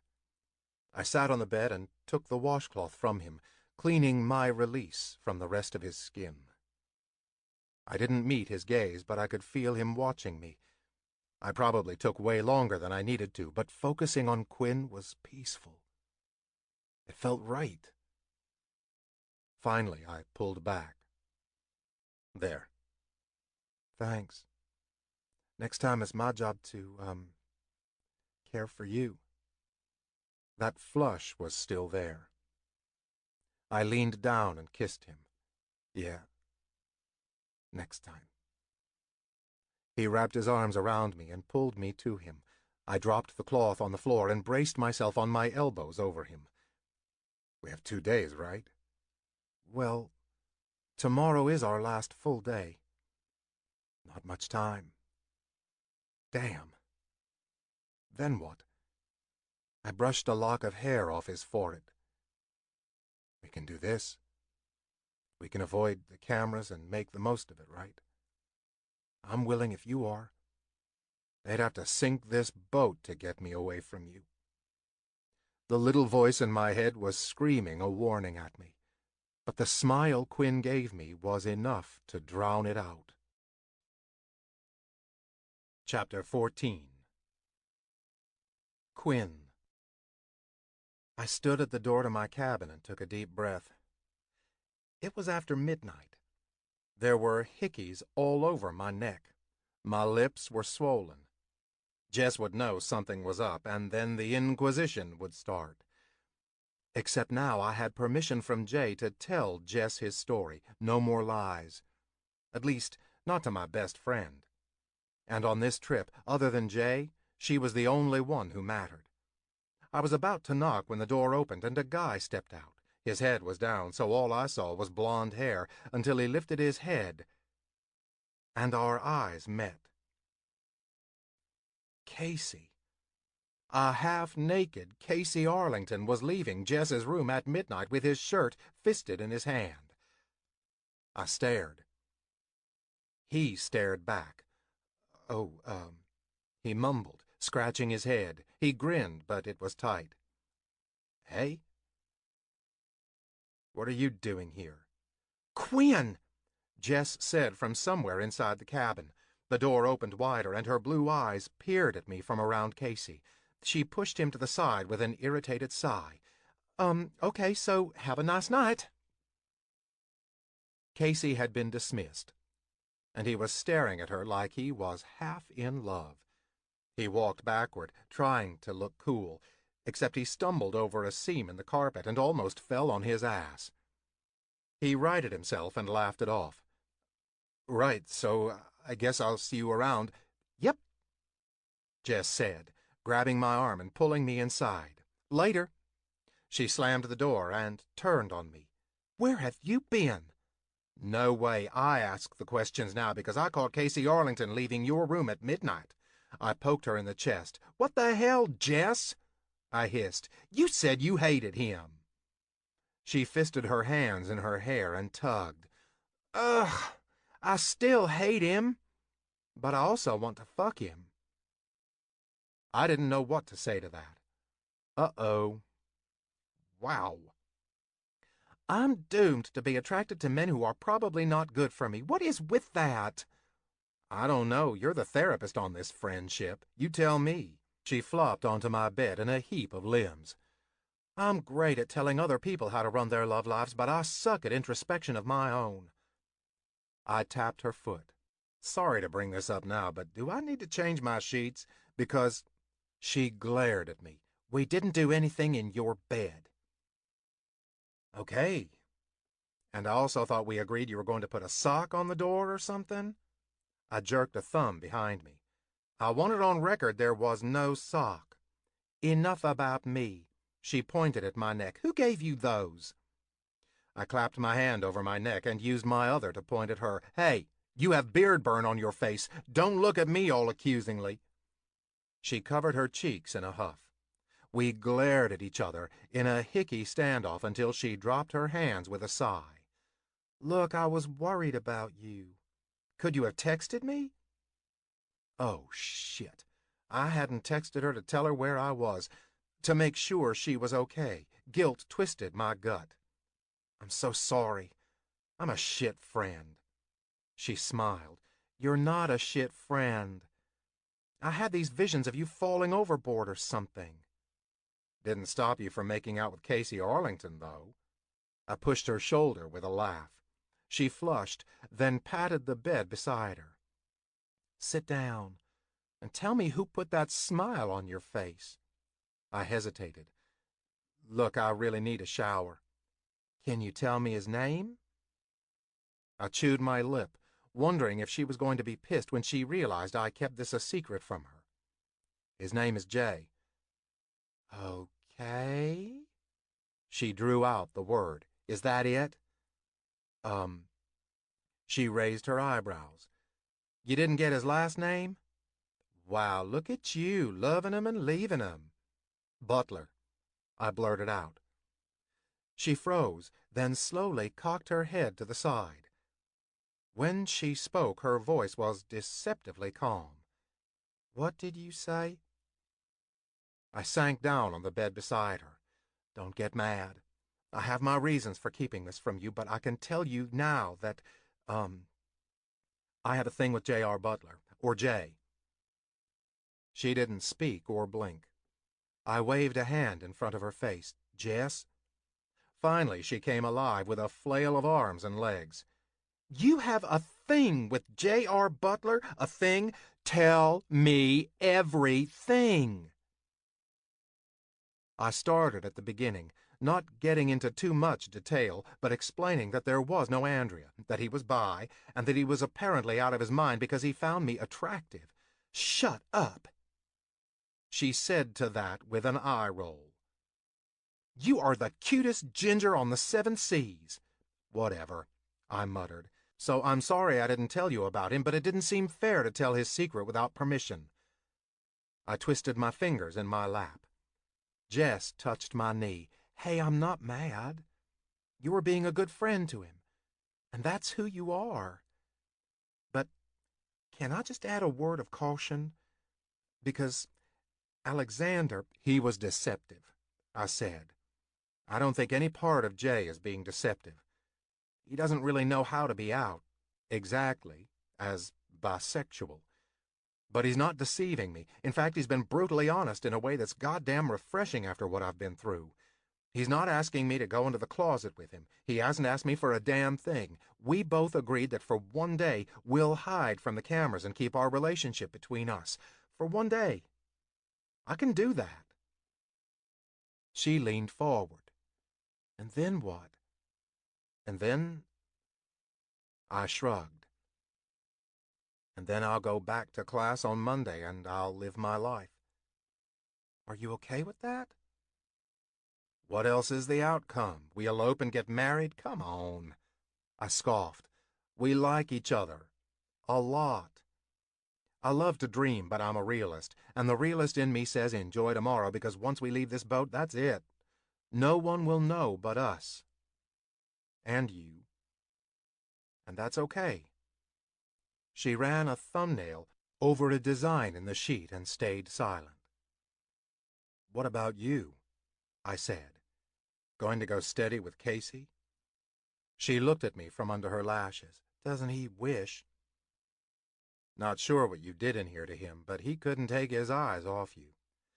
You'll never understand or appreciate my magical vagina powers. A laugh burst out of me, and then I wrapped my arms around her. Don't break his heart. She blew out a breath against my neck. I'll try not to. Jay. I startled awake when I heard a crash, then a muffled curse, followed by giggling. I opened a bleary eye. Levi stood in the center of the cabin, rubbing his shoulder. Dumb dresser, he muttered. The room was still dark, and we had no windows.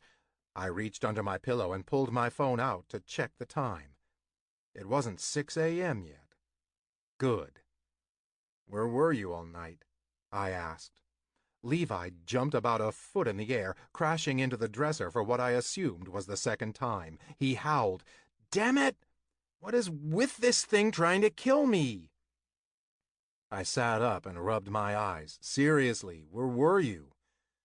I crashed with Paisley. Why? He shrugged. I felt like it, and you seemed to need the room. I stiffened. What? Levi put a hand out.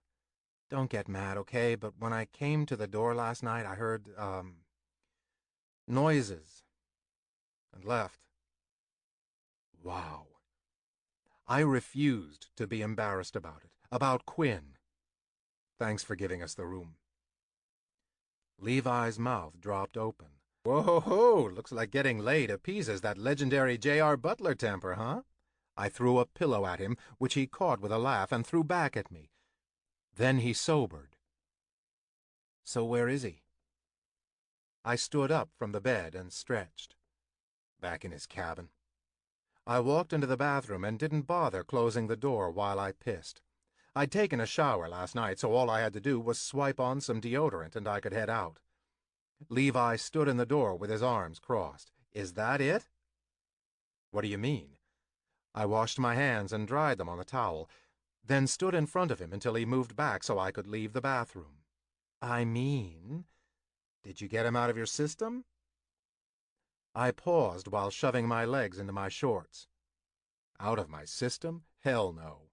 I craved more time with him. No. You going to see him again? I pulled on a t-shirt. I plan to spend all day with him. It's about all the time we have left. He eyed me as I dressed. Now? Yeah, now. It's not even 6 in the morning. Your point? We have a breakfast date. J.R. I sighed. I know, okay? I turned around to face him. I know the risks, and I don't give a shit right now. He chewed his lips. I'm just concerned about you. Thanks, but this is what makes me happy, so this is what I'm doing. He nodded. Let me know if there's anything I can do to help. If for some reason I'm late to the beer pong tournament today or the party tonight, can you make excuses for me to Doug? Levi straightened his spine and snapped his heels together. He saluted me. Mission accomplished. I grabbed the back of his head and pressed a kiss to his forehead. Smart ass. I pulled on a sweatshirt, tugging up the hood to cover my face as best I could. After leaving the cabin, I made my way to the small breakfast buffet room that I knew wasn't heavily used. Because of the early time, it was deserted. I grabbed a couple of boxes of cereal, some bowls and spoons, and hightailed it out of there before anyone saw me.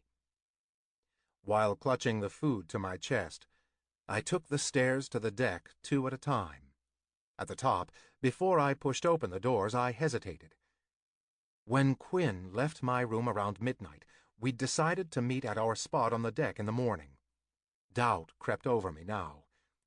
What if he regretted everything? What if he realized I wasn't worth the risk, wasn't worth betting on? Hell, he could have blasted the news all over social media already, and I wouldn't have known. No, I told myself. Quinn wouldn't do that. I squared my shoulders and pushed open the door. I had to know if he was there or not, if he'd decided that today was our day, or if what happened last night was all we had. I crept toward our spot at the front of the deck, my eyes trained straight ahead for any glimpse of Quinn's fiery mop. A lone figure stood in our spot, his back to me, wearing a gray hooded sweatshirt. I faltered, unsure if it was Quinn, until he turned around. Red hair spilled out onto his forehead, and his blue eyes speared me from beneath the hood. He was there, right where he said he would be. I smiled, and he grinned back. I was in front of him in seconds, my hands still wrapped around my contraband. I leaned down and nudged his nose with mine. Hey, you. Hey, he said. Sleep okay? Yeah. I motioned for us to sit down on the deck, and we did. with the railing of the ship at our backs. I unloaded my goods, 2 bowls, 2 spoons, and 4 single-serve boxes of Lucky Charms. I waited, unsure what he'd do or say. As I stared at the small boxes now, I wondered what I'd been thinking. I should have found a way to get him a real breakfast, not a stupid kid's cereal. "Oh, my God," he whispered, picking up a box and running a finger along the rainbow on the front with reverence, like the box was made of pure gold. "I haven't had Lucky Charms in years."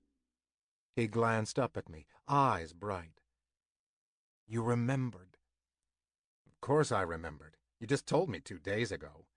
He shook his head. "I know, but never mind."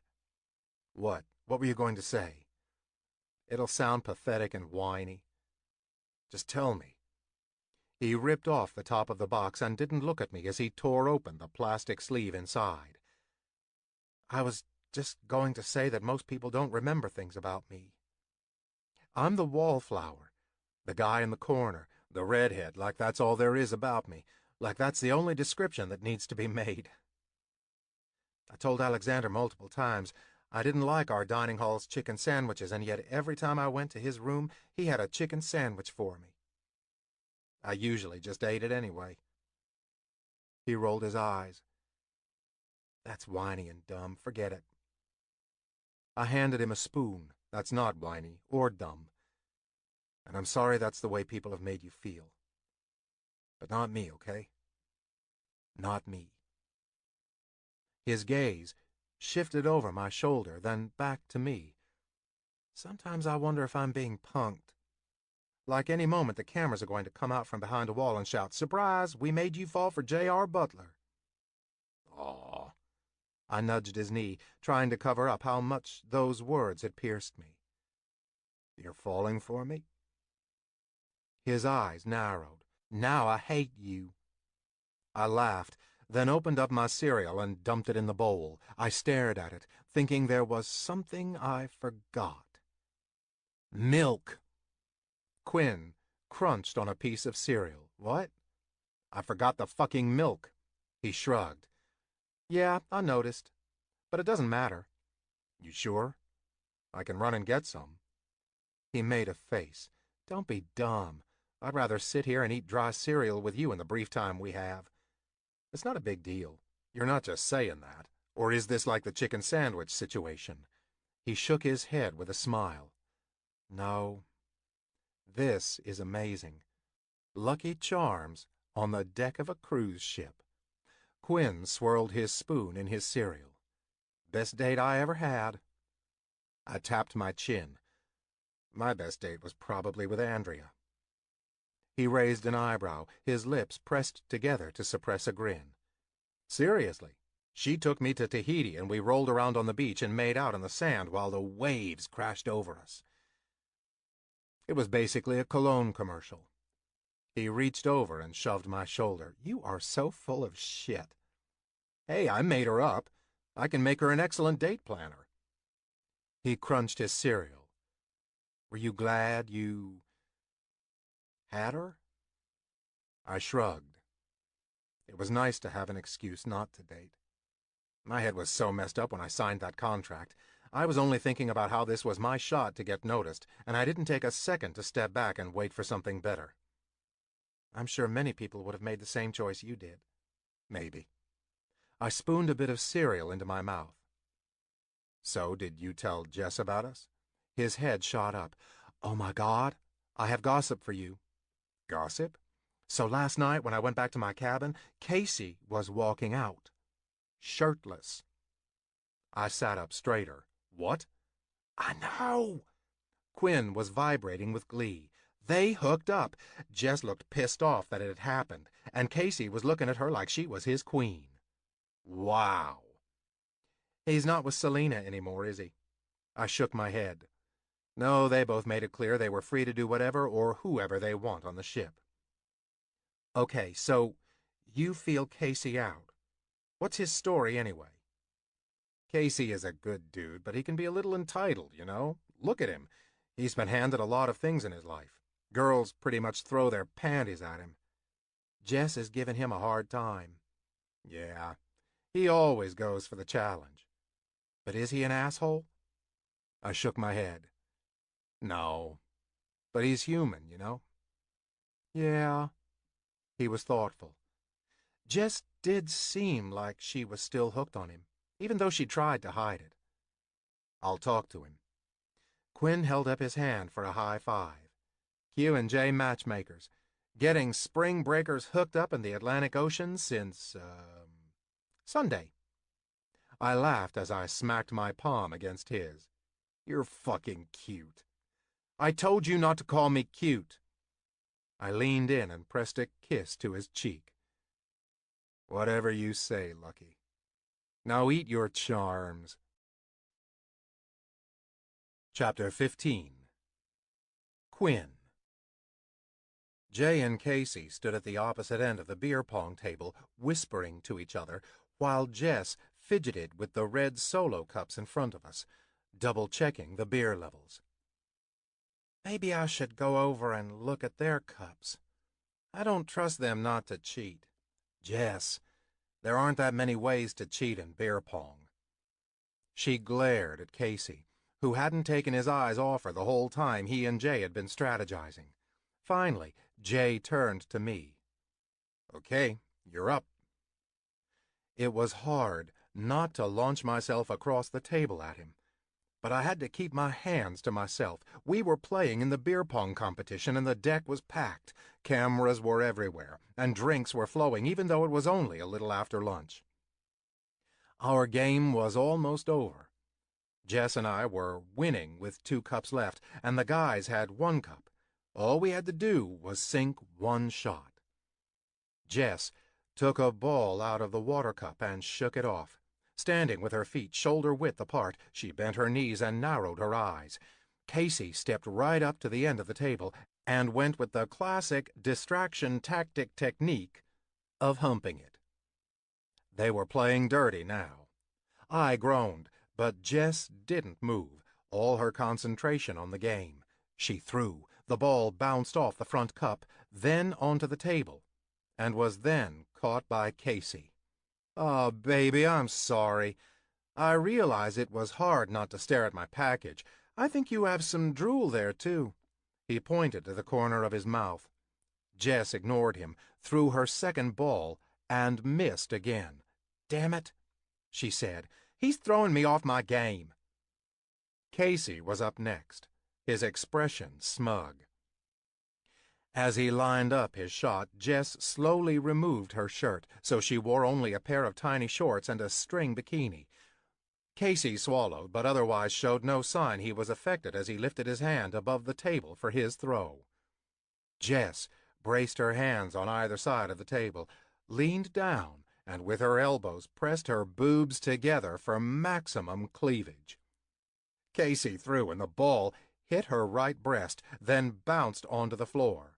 I scooped it up as Jess grinned, while Casey yelled, "I call foul! Foul!" He missed his second shot, too, and then it was my turn.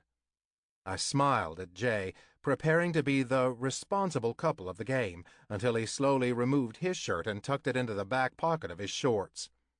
He stood casually, all dark, glistening skin and hard muscles. He flexed a peck. I got hard. Quinn, Jess nudged me with her elbow. Get it together. But do you see him over there? I whispered. Do you see that?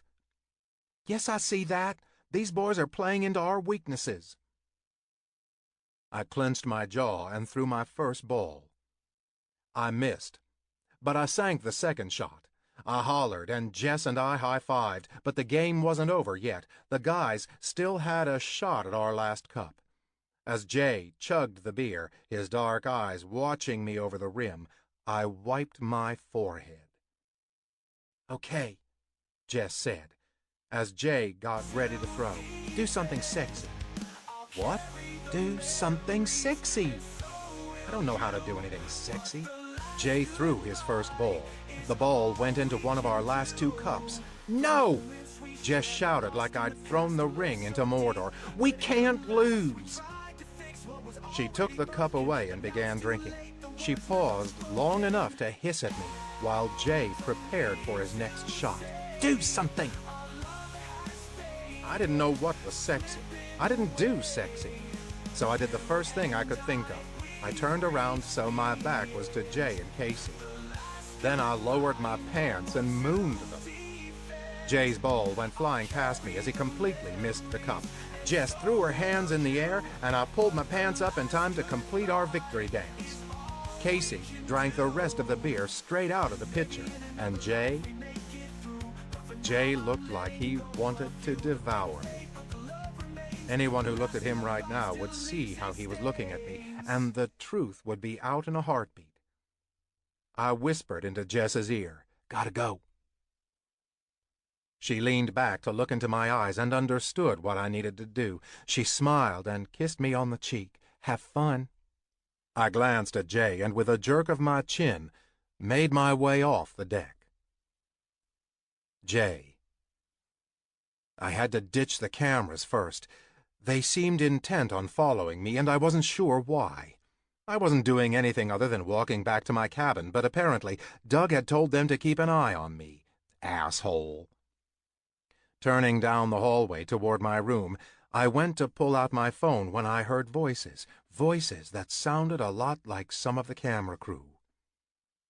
They stood at the entrance to my cabin, talking, and I had a split second before I knew they'd look up and see me. Had they seen Quinn? Was he cornered in my cabin? Something grabbed my shirt and tugged me to the side. Before I could protest, I was hauled into a small room and a door slammed shut behind me.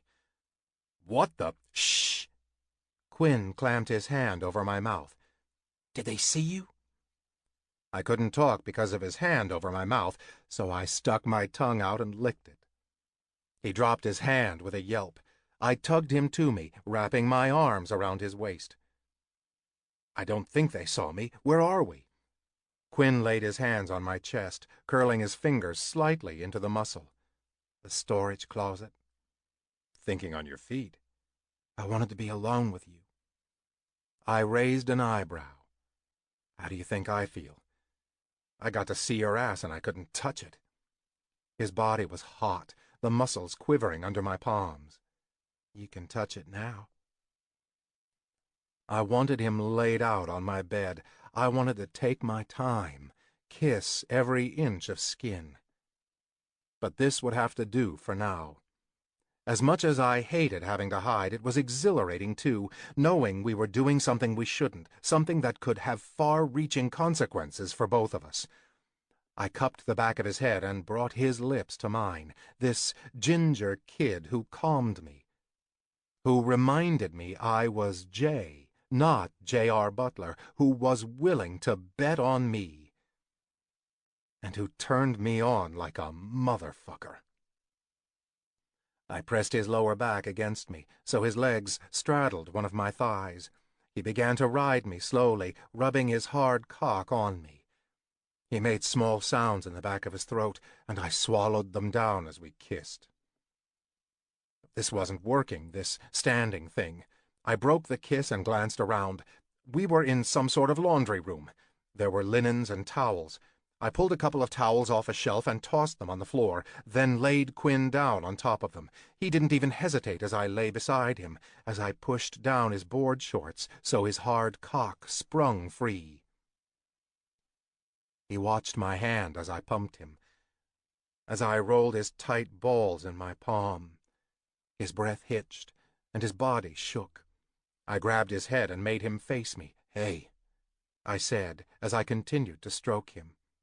He seemed to have a hard time focusing on me. His eyes kept closing, his breath uneven. "Jay, fuck, Quinn. I wish you could see how you look right now." His freckles stood out on his pale skin, and there was a small cluster of them on his left rib cage that I had never noticed before. His shirt was rucked up to his chest, his abs flexing as his hips thrust up, pushing his cock into my fist. Hot as hell.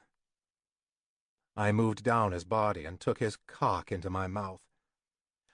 I'd only done this one other time, and I had no idea if I was horrible at it or not, but I knew I wanted it.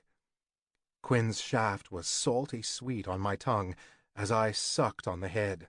His hips jerked as I squeezed his balls gently, then moved my finger back, until I pressed on the tight ring of his hole. "Holy shit!" he cried. "Oh, God, I'm—" He came in my mouth, and I hadn't been ready, so it was sloppy as all hell, but I swallowed what I could. Then I moved back up his body, past his heaving chest, so that I could see where he lay, his hands thrown over his eyes, his mouth moving soundlessly. I moved his hands, but his eyes were squeezed shut. "Hey." He didn't move.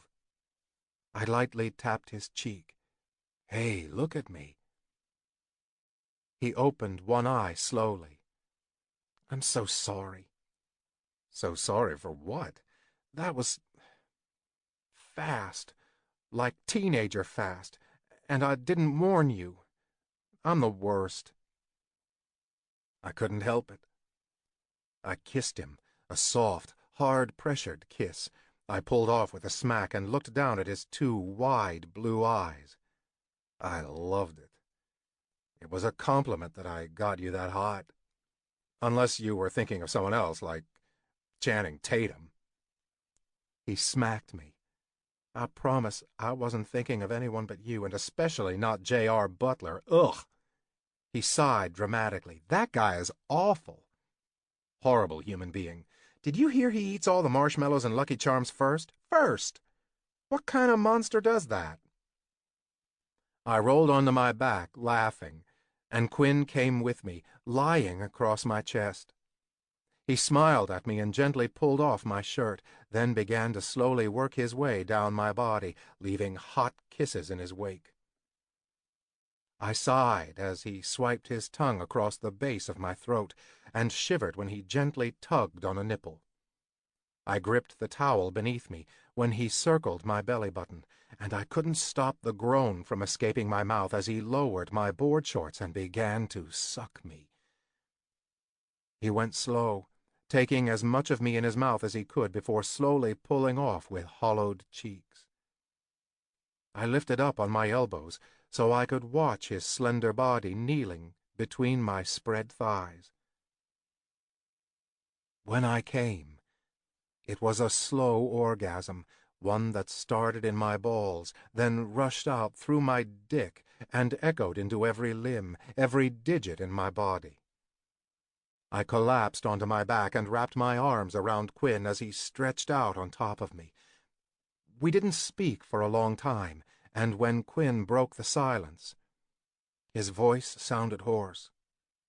"We could take one of the safety boats. We'd steal out in the middle of the night and use the North Star to guide us. We'd find some little desert island, and we'd make a shelter. That would probably be your job because I'm really not a good architect. Can you build stuff?" I closed my eyes. "Yeah, I can build stuff."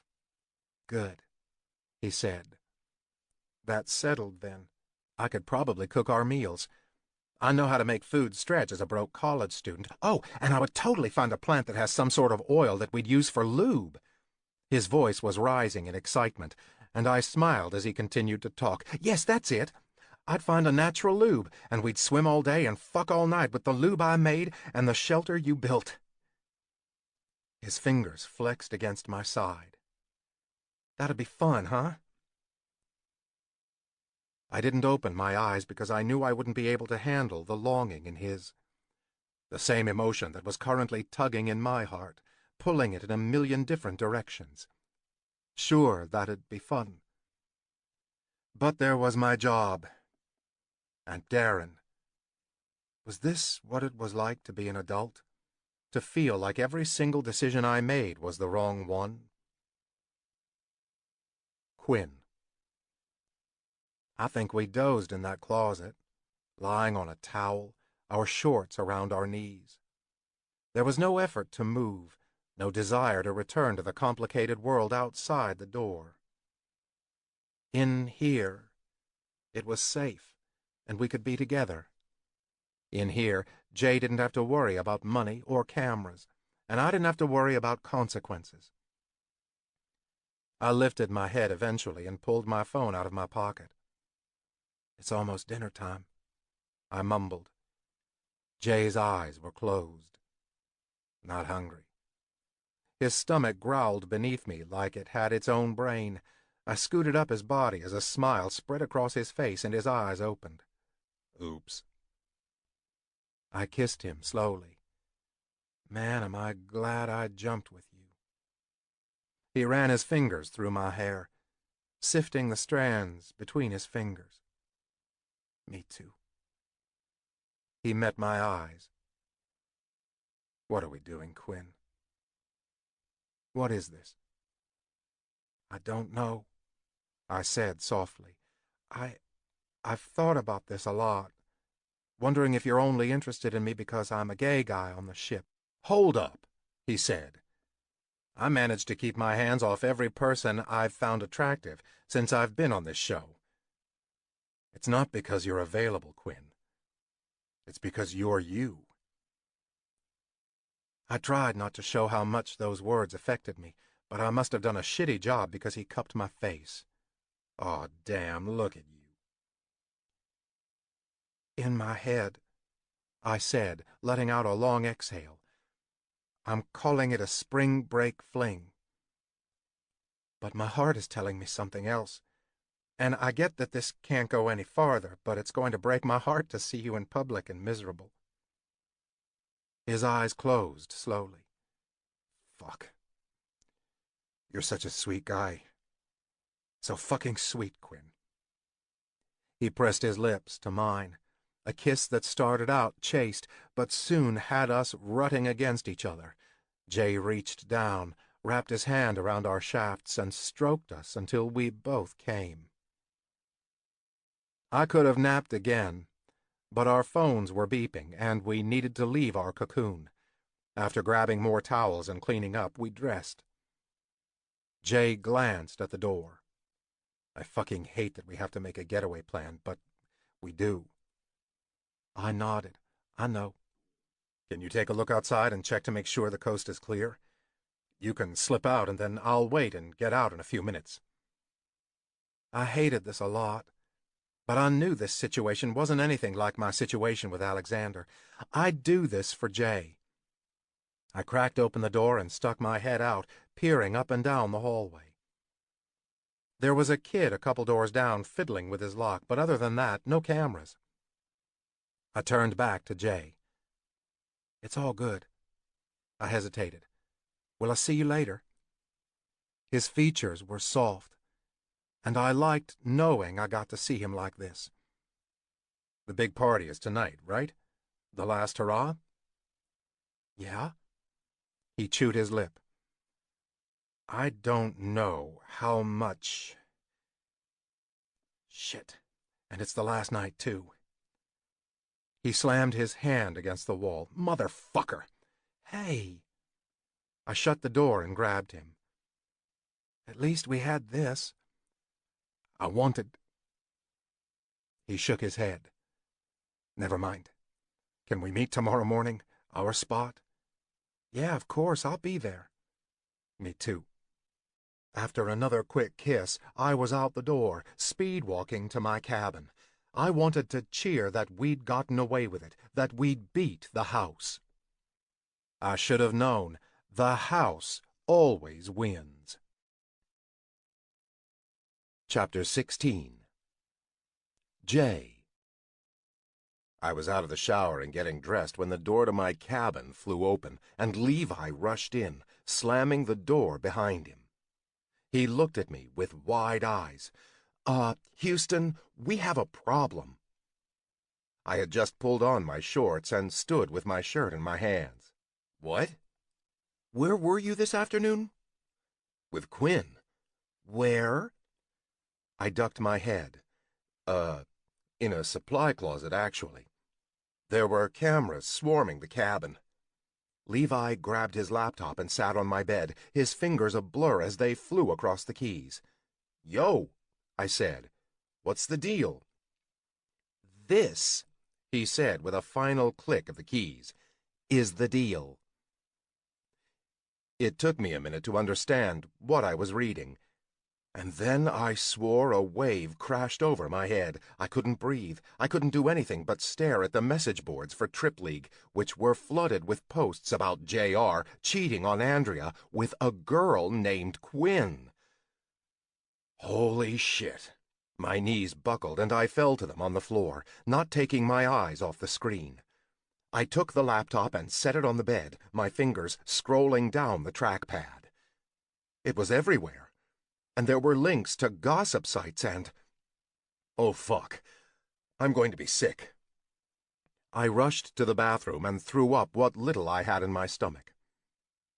A shadow loomed over me as I sat hunched over the toilet. A cool cloth was placed on the back of my neck. "Tell me what Doug's saying," I said.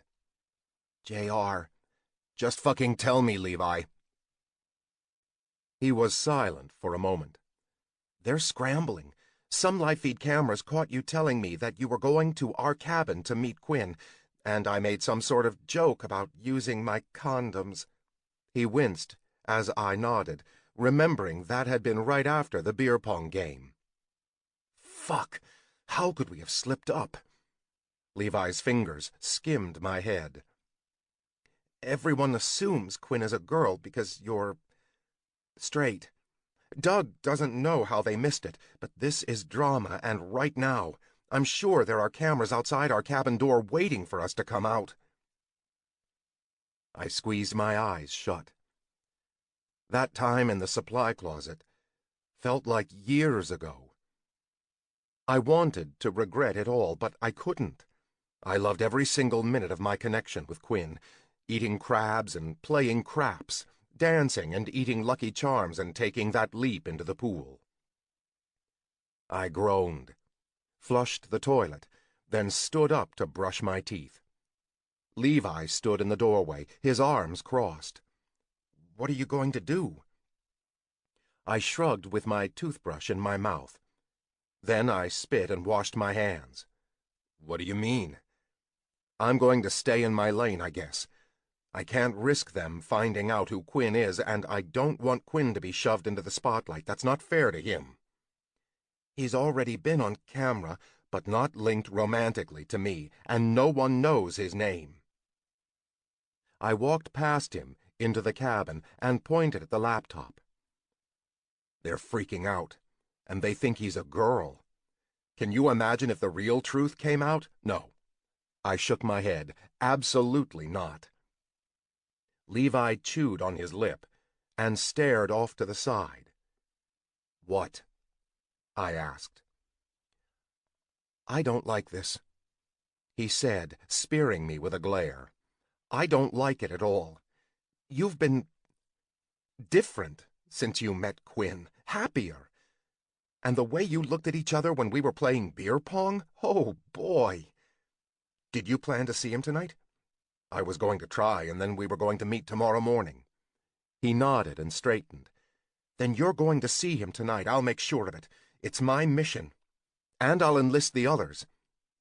I held out my hands. "Wait, what? No." "It'll be fine.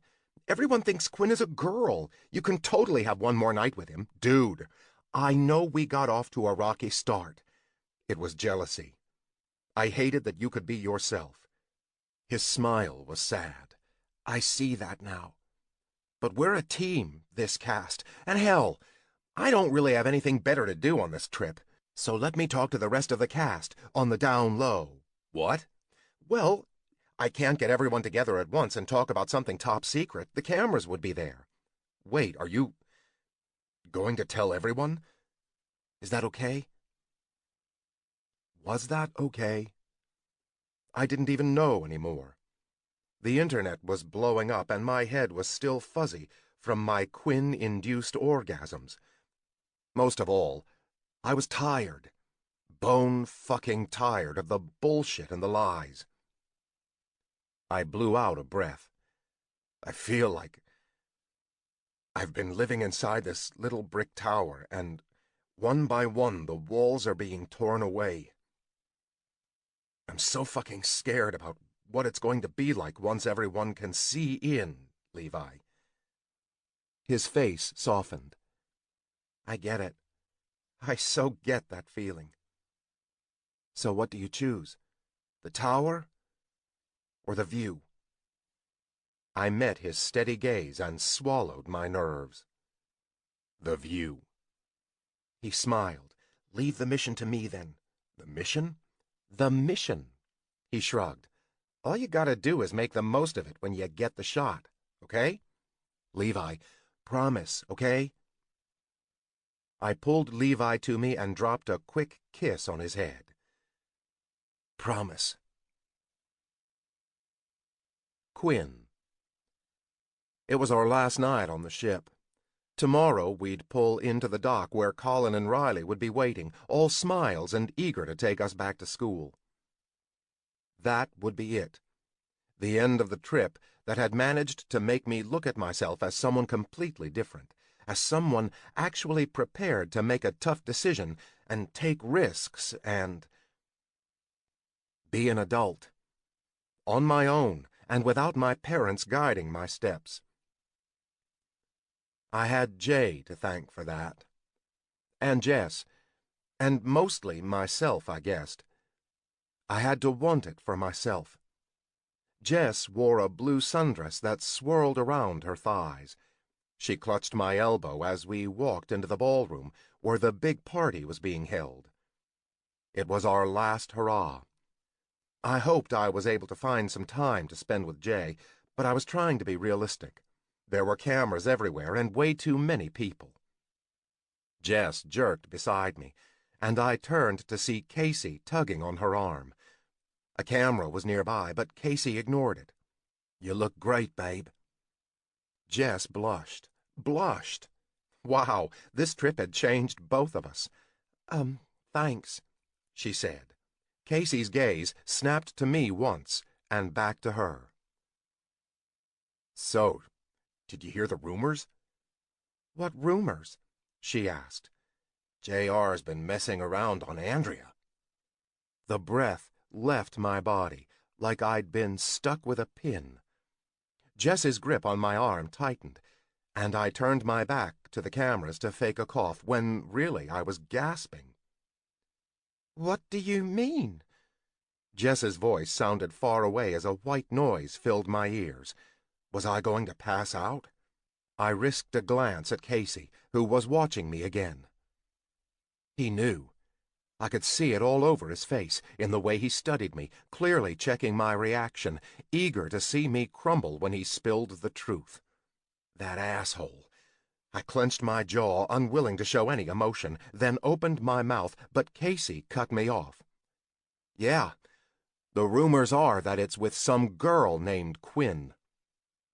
I was definitely going to pass out. Watching Casey now, I'd misread him. There are things the cameras don't show. Casey was warning me, in the only way he knew how, with our every move on camera, and if I wasn't mistaken, there was sympathy in his tone. I swallowed, managing to muster up my voice. How'd you hear about this? The live feed cameras picked up some conversation, and the message boards blew up. I sucked in a breath. Shit, I hoped Jay was okay. All I could say was, wow. Casey smiled a little. Yeah, so he'll be here, because he has to be. But he'll be laying low, you know? I nodded, understanding the message. Makes sense. Jess looked at Casey with a little bit of adoration on her face, probably because he'd done something nice for me. I checked out the ballroom and saw Levi flitting from cast member to cast member, whispering to them whenever he got them alone.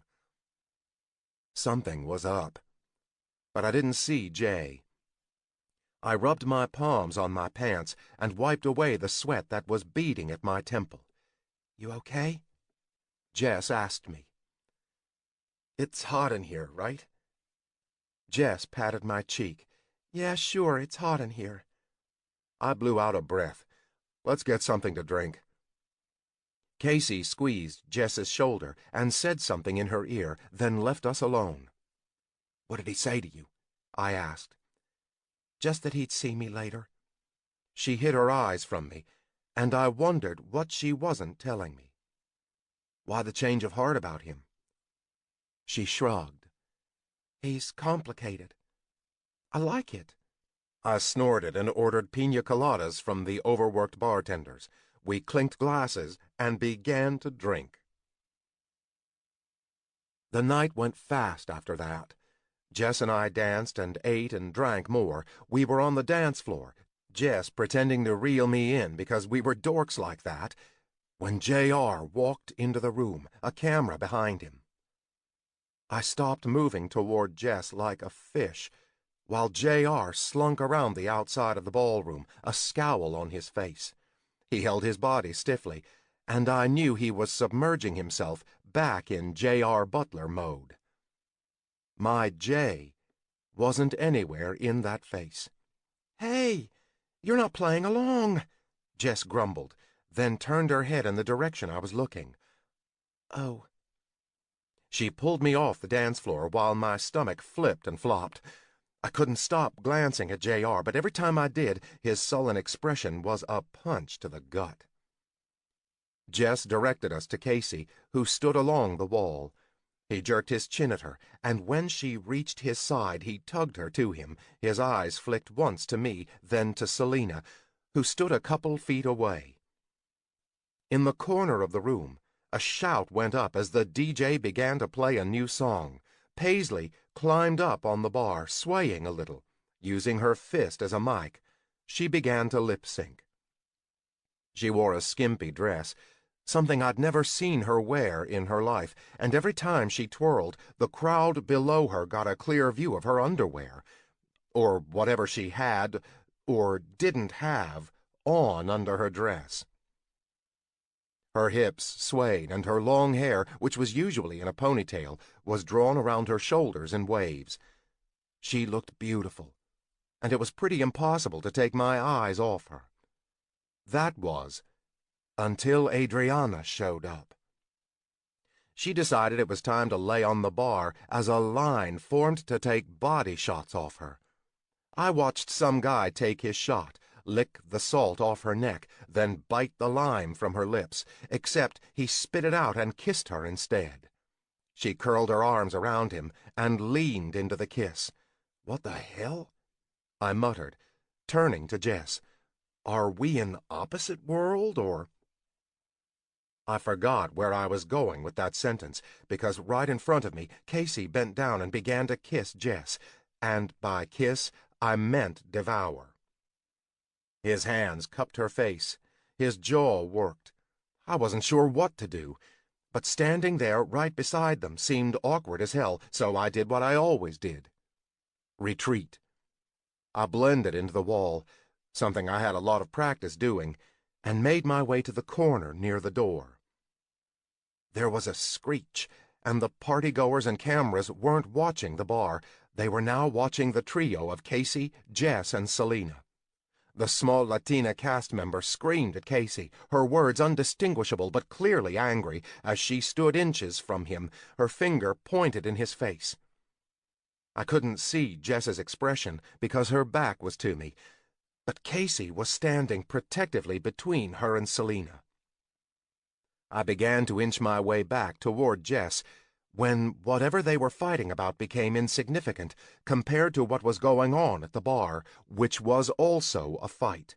A real, chair-tossing, punch-throwing fight.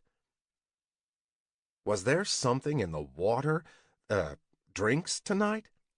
Everyone had fucking lost their minds. The entire room was a clearing of the benches as everyone rushed to see what was going on at the bar. In the middle of it all was Levi. He was yelling and shoving, and damn, but that boy could hold his own. I was caught between wading in to help Levi or standing up for Jess when a hand clamped around my arm and yanked me backward through the door. Chapter 17. J. Quinn struggled until I turned him to face me and whispered, "It's me." He blinked, one arm cocked back to punch whoever had him. I gestured to his fist with my chin. "What do you plan to do with that?" He flushed a little and dropped his arm. "Shut up! It's like a war zone in there. I was prepared to defend myself." I grinned. "Yeah, they're doing awesome." He tilted his head. "What did you say?" "So everything they're doing in there is just one giant distraction." I was damn proud of them, too. Oscar-winning performances. "But Jess, she's in on it, too. And Selena's playing her part perfectly." The line between his brows was cute. "I'm so confused. A distraction for what?" "For us." I licked my lips and dropped my head. "So we could do this." I kissed him, and this time he didn't put up a fight at all. Immediately he moaned and grabbed the collar of my shirt, tugging me to him. Before he had a chance to deepen the kiss, I pulled back. "Hold on, we can't do this here. We have a couple of minutes before the crew, who was supposed to be on me, stops rolling on whatever is going on in there." I pointed at the door, through which we could still hear shouting. He nodded. "All right. Your cabin? Is that okay?" Yeah. I'd love to be naked with you, so if we can do it there, then let's go." I laughed and pressed a quick kiss to his lips. Perfect. To avoid the live feed cameras, we took separate routes to get to my cabin. I kept an eye out the entire way for rogue cameras or passengers.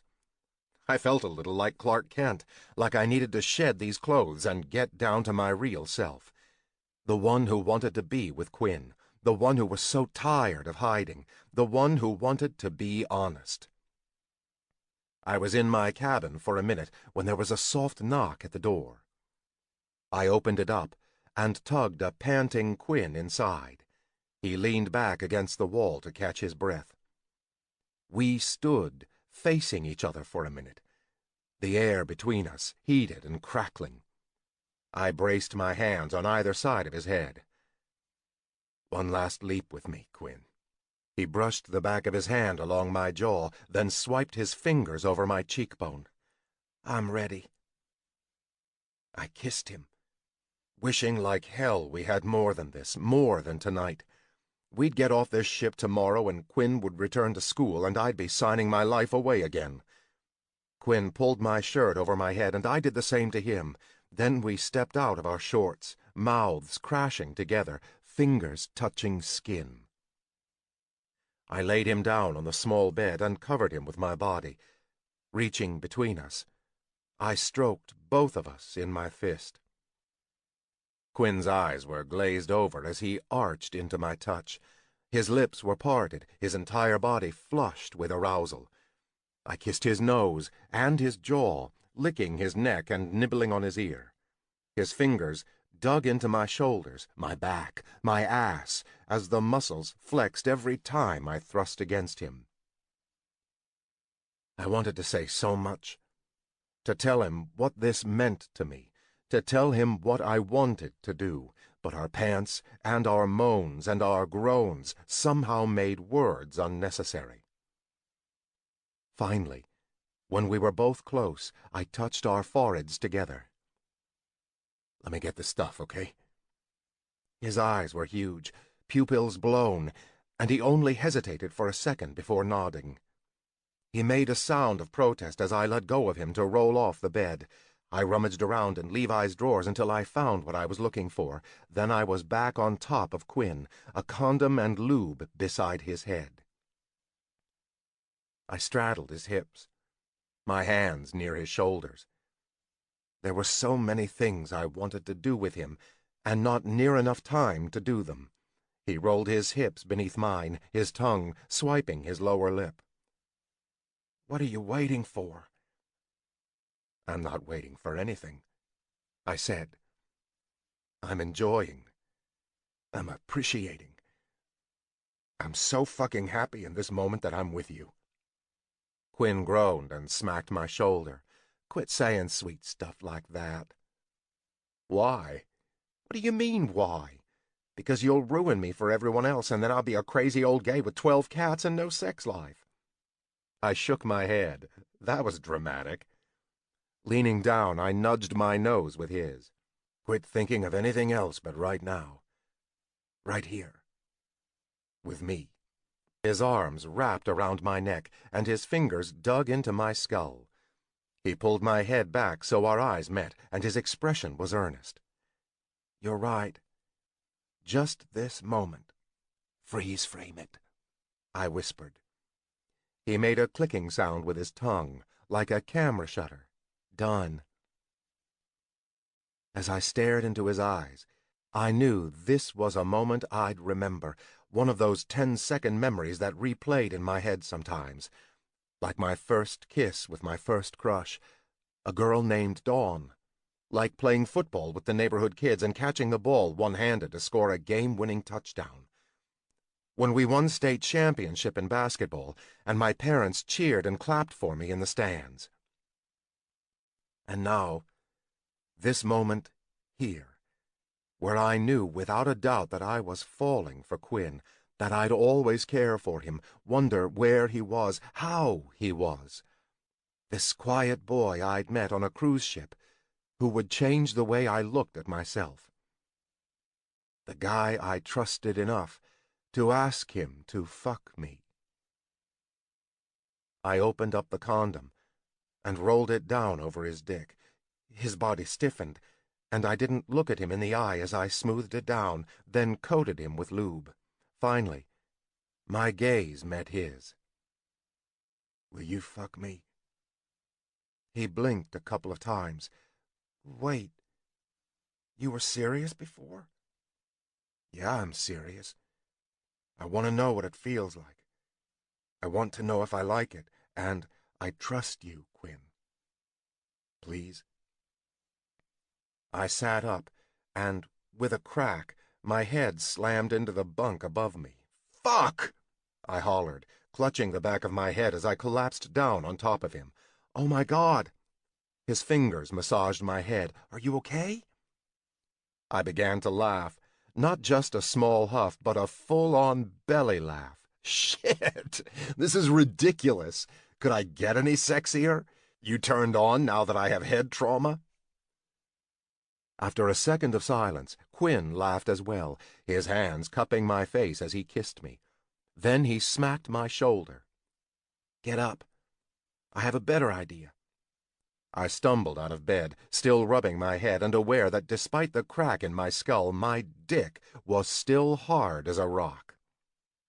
Quinn took the blanket off my bed and laid it on the floor. He stepped on it carefully, wiggling his toes, then looked up at me. I've never topped before. God, we were like awkward teenagers. Okay. He held a hand out. But I know it feels good when I'm, you know. His face reddened, but he licked his lips and soldiered on. When I'm the bottom. So we can do this. A smile spread across his face as he took a step toward me and stroked his dick. It feels so fucking good, Jay. I tried not to show my nerves as I smiled back. Okay. He told me to lie down, and then he curled up next to me, the lube in his hand. First, he coated my dick and stroked a couple times. I let my legs fall open as his hand squeezed me, as his fingers rolled my balls. After another application of lube, he moved his hand back until he began to circle my hole. I reached my arm out and grabbed his shoulder as he applied a little pressure. It felt weird, not painful, not fully pleasurable either, but I knew I wanted more. I wanted that finger inside. He was watching his hand, but his gaze swept up to mine. You okay? I nodded. Yeah. My voice sounded odd, strained, detached, as that finger continued its increasing pleasure. I have to stretch you. I know. He smiled. Right. And when he leaned down to kiss me, his fingers slid in all the way. Immediately I clenched, my first instinct against this foreign object invading my body. But Quinn murmured against my lips, and his hard dick rubbed against my hip, so I focused on him. On us. He was able to add 2 fingers, then 3, and by that time I was sweating, my breathing erratic. I was glad the lights in the cabin were dim because I couldn't imagine what I looked like. My body sprawled on the floor, legs obscenely spread, as Quinn worked his fingers in and out of my body. Please, I whispered. Go ahead. You sure? Positive. He nodded, then lay on his back, tugging me to him, and urged me to straddle his hips. He stroked my thighs, his thumbs moving in slow circles. I think this will be a good position for you. You can see my face and control the speed and depth, okay? I squeezed my eyes shut at the tender look on his face, the gentleness of his voice. For once in my life, I'd made a fucking right decision. Thank God I hadn't sated my curiosity with some stranger back in L.A. who wouldn't have cared to make it good for me. I scooted forward, then reached around and lined up the head of his dick at my entrance. He smiled. Those hands continued to massage my thighs. Just sit back, Jay, and take me in. I held back a wince as the blunt head began to breach me. It was wider than his fingers, and it hurt. Breathe, Quinn said, stroking my softening erection. Breathe. I did, but it still hurt, and I wondered if this was going to work. I moved my hips in a circle, working to take him inside me. There was a slight burn. Then something inside me gave way, and I sank down all the way. We both froze as I braced my hands on Quinn's chest. His blue eyes were round, his mouth open. His lips moved a couple of times, like he was trying to talk. Finally, he swallowed and licked his lips. I can't describe how good you feel right now. I wiggled my hips experimentally, moaning when his dick brushed against my prostate. Quinn's hands were gripping the sheet below us in a white-knuckled grip. I'm going to move now, I said. Are you okay? He asked. I think so. He nodded. Okay. Okay. I placed my palms on either side of his shoulders and then slowly began to rock myself up and down on his shaft. He encouraged me to change the angle a couple times until we found the way that had his dick pinging my prostate on every thrust. He continued to stroke my dick, and the burn was receding. The pleasure of being full, of Quinn inside me, overtaking any other sensation. The tendons on his neck were straining, his teeth gritted as he stared at me with not a little bit of awe. I wondered if my expression was the same. When I came, the orgasm raced down my spine and exploded in my groin. I came with a hoarse curse all over Quinn's stomach, and I vaguely heard him groan in response as his body shuddered below mine. I held the condom in place as I pulled off him, my thigh muscles screaming at me. I flopped onto my back, my hand rubbing my chest as I fought to catch my breath. Beside me, Quinn was doing the same. He got up for a minute to deal with the used condom, then he was back with a warm towel. He cleaned himself, then me, then pressed it for a moment behind my balls. You feel okay? I think my thighs hurt worse than my ass.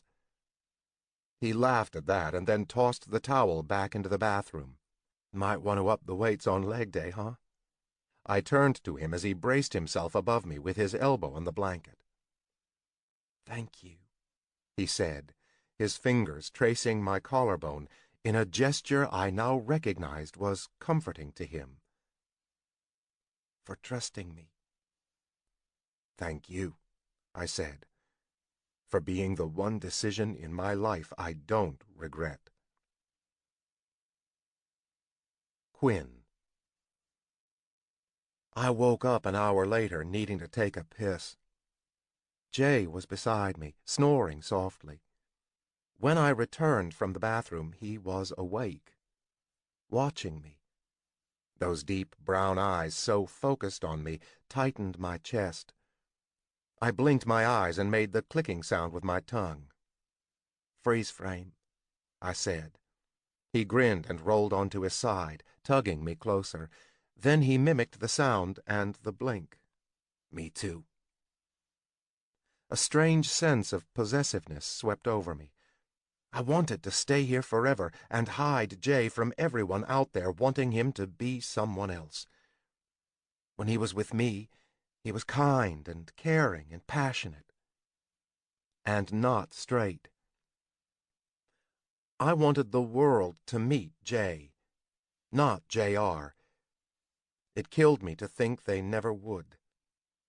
I wasn't sure what my face showed, but it must not have been good because Jay hugged me tightly and pressed a kiss to my temple. I sighed in his arms. "Hey, we had tonight," he said, "and no one can take that away from us. Ever." I squeezed my eyes shut. What if one night wasn't enough anymore? When we woke up again, it was morning, and we had 5 minutes of peace before Levi knocked on the door. Jay and I quickly dressed as he rushed inside. I took one look at his face, and I knew what he said next wasn't going to be good. "Quinn, I gotta get you out of here. The crew is on their way with Doug." Levi's eyes switched from alarm to mirth. "He's so pissed, but I think we got away with it." My heart lurched in my chest, and it took me a second to clue in why. Disappointment. That's what that was. Disappointment that Jay hadn't been found out, because if the truth came out, maybe we'd have a future. And on the heel of that emotion came a nearly drowning wave of guilt. I was such a selfish prick.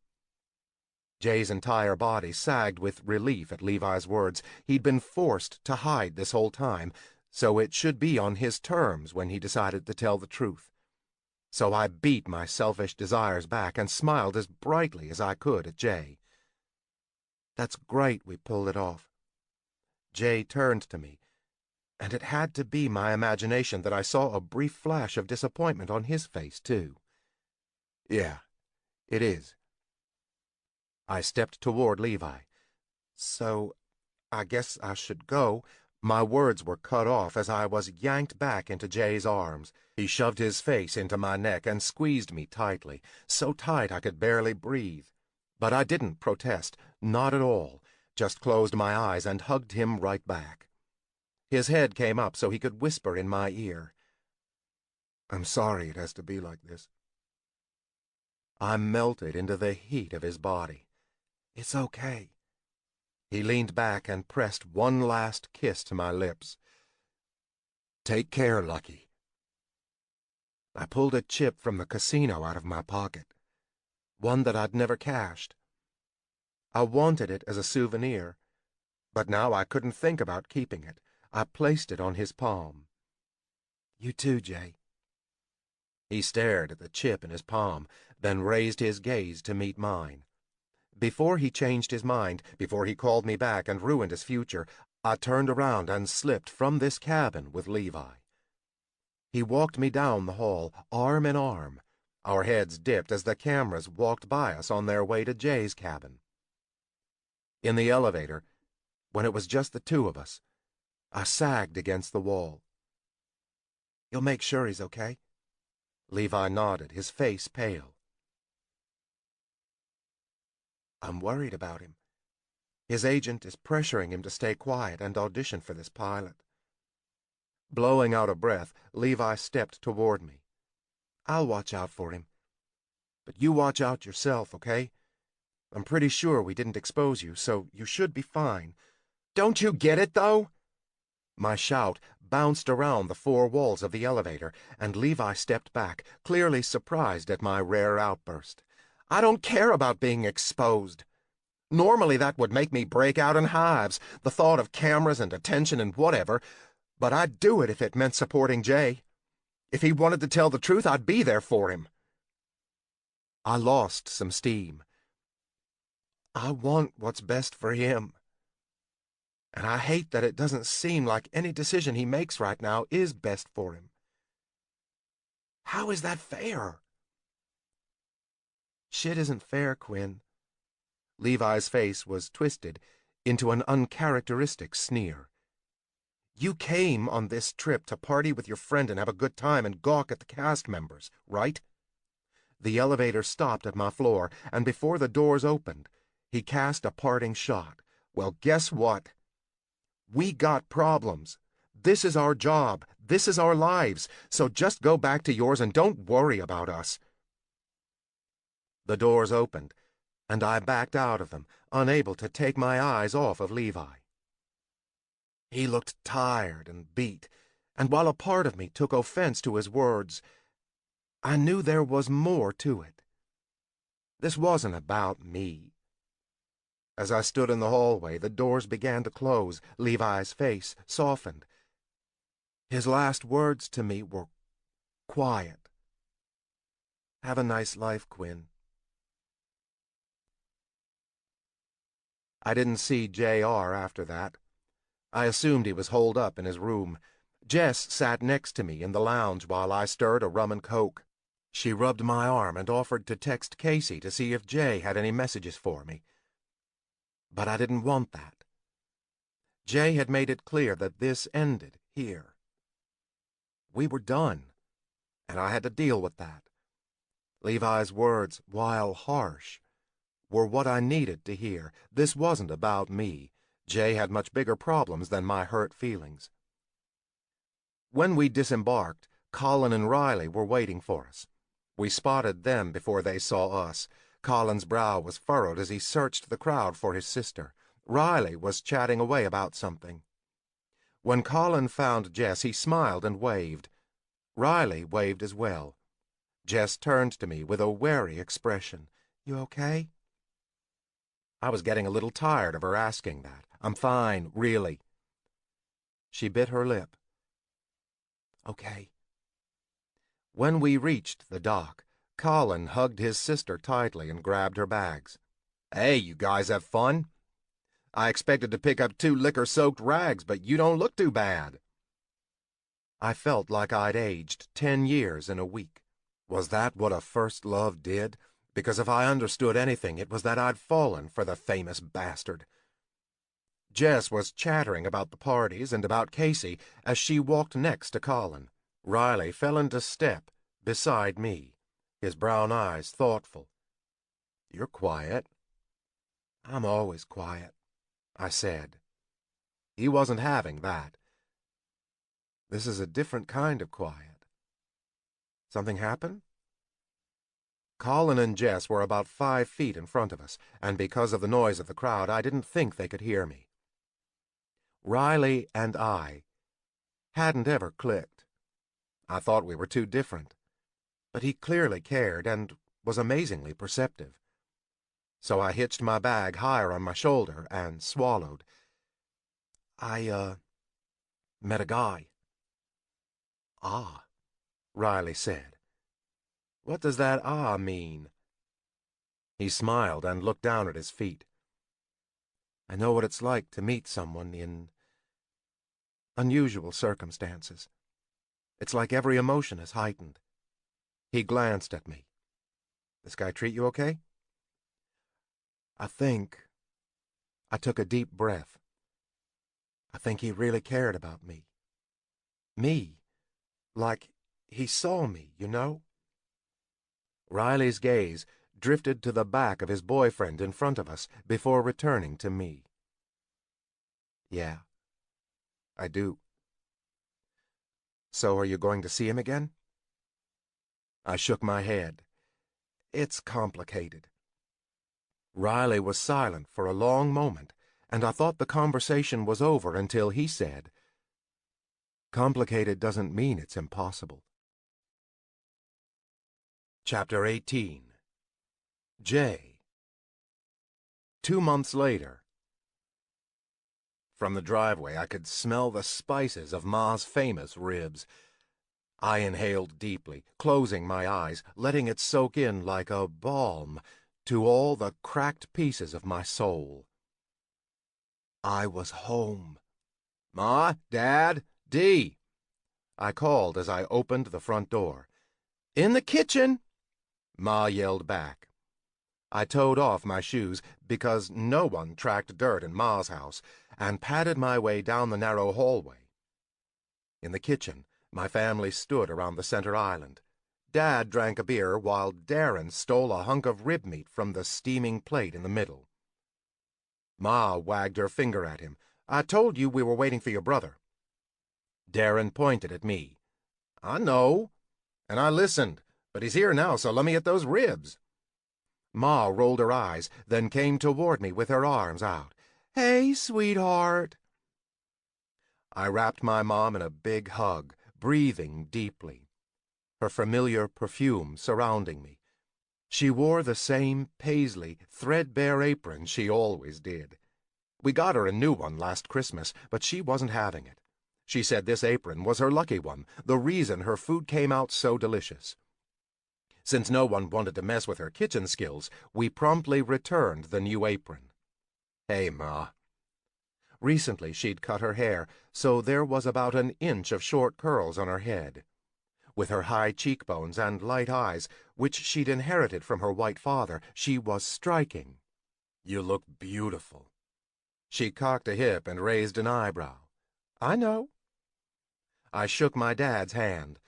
Everyone said I looked like my dad. The darker skin, the same eyes, wide nose, and full lips. It was Saturday, yet he still wore a nice pair of pants and a button-down shirt.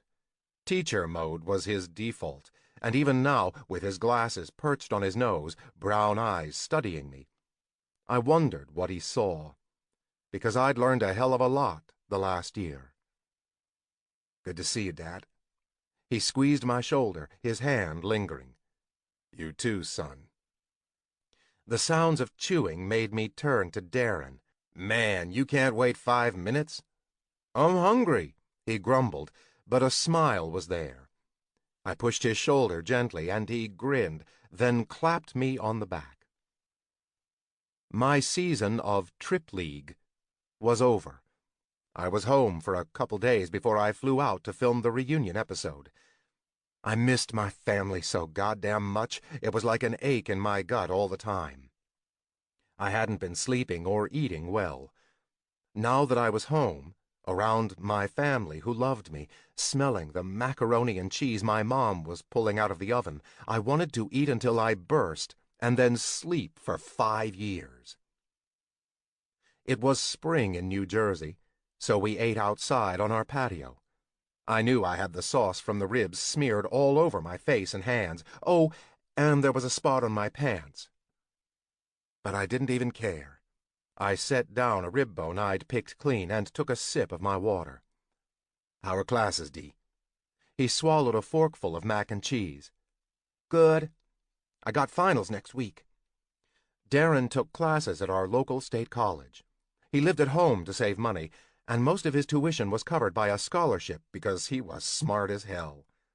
He wanted to teach high school, science and math. He would be fucking great at it, which was another one of the reasons I'd work myself into the grave to make sure he lived long enough to do it. "You still seeing that girl?"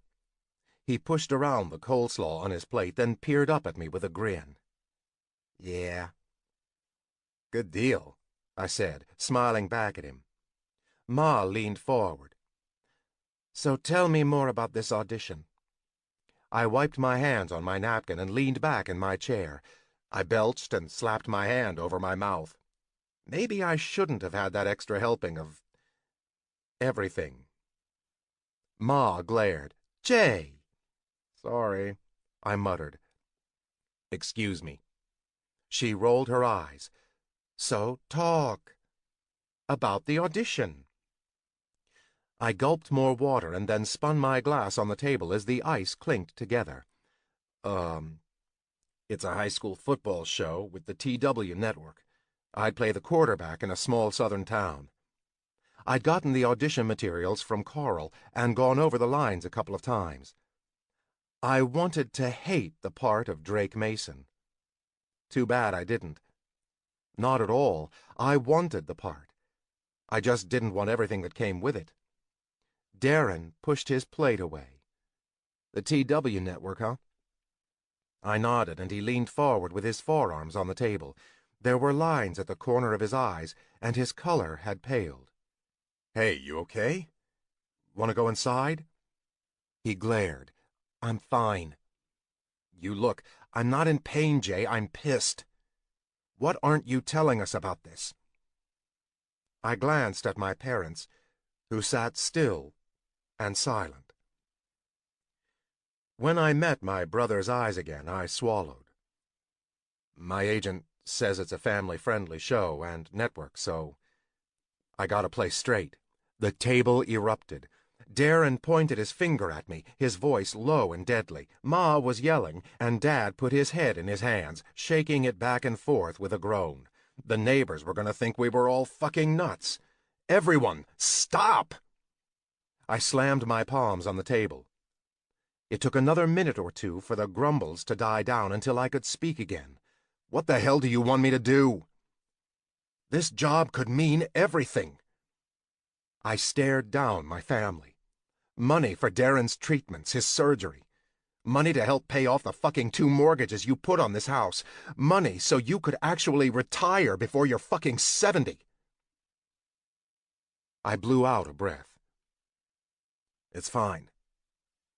I'll stay with Andrea or date women. And forget about Quinn. It'll be fine. By the time I was done talking, my throat was scratched raw and my eyes burned. Ma made a small choked sound with a napkin pressed to her mouth. Then she stood up and walked into the house. Dad followed her with an unreadable glance back at me. I dropped my head into my hands, wishing I could build a blanket fort in my bed and stay there forever. I was making this decision for them. Why were they mad? Darren and I sat in silence until he finally spoke. I don't know what it's like to be you. But I imagine even if you date women, you want to be able to be honest about who you are. I didn't look at him, just nodded. And you want to be free to get with a guy you like, right? I lifted my head and met his gaze, then nodded again. He tilted his head. Levi emailed me.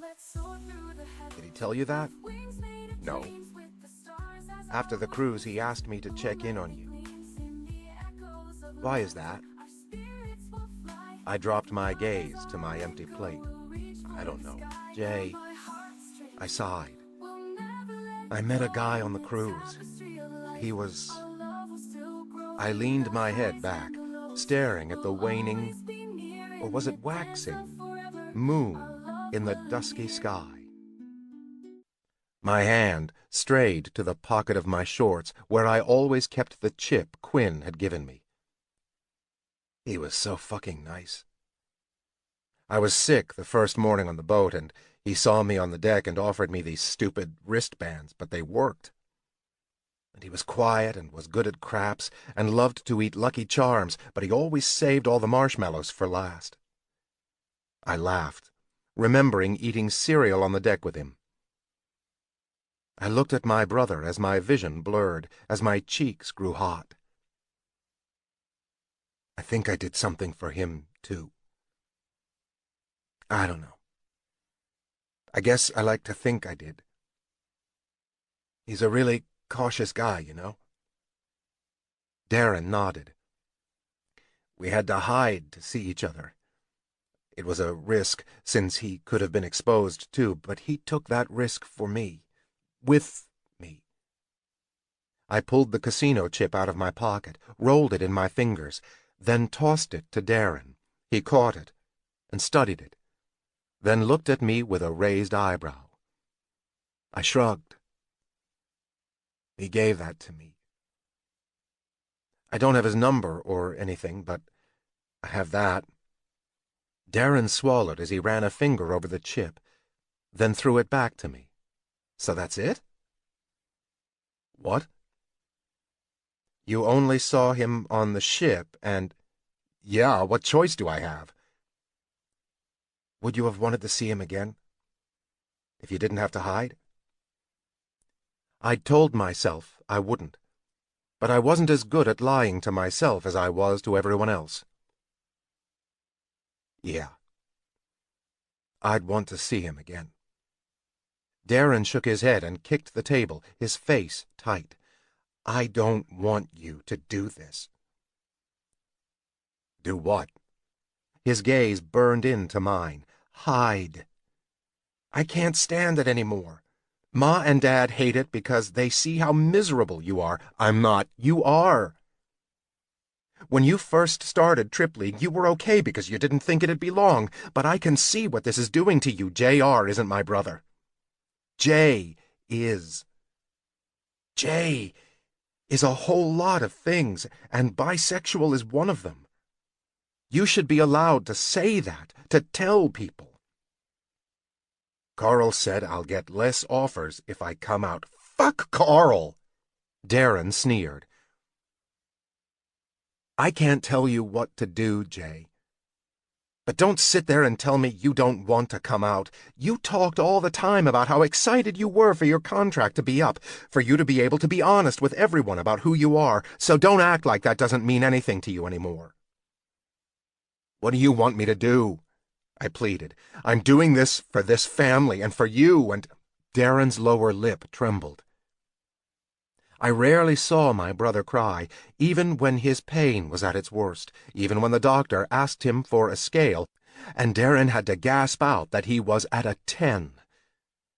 But he was on the verge now, and I felt the familiar pinprick in my own eyes. I rubbed them and looked away. I didn't ask for this, Darren said softly. My life and this family's have been dictated for too long by a disease that none of us asked for. I hate it.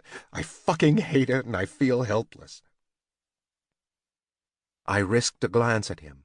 A tear rolled down his cheek, a single sparkle in the light of the setting sun. So I won't let it control your life. I tried to protest. The money. I don't give a shit about the money. He whispered harshly. His Adam's apple bobbed as he swallowed, and he brushed his face angrily. I refuse to accept this. That you have to be miserable for me. That you have to be a martyr for this family. It would have hurt less if he'd taken his fork and stabbed me in the chest. Dee, I'm scared for you. If you agree to stay quiet about your sexuality now, when will it end? There'll always be another audition, another part, another reason not to be who you are, openly. If that's what you want, if you're okay being in the closet, then fine, I'll drop it. But I don't think that's what you want. Don't use me as an excuse. You're killing me. I thumped my chest, my voice strained as I held on to my composure with my fingertips. I don't know what the right answer is. What if I come out and no one wants to touch me? What if I never get another job in this business again? What the fuck am I going to do? He lifted his chin.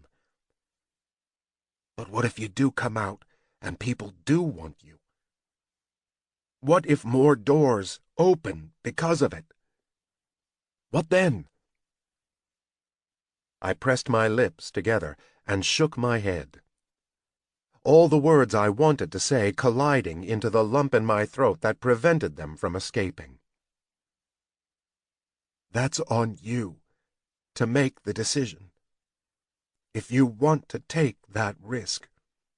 He pounded his fist on the table. But I won't be the cause. I won't, Jay. I've got enough guilt for everything I've put this family through. I squeezed my eyes shut as something wet trickled down my cheek. I don't know what to do. I'm fucking scared. Darren sighed, and when I opened my eyes, he was smiling sadly. I'll love you no matter what you do.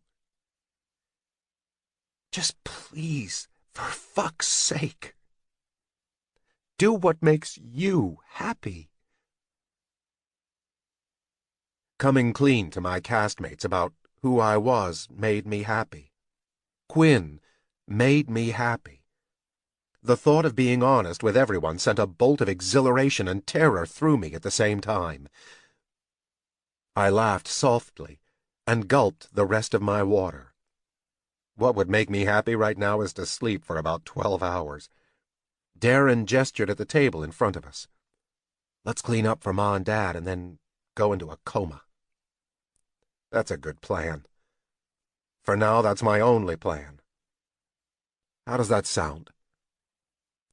All right, Jay.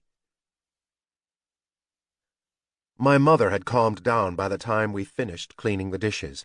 Darren went to the basement to watch TV with my dad, while I found my mom in the living room, dusting. We all had our ways to cope with bad shit. Ma dusted. I sat down on the couch and waited until she finished cleaning the fireplace mantel and turned to look at me. I'm sorry I upset you. She shook her head and sank down into the chair beside me. No, it wasn't all you. Sometimes I feel helpless. With Darren, with you.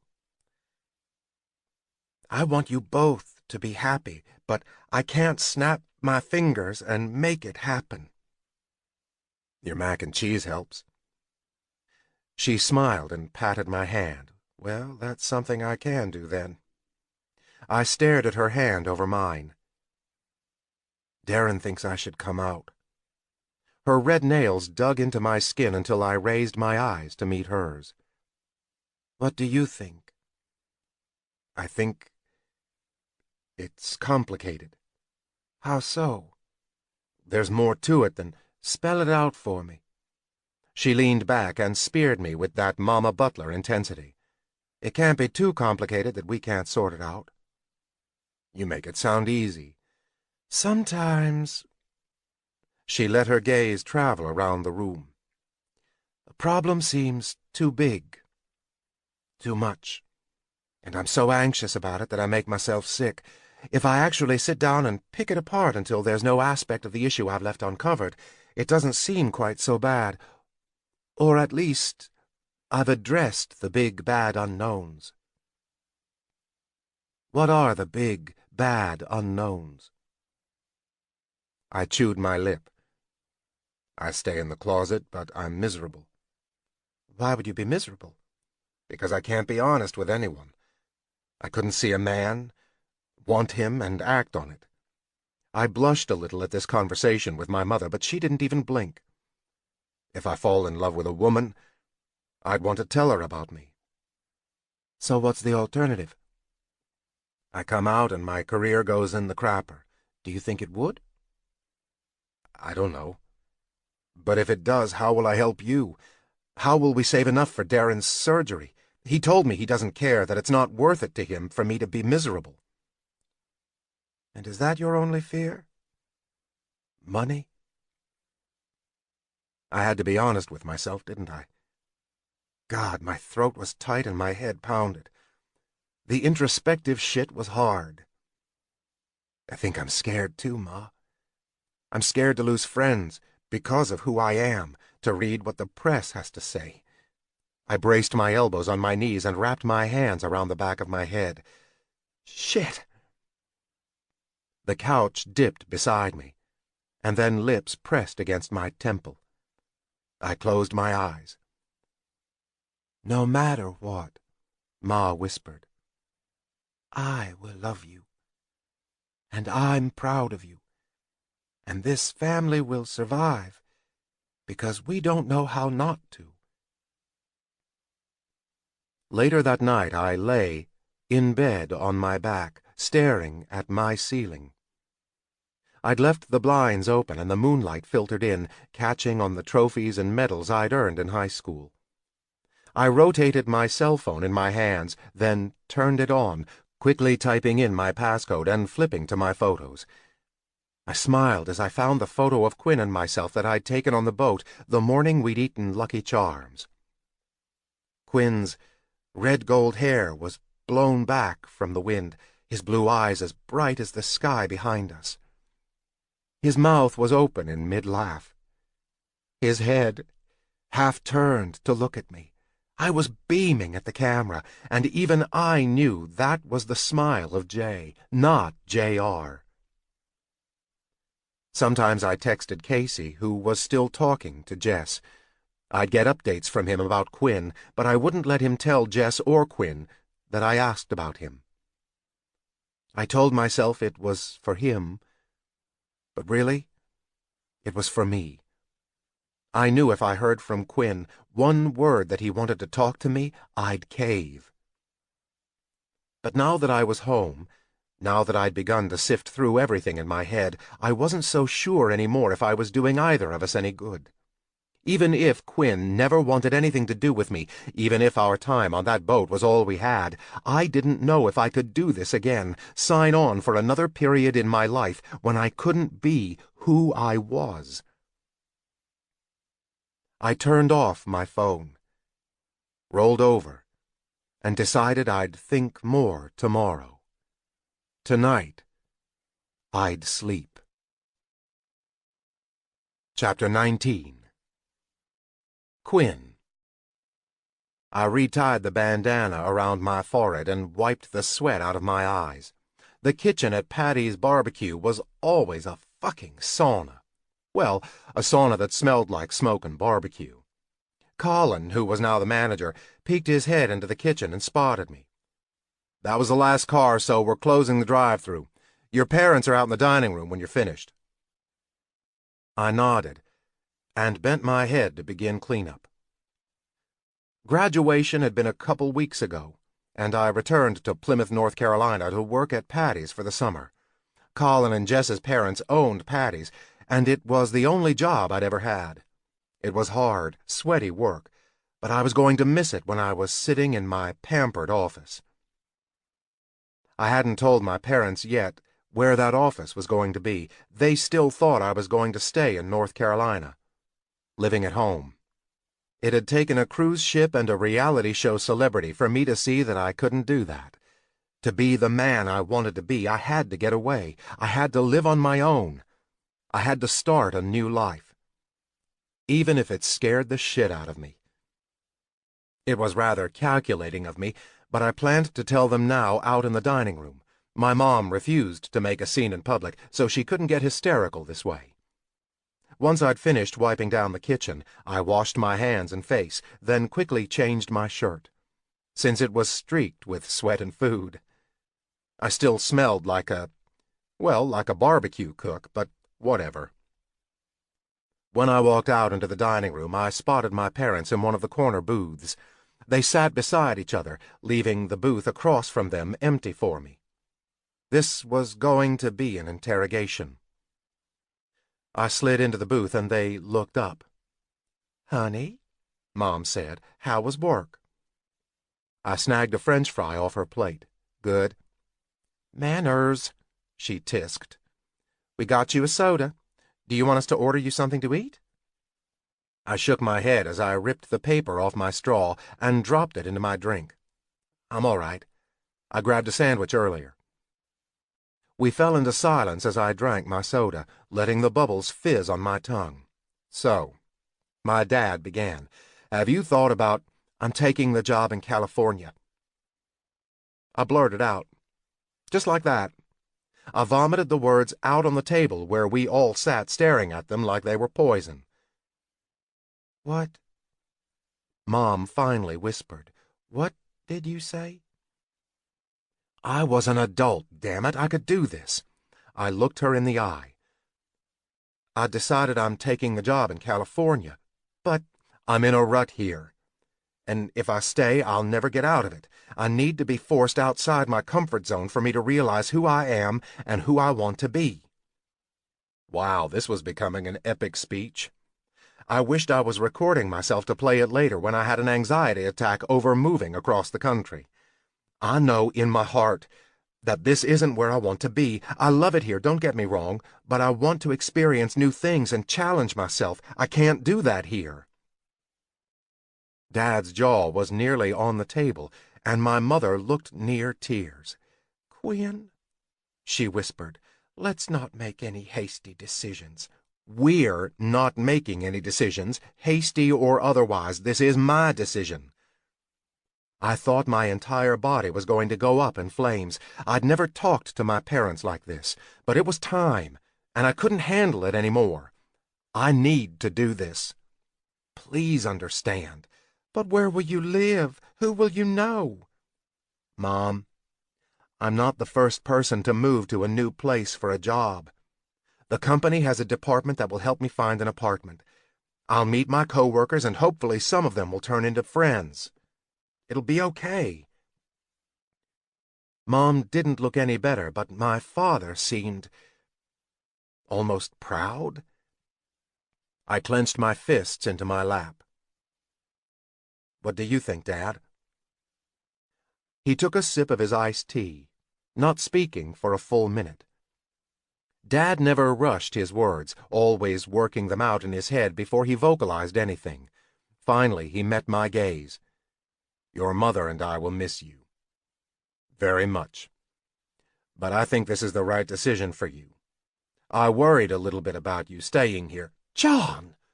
Mom gasped. He held up his hand and she fell silent with a huff. "We'll always worry. We'll never stop being your parents. But it's time for you to be a man, Quinn. And I think you're doing a damn fine job of that." I was going to cry, right in the middle of Patty's.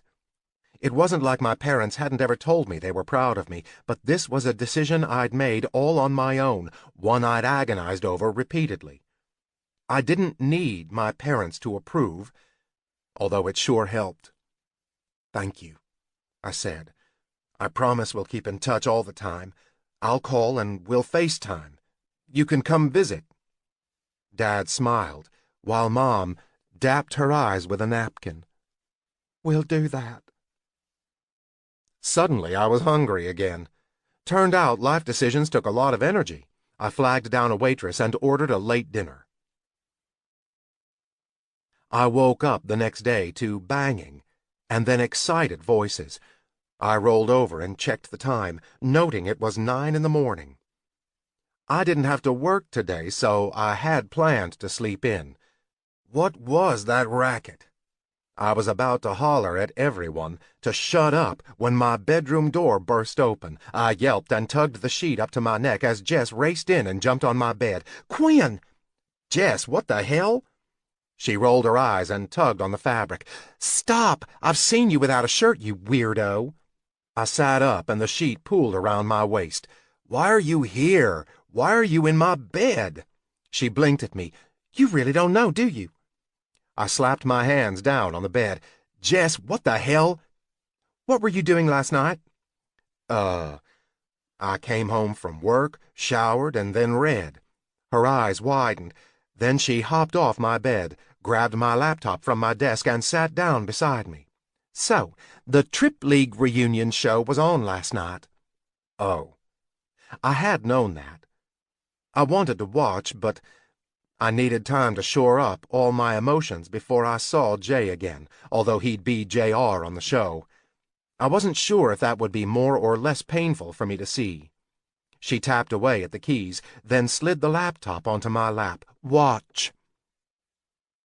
The video was already playing, a clip from the reunion show, My breath caught as the camera zoomed in on Jay. He sat slumped on a stool, his leg jittering, his gaze darting around. "What's wrong?" I looked at Jess. "Is he okay?" She pointed at the screen. "Just watch." The host was talking to Jay now, and I turned up the volume.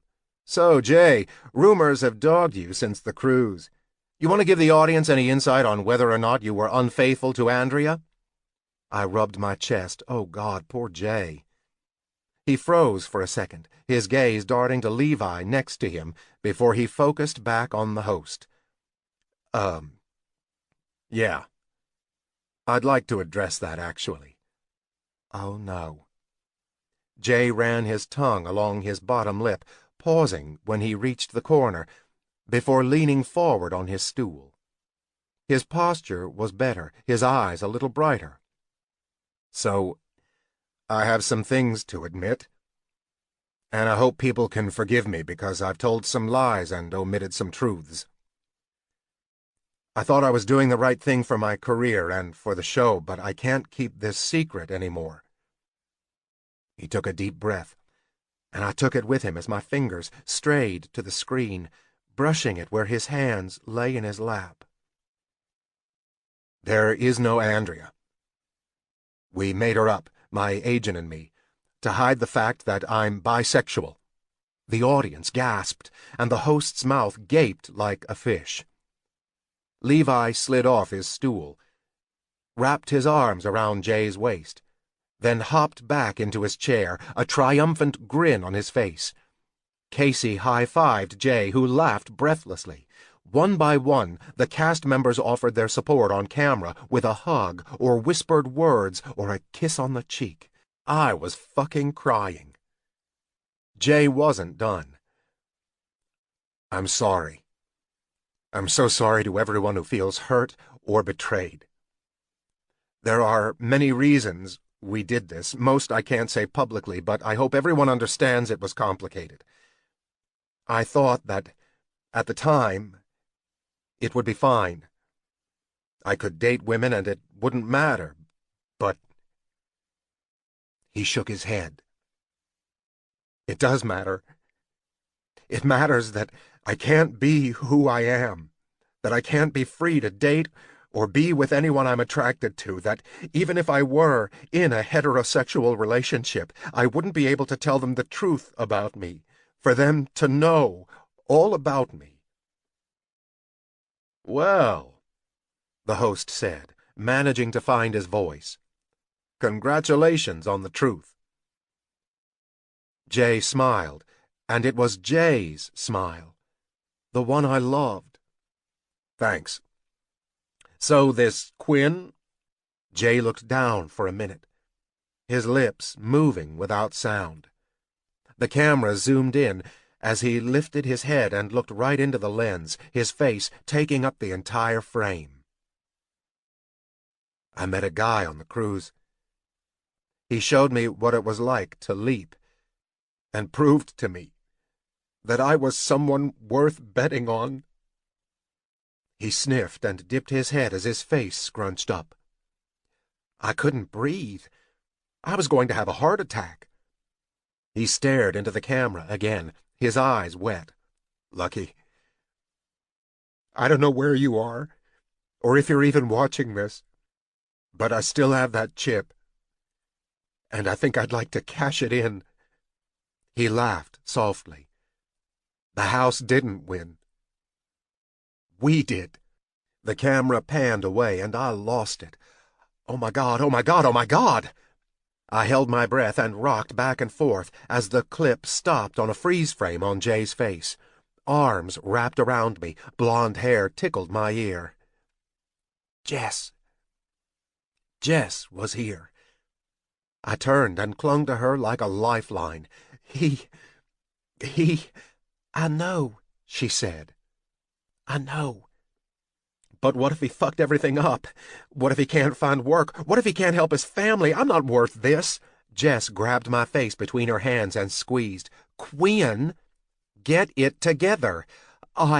Focus, Quinn, she said. Calm down. I breathed, in and out, matching my breaths with hers. Finally, when my heart was no longer beating out of my chest, I nodded. She dropped her hands. This was Jay's decision to do this, and he had time to think it through. He didn't walk off the boat and immediately declare his sexuality and proclaim his love for you. Think about it, Quinn. He planned this. She was right. Of course she was right. Jess was always right. I speared my hands through the air. I'm so worried for him. I hope he's okay. Is the internet freaking out? She placed her index finger and thumb about an inch apart, scrunching her nose. Little bit. God, this is insane. Quinn? There's something else? I couldn't take much more. What? She nibbled her lip. He's coming here. I blinked. Say what? He's coming here with Casey on a plane today. Today? She'd said today. Today? He wants to see you. Do you want to see him? I was going to lose my mind. Of course I want to see him. I've thought of nothing but him for months. I close my eyes and I can see his. I step outside and I can swear I hear him laugh. I can't eat my favorite cereal for fuck's sake because I get a hard-on, and that's really fucking awkward at breakfast with my mom. Jess was bent over laughing. This isn't funny, I yelled at her. She laughed harder. I picked up a pillow and began to hit her with it, while she defended herself weakly. Stop! She gasped for breath. I'm sorry. Now stop. You are mean. She sat up on her knees, her face flushed with laughter, tears in her eyes. So? What do you think? I think I need to shower and eat cereal that isn't Lucky Charms, and I need to figure out what the hell I'm going to say to him. She leaned forward. This is so exciting. This is basically Pretty Woman. There is nothing Pretty Woman about this. I'm not a prostitute, and I don't live in a shitty apartment with my prostitute friend. But he's going to ride in all gallantly. Your analogy sucks. She narrowed her eyes at me. You suck. I hit her with the pillow again. Get out so I can shower. She hopped off the bed and sauntered to the door, then looked at me over her shoulder. I need to get ready too. Casey is coming to see me, after all. She winked. I scrambled out of bed. Shit, I'm so not ready for this. See you soon, she called as she walked out. I stood in the middle of my room, in my boxers, staring at myself in the mirror. My hair stood on end, and I had sleep lines all over my face from my pillow. But most of all, I had no idea what the hell I was going to say to Jay. The Quinn who boarded that cruise ship was a vastly different Quinn than I felt like now.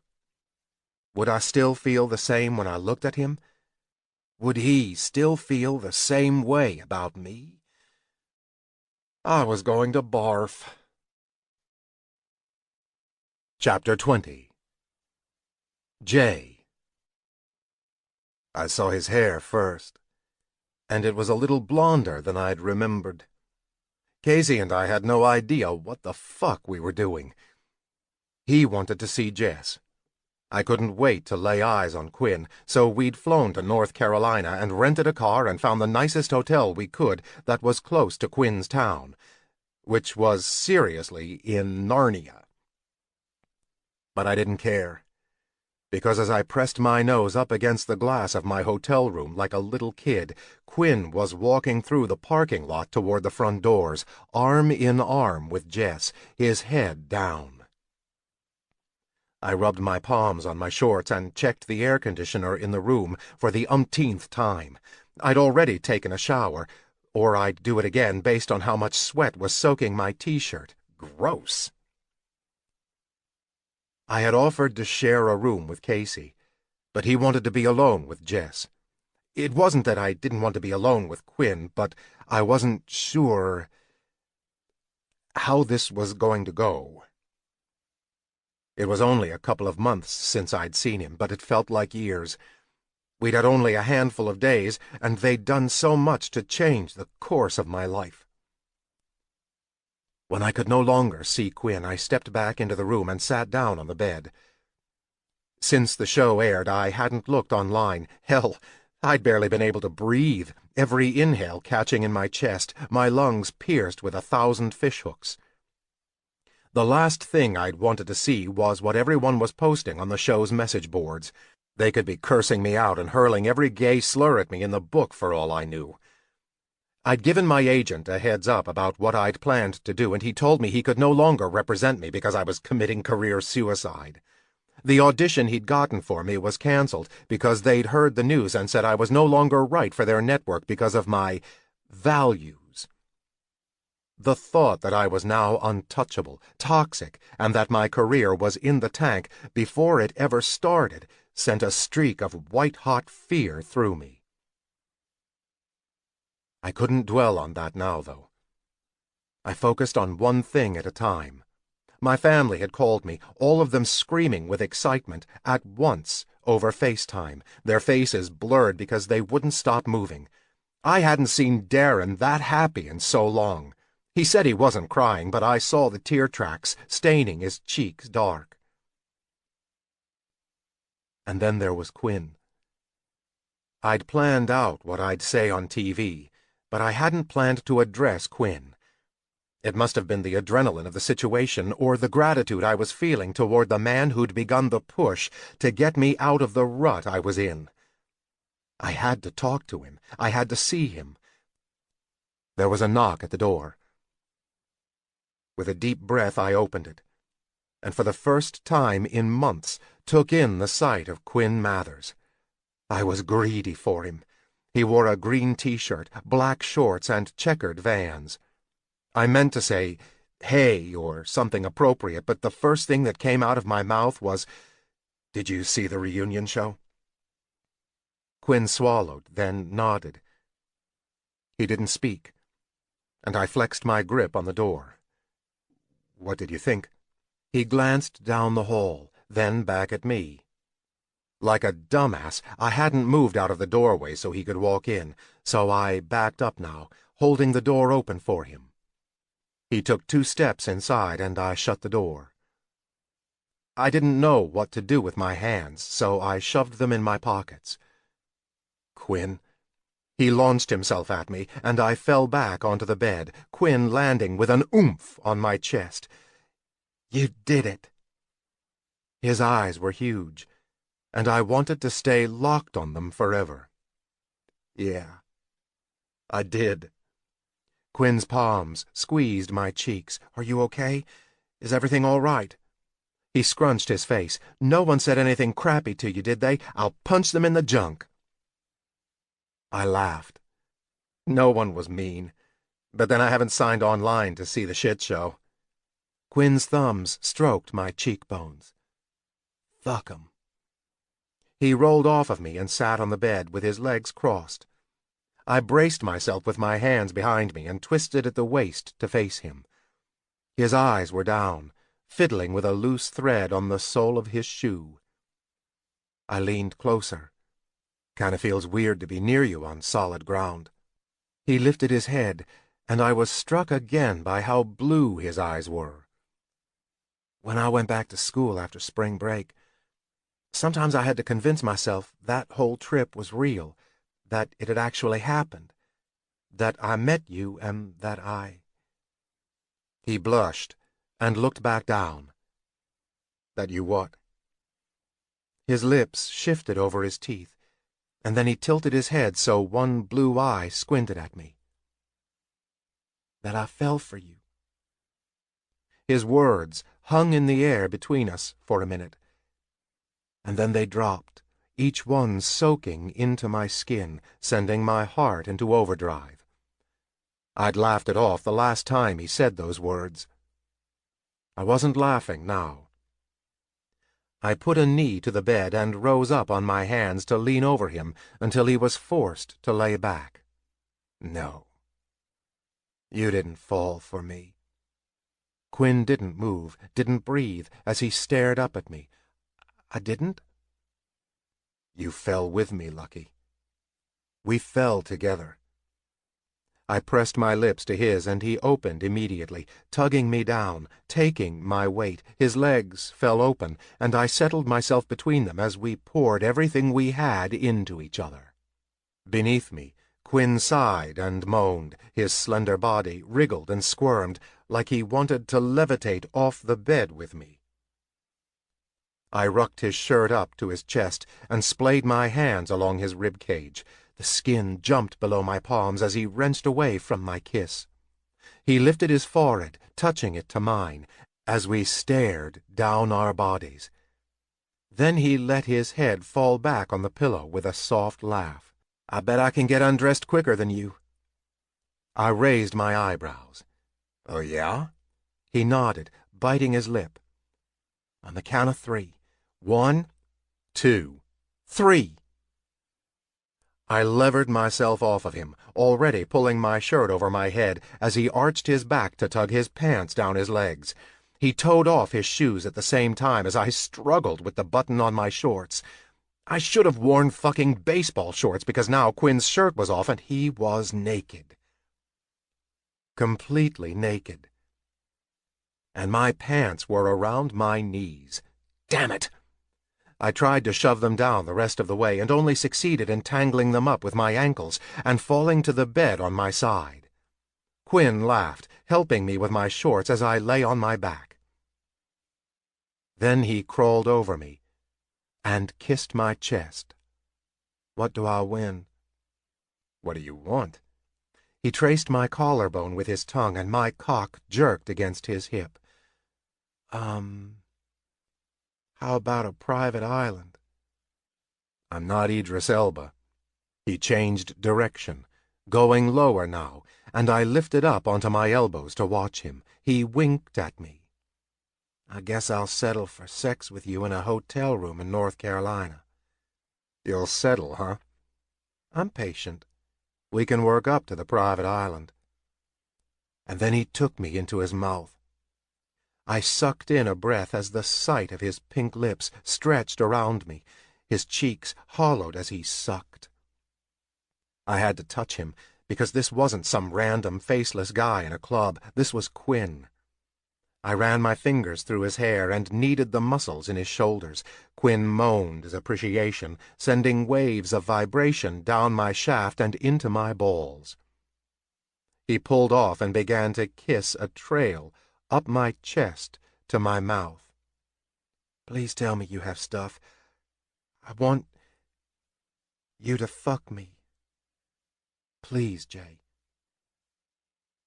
He hadn't said my name since he'd walked through the door, and the sound of it on his lips turned me on even more. Who gave a shit what anyone thought of me? I had Quinn, who for some reason liked me back, and that was all I wanted right now. I motioned to a bag on the table beside the bed, which I'd placed there with hope. He dug inside and pulled out lube and a condom. I rolled it on, then motioned him closer. He straddled my hips, and with lube-covered fingers, I prepared him. His eyes fell closed as he rocked back onto my fingers as they stretched him. I had thought about this many times in the last couple of months, what it'd be like to be inside Quinn. He tugged my hand away, an impatient sound rumbling in his throat. Then he grabbed the base of my shaft and slowly sank down. I sucked in a breath as Quinn's body took me inside him, his fingers curled on my chest, his nails digging into the skin. When his ass met my hips, he wasted no time beginning to ride me. He threw his head back, and I massaged his thighs and his ass, then gripped his cock to pump it in time with my thrusts. Look at me, I said, as I could feel my orgasm barreling toward me. Quinn's eyes lowered and locked with mine. I licked my lips. You're willing to bet on me again? His chest was flushed, his lips parted. I wouldn't have showed up if I wasn't. I groaned, tugging him down to me, and when I came, I cried out into his mouth, and he did the same as his cock jerked between us. It was inelegant and messy, and I wouldn't have wanted it any other way. His head was tucked into my neck, and my lips were at his ear. I squeezed him closer, my arms wrapped around him, my cock still inside him. Neither of us moved. The only sounds were our harsh breaths and the pinging noise of the old air conditioner. I wouldn't have changed a thing. Quinn. I wrapped the hotel's white robe around me and did a little spin with my arms out. Eh? How does it look? I had no idea this hotel even had robes. I threw myself onto the bed. Or room service. Jay sat on the bed next to the phone, wearing only a pair of black boxer briefs while studying the menu. What do you want? I crawled next to him and flopped down on my stomach. French fries. He didn't look away from the menu. Okay. And a slice of apple pie. His head turned to me and he lifted an eyebrow. Okay. And maybe some mozzarella sticks. I could so go for some of those. He didn't even answer me now, just let me ramble. I rolled onto my back and stared at the ceiling as I thought of all the things I was hungry for. Oh, and a soda, and those cute little bottles of ketchup, and maybe a pickle. A pickle? Yeah, a pickle. I turned my head. What, you don't like pickles? He looked at me with amusement, and didn't bother answering me. I continued to stare at the ceiling as he ordered. After the awesome reunion sex, we'd both decided we were starving. I wasn't sure I'd ever ordered room service anywhere. When he hung up the phone, he reached over and ran his fingers down my nose. His smile faded, and a wrinkle marred the skin between his brows. "What are you thinking about?" I asked. He shook his head roughly, like he was trying to clear a thought. "Nothing. I don't want to think about anything but being here. That's what we do, right? You and I? We enjoy the moment." I sat up, wrestling with the tie around my waist that was cutting off my circulation. No, that's what we did when we had no choice. "We can talk about the future now." My voice trailed off as a sick feeling settled in my gut. Right? Or was this just... Jay grabbed me, and seconds later he was sitting against the headboard, me straddling him. I sat back on his thighs and tried not to touch all that gorgeous dark skin stretched over sleek muscles, because that was distracting for a serious conversation, even though I wanted to touch it so badly. Quinn. I lifted my head. There was no hesitation in his voice when he spoke. "I came here to start something with you, not end it, not to have one last memory, to make more. But I'm freaked the fuck out. My agent dropped me and I'm floundering here. I don't know how I'm going to make money or how I'm going to be able to see you as much as I want. I can't afford to fly here from L.A. all the time." He stopped talking when I began to bounce on his lap. His eyebrows quirked as he stared at my grin. "Why are you looking at me like that?" "You don't have to fly." I kissed his nose. He batted me away. "What are you talking about? I took the job." He squinted at me. "What job?" "The job in California, near Los Angeles." I held my arms out to the side. "So problem solved." His mouth moved, but he seemed to have no idea what to say, and his eyes flickered like his brain had to catch up to the conversation. I leaned in and kissed his lips. "You're cute when you're confused." "Quinn, what?" "You'll be near me? In L.A.? "Yes! I'll have a real adult job and everything. It'll be amazing." "You'll be near me?" I stopped bouncing and stared into those warm brown eyes. "I'll be with you. He wrapped those big arms around me and squeezed me until I was wheezing. I opened my mouth on his shoulder and bit down until he released me. Then I kissed the teeth-dented skin. "Oh, that's going to leave a mark," I muttered. He didn't seem to care as he held me at arm's length. "Quinn, I don't know what to say. Please tell me that's what you really want.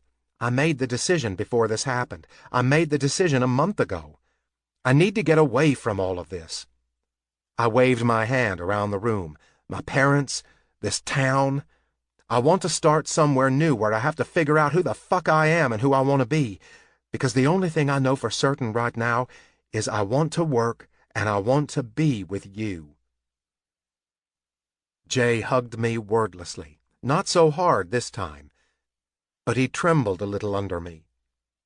I leaned my cheek against the top of his head and let him hide his face from me. I couldn't imagine what he was going through, the fear of what he'd done and how that would impact everything. I ran my hand along the back of his head. "I'm so proud of you." He didn't answer, but gave me one squeeze. I wrapped my arms around his shoulders, and we sat like that until there was a knock at the door and a soft, "Room service." While we ate, Jay seemed to perk up. He'd ordered about 3 meals, and he would finish one plate before moving on to the next. I crunched on my French fries, extremely pleased with my tiny bottle of ketchup. "So are you ever going to brave the internet again?" He forked some mashed potatoes into his mouth. "I kind of have to. Gotta check email and shit." I stood up and walked over to his bags, rummaging around until I found a slim silver laptop. I held it up. "May I?" "Sure."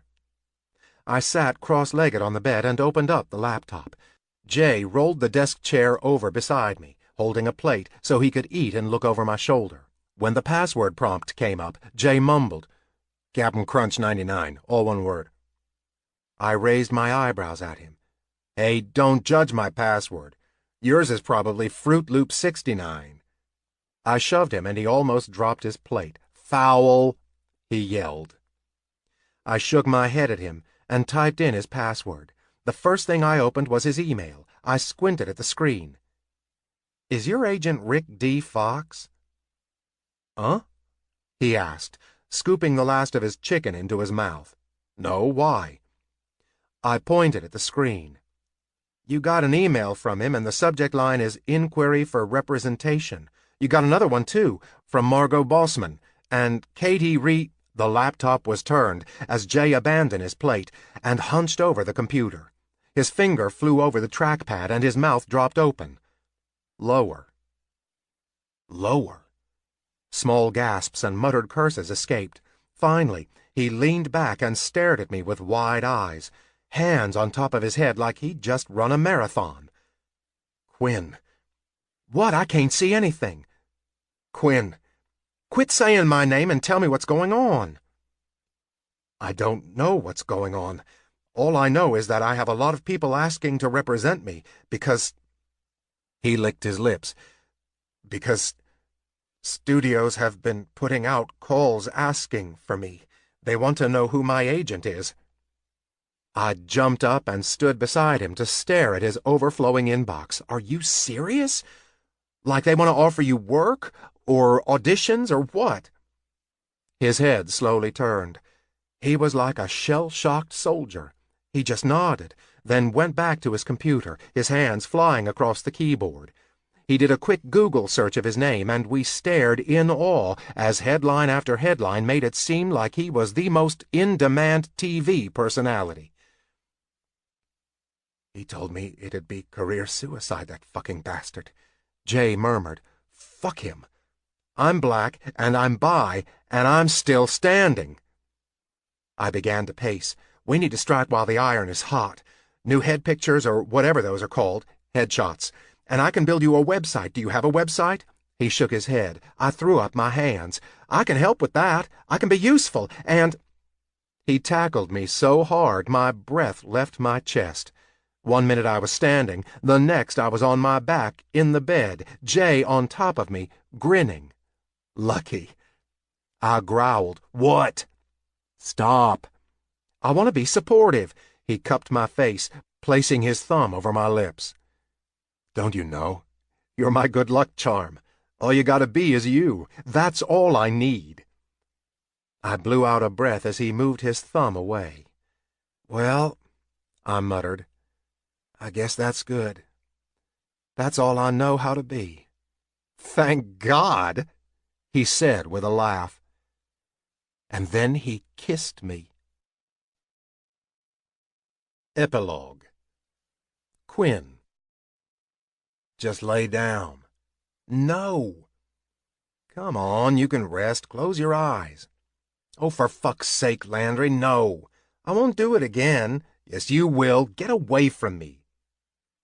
The tall one with the ball cap, Justin, launched himself off the couch and tackled his boyfriend, Landry, to the ground. I jumped out of the way as they came skidding to a halt, Landry laughing so hard he couldn't breathe as Justin huffed and wrestled the seagull feather out of his hands. He stood up and pointed the feather at him. I swear to God, if you stick this up my nose tonight when I'm sleeping, I'll replace your shampoo with ketchup. Landry sat up, a smirk on his face. You wouldn't. Try me. Can I have my feather back now? Justin growled and stomped into the kitchen. Riley flopped down on the floor with Landry as they whispered together amid outbursts of laughter, clearly conspiring something. I turned to Colin. Are they always like this? He was lying on the couch, somehow still paying attention to the TV despite the racket. Yep. Justin and Landry have been best friends since middle school. Not much has changed. They just live together now. And sleep together. Oh, well then. Colin and Riley had a tradition now, where they stayed with their friends, Justin and Landry, in a beach house on the Outer Banks of North Carolina every summer. This year they invited Jay and me. It so happened that he had a break in filming, so I took the time off work and we flew out. Landry and Riley were close, and I learned they'd all met when Riley and Landry became friends over email. Throwing 6 of us in a house together for a week had been a bit of a challenge, but Jay said he was happy to be here. And it showed in the relaxed set of his shoulders. The stress lines had nearly disappeared from around his eyes. He slept in until noon every day and then sought me out for kisses and cuddles, usually involving nudity. I walked into the kitchen where Jay stood talking with Justin. He was calmer now, his ball cap pulled low over his gray eyes. He watched me as I sidled up next to Jay, who wrapped an arm around me. Justin leaned back against the counter, a small smile on his face. "Why ketchup?" Jay asked. "He hates it, makes him gag." "You two are weird," I said. His grin grew wider. "Yeah, we are. But it's all good. We've been together a couple years now, and I still can't look at him without losing my breath." "Damn, that's sweet." I leaned my head into Jay, and kind of sappy. Justin's cheeks colored, and he looked down at the floor. "Lan says I'm cheesy." "Hey, we can all use a little cheese now and then," Jay said, raising a bottle of beer to his lips. Justin glanced at the door to the kitchen. I better get out there before he plans some revenge shit with Riley. Those two together are trouble. He strode out, and I turned in Jay's arms, my hands reaching down to clutch his T-shirt by the waist. I nuzzled my face into his chest, which was bigger now that he was playing a rookie cop on a cable show. A gay rookie cop. After I'd moved to California, he'd hired a new agent who found him several auditions. He wasn't big enough yet to warrant much attention from the paparazzi, which was great. He had a small part that paid well and gave him plenty of money to send home to contribute to Darren's surgery. In fact, they had a cousin who'd be donating his bone marrow, and the surgery was lined up for the next year. If all went well, Darren would be a teacher until he was old and gray. And I'd be the shy ginger boyfriend to the famous J.R. Butler. But to me, he was just Jay. He set his beer bottle on the counter behind him and smoothed my hair off my forehead. I'd let it grow a little longer because Jay said he liked it. I like it here, he said. Do you? Yeah, I get a whole week where I don't have to share you with millions of cable subscribers. He laughed. They get JR. You get Jay. And you never have to share Jay. I grinned and rose onto my tiptoes for a kiss. That's the way I like it. Jay. The moon shone full in the sky, and I sighed, wrapping my arms around Quinn tighter. After a lazy afternoon, we'd traipsed out to the beach for a bonfire. Justin and Landry were all hard eyes for each other now, Justin running his hands up and down Landry's arm while he lay passive in Justin's arms. Riley and Colin were talking about some kid Riley was counseling at the LGBTQ youth center where he worked. The waves crashed onto the shore behind us, and I leaned my head back on the lounge chair we'd brought out. I thought Quinn had fallen asleep until he spoke up. Jay? I love you. I smiled and pressed a kiss into his hair. I love you too. We'd said the words before, shortly after we moved in together a year ago. The Quinn who I lived with in California showed some of the same qualities as the Quinn I'd first met on the cruise ship. And then some. He was still shy, but it was more of a preference now. He liked to be quiet, and was happy for me to be the center of attention. He was more confident, more independent. I understood now when couples said they'd grown apart because I knew what it was like to grow together. That cruise ship had been the catalyst for us both to take control of our lives, to be the people we wanted to be. And sharing it together had bonded us, our hearts interwoven so tightly, I couldn't imagine being apart.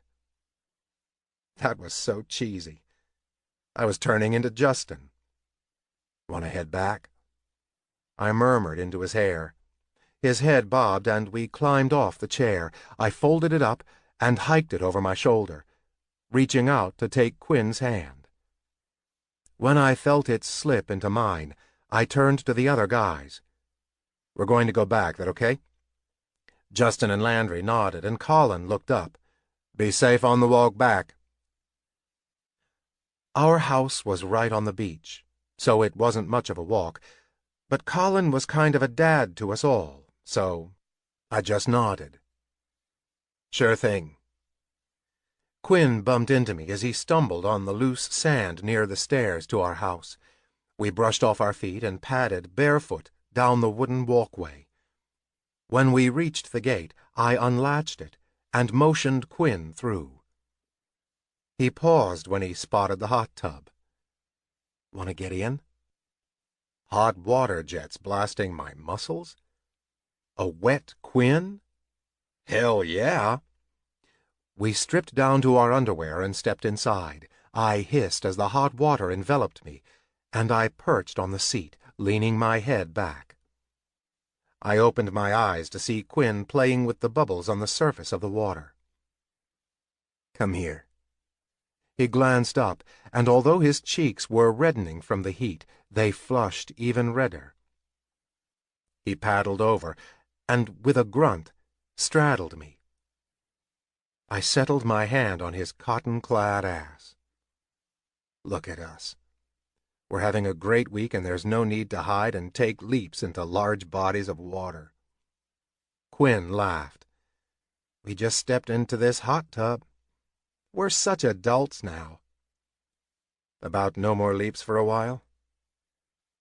I kind of like this calmer life, yeah? He placed his hands on my shoulders, thumbs kneading the muscles.